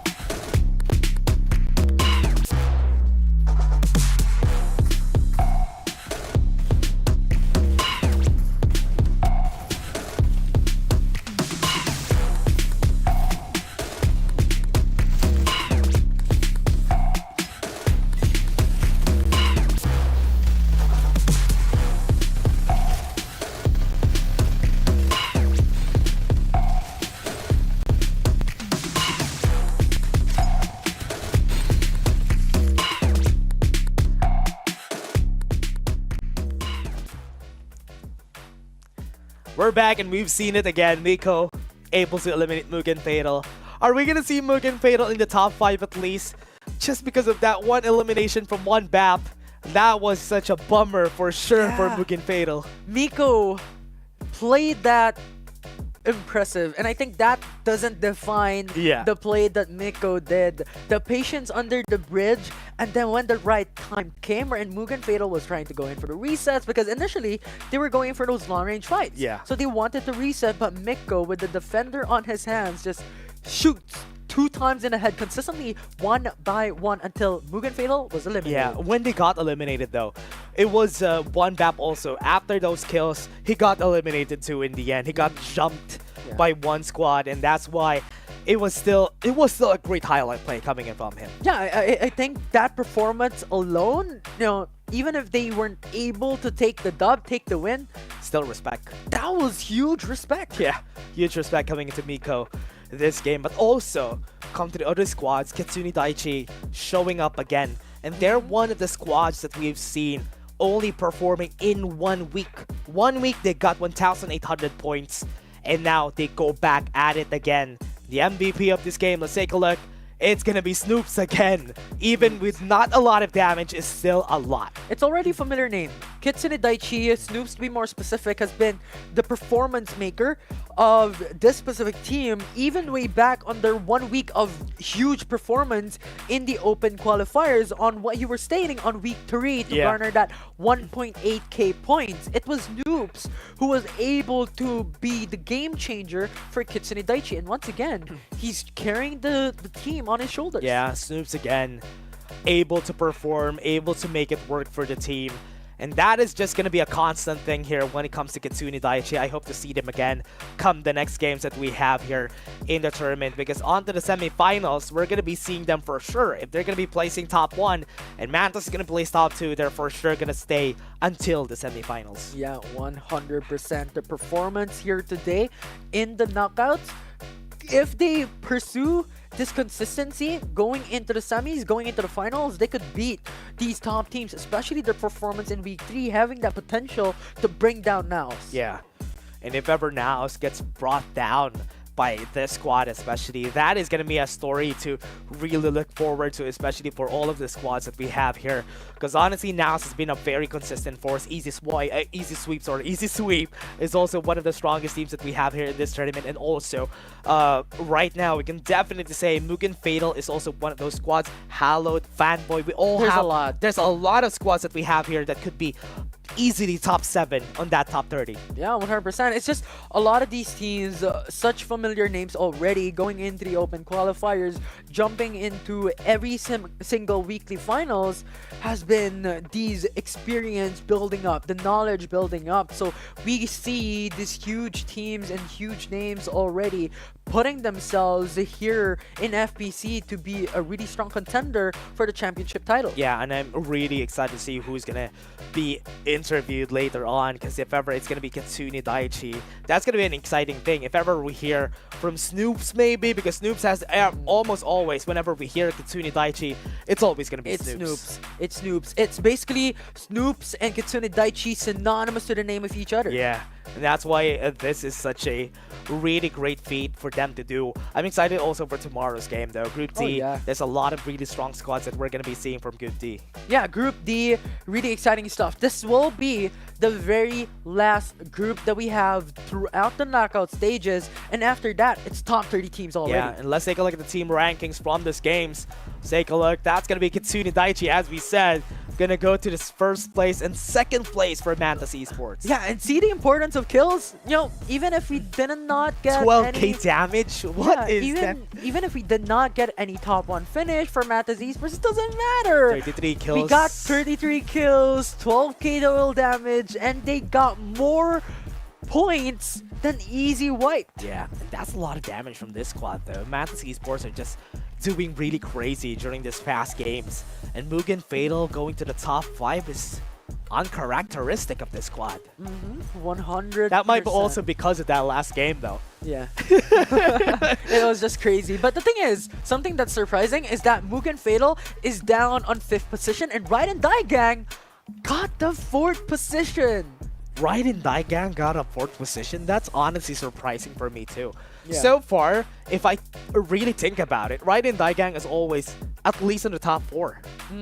Yeah, their performance thus far has been consistent in getting destroyed in the open qualifiers, but nevertheless, they showed up big time coming here in the knockout stages. And I think that's also the important thing that we have to remember is that we need to put our best foot forward in the knockout stages. If we qualify, that's the signal for us to go all in. And thus far, Raiden Daigang has been going all in. And considering that we have different points coming into the knockout stages, it's going to be way different. It's like a clean slate for everybody. Yeah. And showing up during the knockout stages would be a good thing, especially for the teams that would want to gun for the first place. Yeah, and another thing is, Mugen Fatal, I think the reason why they were at the very low position at top 5 below Raiden Daigang is because of how Miko just eliminated them early on in map 3. Yeah, map 3 is just a nightmare for Mugen Fatal at this point. They're gonna remember that for their lives because Miko eliminated them.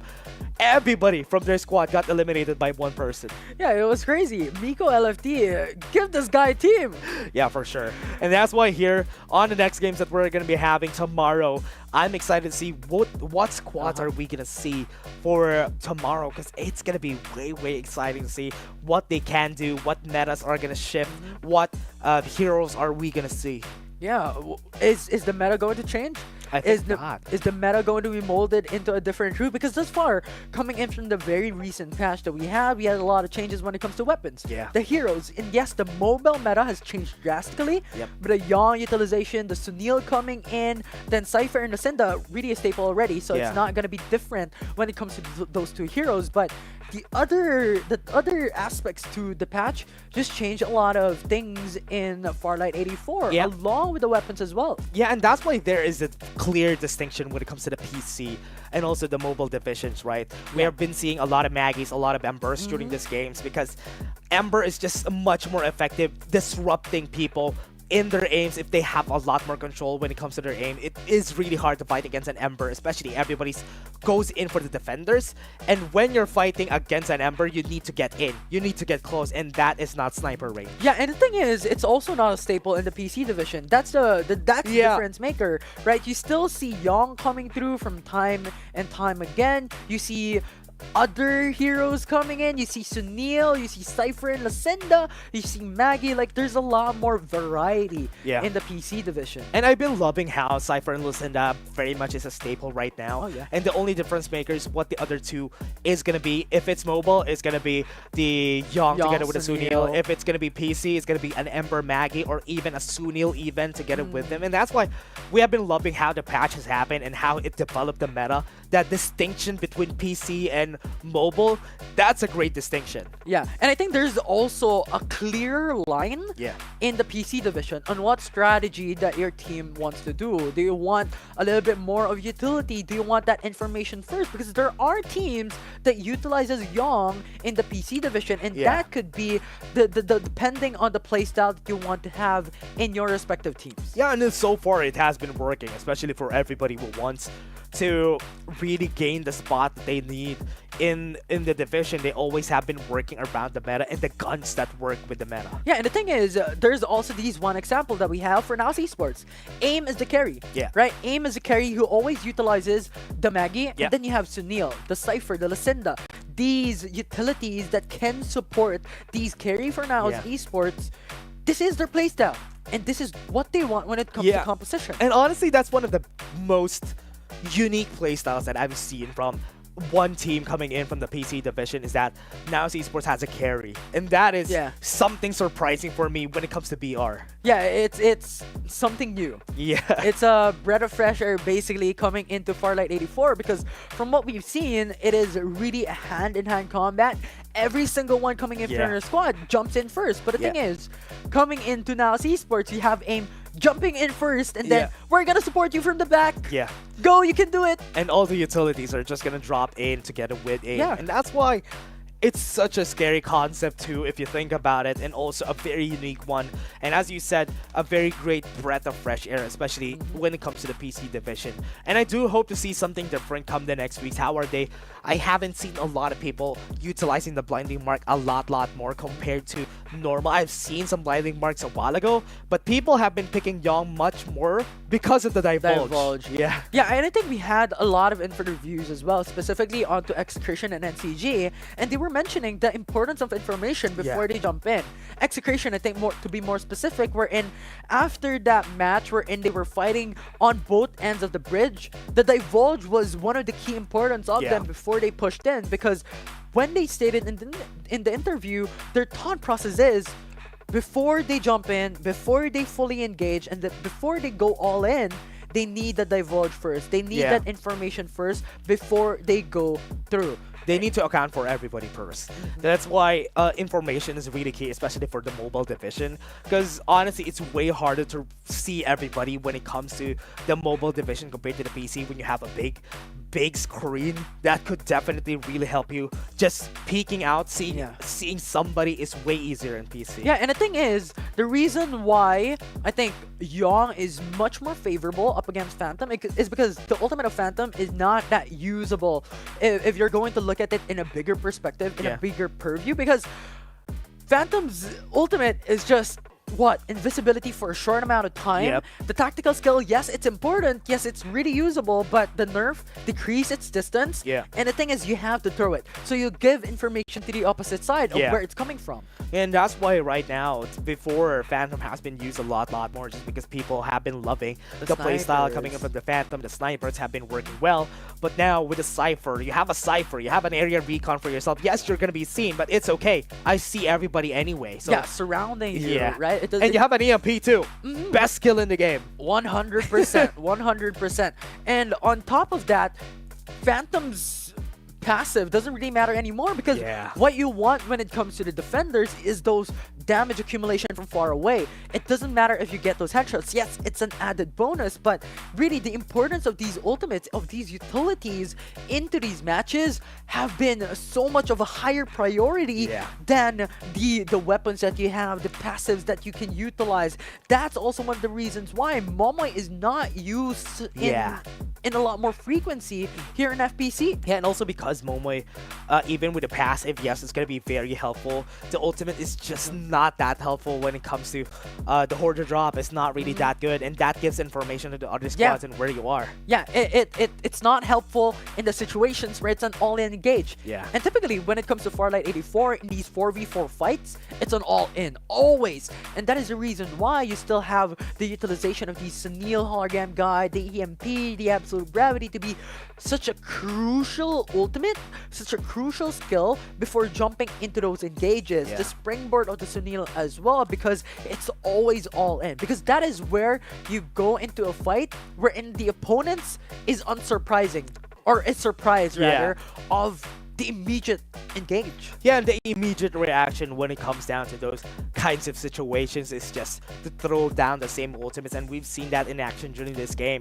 During the last zone, we've seen Easy Wipe throwing the Absolute Gravity, and the immediate reaction right there of Kitsune Daichi is to throw the EMP Shock so that they would cancel out the Absolute Gravity. And that's what I love about the game, the way people react to those skills. Yeah, you have a lot of certain counters, right? Even Vision Erosion, for example, being cancelled out by the EMP, and that is also one of the reasons why it's such an importance. The key timing into utilizing these skills are of huge importance and significance in these fights. And even then, on top of that, EMP can be cancelled by EMP. Yeah, and the really scary part about Cypher is the fact that the EMP does a lot of things all together, and that's why until they find a way to really balance the EMP is just going to be the strongest skill in the game by default. The best best skill in the game. A huge margin. And it's not only because it silences the jetpacks, it silences the skills, the ultimates. It has damage, it denies the armor of the opposing side. It's just a really good utility. It's so good. It's just so good. That's the reason why the Blazing Infantry EMP has been nerfed, because EMP is just too good in this game. It's a good thing that they nerfed that though. Yeah, it's a good thing because people utilize and spam Blazing Infantry like it was white dwarves in a game. They utilize it. If they find it, we take it. And if they take it, it's going to be seen across the board every single time. And it's also good that they have vehicle rotations now, so you don't usually see Blazing Infantries that much. Yeah, and the thing is, an added nerf to it is the second seat on the back.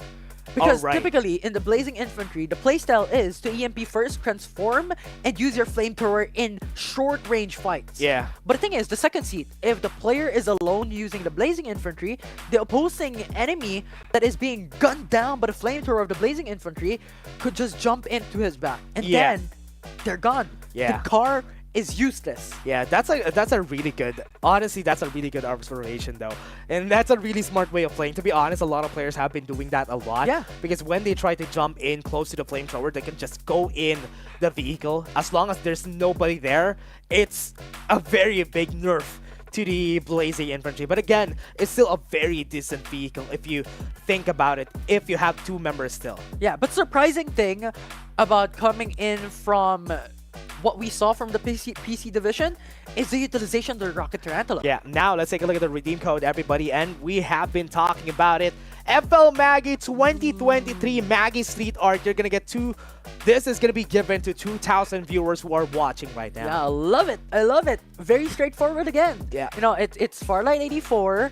It is a Maggie skin, and it's the year 2023. Yeah, very straightforward. I think this has been a constant theme when it comes to our redeem codes. Ever since the start of the FPC, it's always very straight to the point. It's very straight to the point. It's just bluntness overload Yeah. coming into these codes for the viewers watching at home to gain those skins immediately. Now, going back to Rocket Tarantula. Yeah. Utilization. It's a bit we different. can't go back there because we're gonna go to the interview, everybody, and let's hear the thoughts of our players. Mula Kitsune X Daichi. Snoops. Hello po. Ayun. Rinig po ba ako? Rinig mo naman kami, kuya. What's up, what's up? Rinig. Ganda ng boses Yes po, rinig ni po, Kuya rinig po. Snoops, ah. Ayun. So, sisimulan ko na, Kuya Snoops. Kasi medyo yung pangalan mo, mukhang unique eh. Kumbaga, saan ba nanggaling? Yung Snoopy ba? Snoop Dogg ba yan? Ganyan ka ba? Ano, nanggaling talaga yung IGN sa Snoopy. Yung cartoon character, yung aso. Bakit? Bakit? Kasi cute yun eh. Tapos ngayon, ikaw, dalawang MVP, nakakatakot eh. Ano yun eh? Bakit si Tas Snoopy? Wala lang, parang ang cute kasi nung aso na yun. Parang, nakita ko lang siya. Pero di ba si Snoopy, may parang tropa si Peanut? Tama ba ako? Sa Kitsune X Daichi, kung ikaw si Snoopy, sino si Peanut? Oo. Sino ang kadugo? Si Irama. Irama. Irama. Yung Peanut mo. Ayos. Pero yun na nga, syempre, mabalik naman tayo dito sa laro. Ano yung naging adjustment nyo para maibalik sa inyo ang top 1 finish sa round number 3? Kasi round number 1, kayo nanalo. Round number 3, kayo ulit. Actually, wala kaming naging adjustment. Parang, ano lang talaga, yung naging mindset lang namin doon is yung kailangan namin lang ng placement. Kasi yung teams konti lang eh. Balik kung makikipaglaban kami ng early, madali lang kaming ma-third party kasi masyadong open yung mapa dahil konti lang yung teams. Kaya ginawa na lang namin, nagpwesto agad kami sa bilog, tas makakuha naman kami ng kill nun eh, kapag mga last circle. Bali lang talaga yung ginawa namin. Oo, diba? Oo, identification. Kumbaga, maximize ka nila yung 9 squads na yun, no? And doon sa last fight nyo, nasa inyo na yung high ground. Sobrang confident na ba kayo nun na sa inyo na yung mapupunta yung panalo? Or may Sobrang confident na po kami nun. Confident na po kami na sa amin na yun. Ayun. So, ayun. Sige, shoutouts sa mga, may mga gusto ka ba i-shoutouts, mga fans, supporters, bago ka namin pakawalan? Shoutout sa mga teammate ko, kila Abisis, Amari, Maxicun, Saint Aim, Drus, Eriota, and sa manager pala namin, ng Daichi Casto ko na si Ate Nil. Tsaka sa mga sumusuporta sa DK, shoutout sa inyo. Ayun. Salamat, Kuya Snoops, at good luck Thank you po. sa pag-proceed nyo sa inyong puntos. Napakalupit. Once again, congratulations at see you sa ibang laban. Thank you po. See you. That's a good name though. Snoop's coming in from Snoopy. Do you know that? Yeah, the dog. I think you don't know it. I think it doesn't. I don't. I think he doesn't know it, everybody. He's just too young. He doesn't know what Snoopy is. But okay, it's gonna be really fun to see. But at least now we know where the Snoop came from, and also the adjustment coming in from this team. I love the mindset that they have though. Is that because we have only 9 squads in this lobby, it's way easier to just stay and maybe get some kills in the last zone because at least we're safe. Yeah, they're playing for placements, and I think that's one of the crucial, one of the crucial calculations when it comes to the points. Bigger than when it comes to the damage. Yes, it's still a huge part. It's still a huge portion of the calculation. But the thing is, placement ranking is the easiest way to garner points. That is true. It's way easier just to stay safe and maybe get the podium finish and finish the other squads if ever you can. Because honestly, what he said was true. On the last zone, you're gonna see everybody anyway. And that they did in 2 maps, getting 2 victories. Yeah, 2 wins for the side of Kitsune Daiichi, and we have seen Snoops before on an interview already, and I love how they always think about this type of things whenever it comes down to the next game. Do we need to go for kills? Do we need to go for points? And so far during the first game and game 3, they just played for placements. Yeah, they just play for placements, not as much kills. I think coming in from map number 1, it was just below 2 digits. Yeah. I think it was 8. Coming into map number 3, I think it was around 7 as well. It was not as much. Yeah. But the thing is, they were still able to qualify and get the top 1 finish in the current standing. 2 top 1 finishes and also a second place finish during game 2. That's enough already. That's a lot of points altogether. And couple that with the kills and the damage that they had. Yes, it's not a lot, but it's still honest work. It's still great. Yeah, it's still hard work coming in from Kitsune Daiichi. They were still performing really, really well. You know what? Even if they played towards the placement rankings, you can see how much performance and how much strong they are in Farlight 84. Yeah, and again, everybody, that was such a great performance coming in from this squad that we have seen today. And I hope to see everybody again. But let's take a look at where we are right now for the knockout stages. Qualified teams here for Group C. Ooh, we have Execration standing above it all as expected. I mean, look at the total damage. It's 16k damage coming in from Group A up until Group C. But we're seeing familiar names as well coming in from the groups today. We're seeing GeekFam coming in. We're seeing VB Nomads as well. The cousin team of VB Esports that fell. So yeah, a lot of familiar names. I want to see who's going to be next here. Oasis Gaming already have 5,900 points. Ghost Reborn is going to fight tomorrow. So we're going to be seeing Ghost Reborn tomorrow. Are they going to be able to get the top 3 spot and put off Oasis Gaming away from there? That's going to be the question. I think regardless, like Ghost Reborn gaining 4,675 points already and not even having the fight of their group yet. Yeah. Getting the top 4 position, I don't think it's going to be something that they're going to have a hard time on in getting top 15. And what I love to see here is top 10. Sacred able to get the top 10 spot just because of their performance last game. As well as Oasis Gaming. Yeah. As we all know, Oasis Gaming is one of the strongest teams thus far in Group C. Yeah. And they got, what, top 4? I'm excited though. Oh man, I'm excited to see what's going to happen tomorrow. Who's going to be finishing, who's going to be staying on top, and who is going to be right there on the top 30 spot. But now in the top 15, it's important to be in this spot because at least you're safe already. Yeah, top 15 going into the semis, or rather top 30, I believe. Yeah. Across the whole knockout stages. So we did not see the lower 15, but nevertheless, we still have 15 more teams to come across on top of what the teams, or what has been shown of the top 15. What is going to happen to all this squad? So that's going to be the question. If ever we have our game tomorrow, who's going to be pulled down, who's going to be pulled up just because of the rankings. And I'm expecting a lot from Ghost Reborn come this next game that we're going to be having for tomorrow, because they are going to be the stars of the show for sure. And I'm excited because honestly, when I took a look at Group D, there is a lot of squads that could potentially put them away in that group.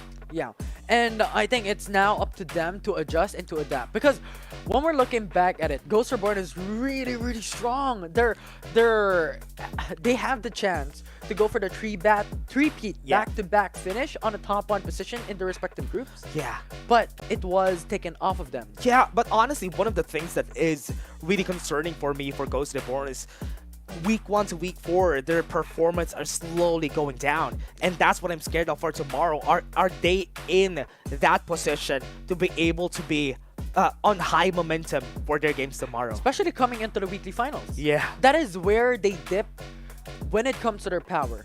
In their respective groups, during the open qualifiers, in weekly semis, they're really strong. They're garnering 30 kills. They're garnering 30 plus kills. Yeah, so much damage. They almost have a hard time, especially on the weekly finals, as you said, especially during the recent weeks that we had. So that is going to be the question. Are they going to be able to do that tomorrow? Be able to perform against this squad? Remember, in this group, they're the strongest group. They're the top 4 squad, remember. So there's nobody on Oasis, on Nakage, on Execration that could really pull them down. And that is one of their strengths as a team. If they're the strongest team in the group, they're gonna dominate. Yeah, and their strategy is all about aggression. And I think we could expect that once again tomorrow.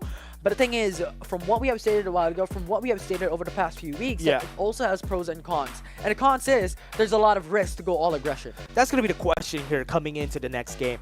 Are they going to be able to really perform? And we have a lot of teams.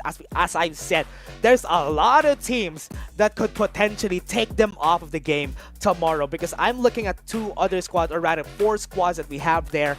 And 4 squads are already good on that group. So I hope to see them on their performance right there. Yeah, 100%. Can you do the same thing that you've done in the open qualifiers? Garnering a lot of kills. Yeah, let's take a look at the PC points. Team Nitrox is still at the top.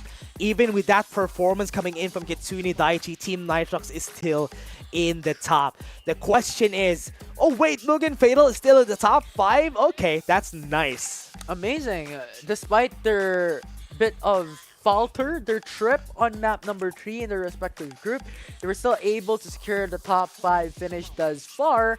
And then Naos Esports, surprisingly enough, they have only secured the top 3 in the current standing. DDN3 is going to be fighting tomorrow on their games.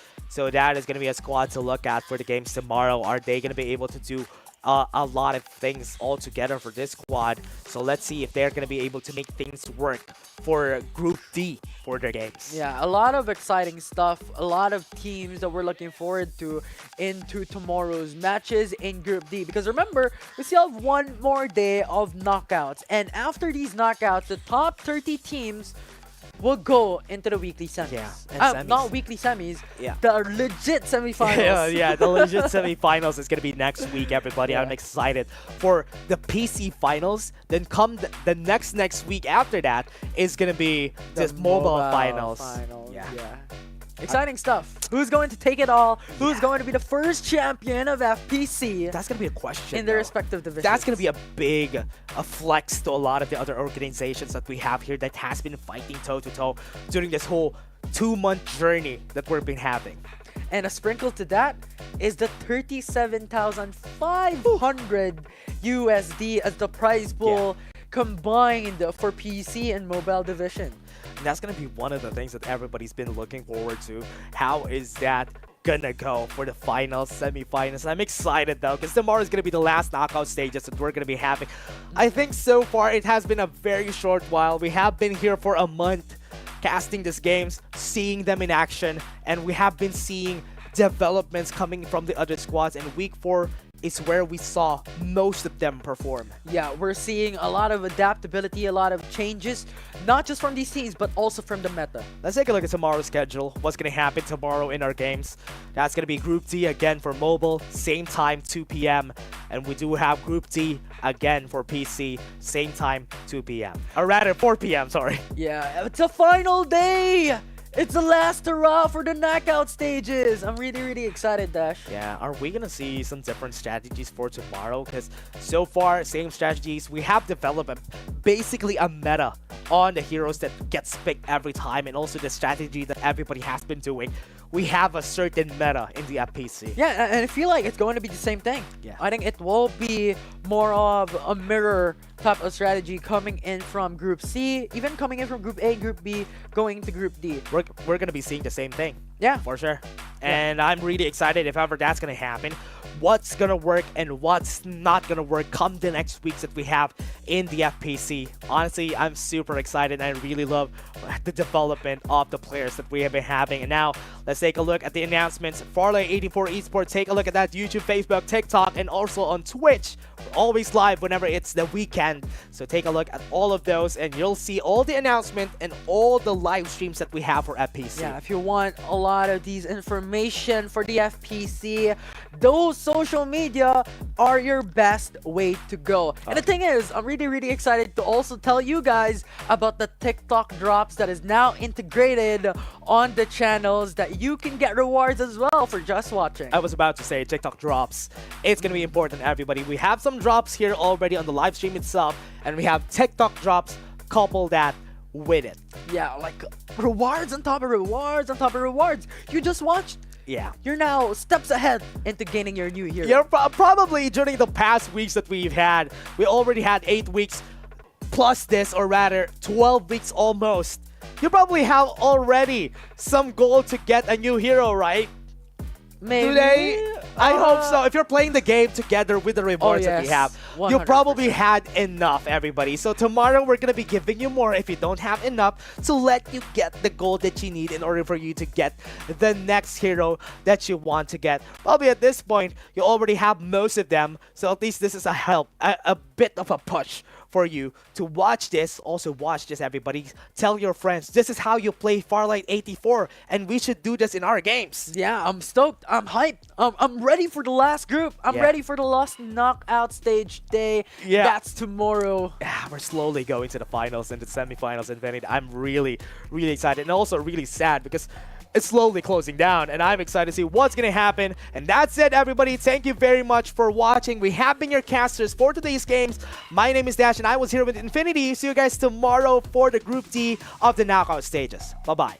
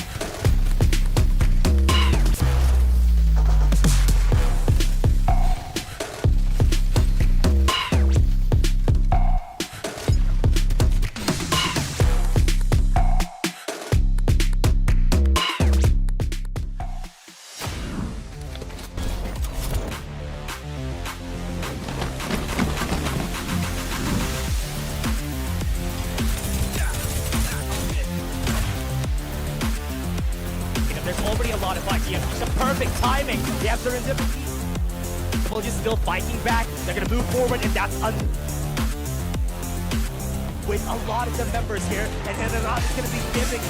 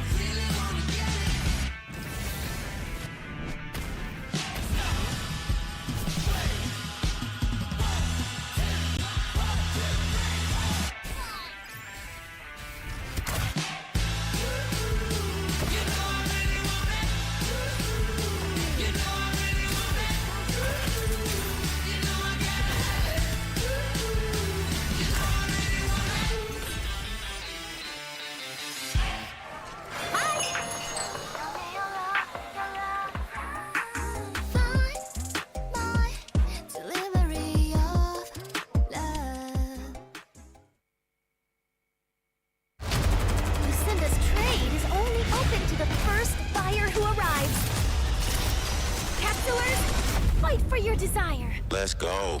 Never back down, and I never run. Coming last place, that was never fun. Time to elevate. Looks like we gotta make it harder. Let me see who's the lucky one. I'ma let it go. Let them taste the power of new vehicles. Time to control. Time to fly. I never Time to miss. start the show. 5, 4, 3, 2, we gon' run it up. No days off. Precision bombing. One shot, so you better not miss. Night, sweetheart. One shot, so you better not miss. Fire hazard! Emergency team, go! Love doesn't just explode once.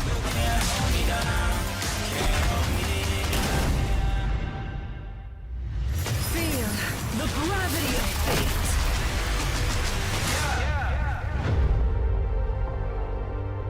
One shot, so you better not miss.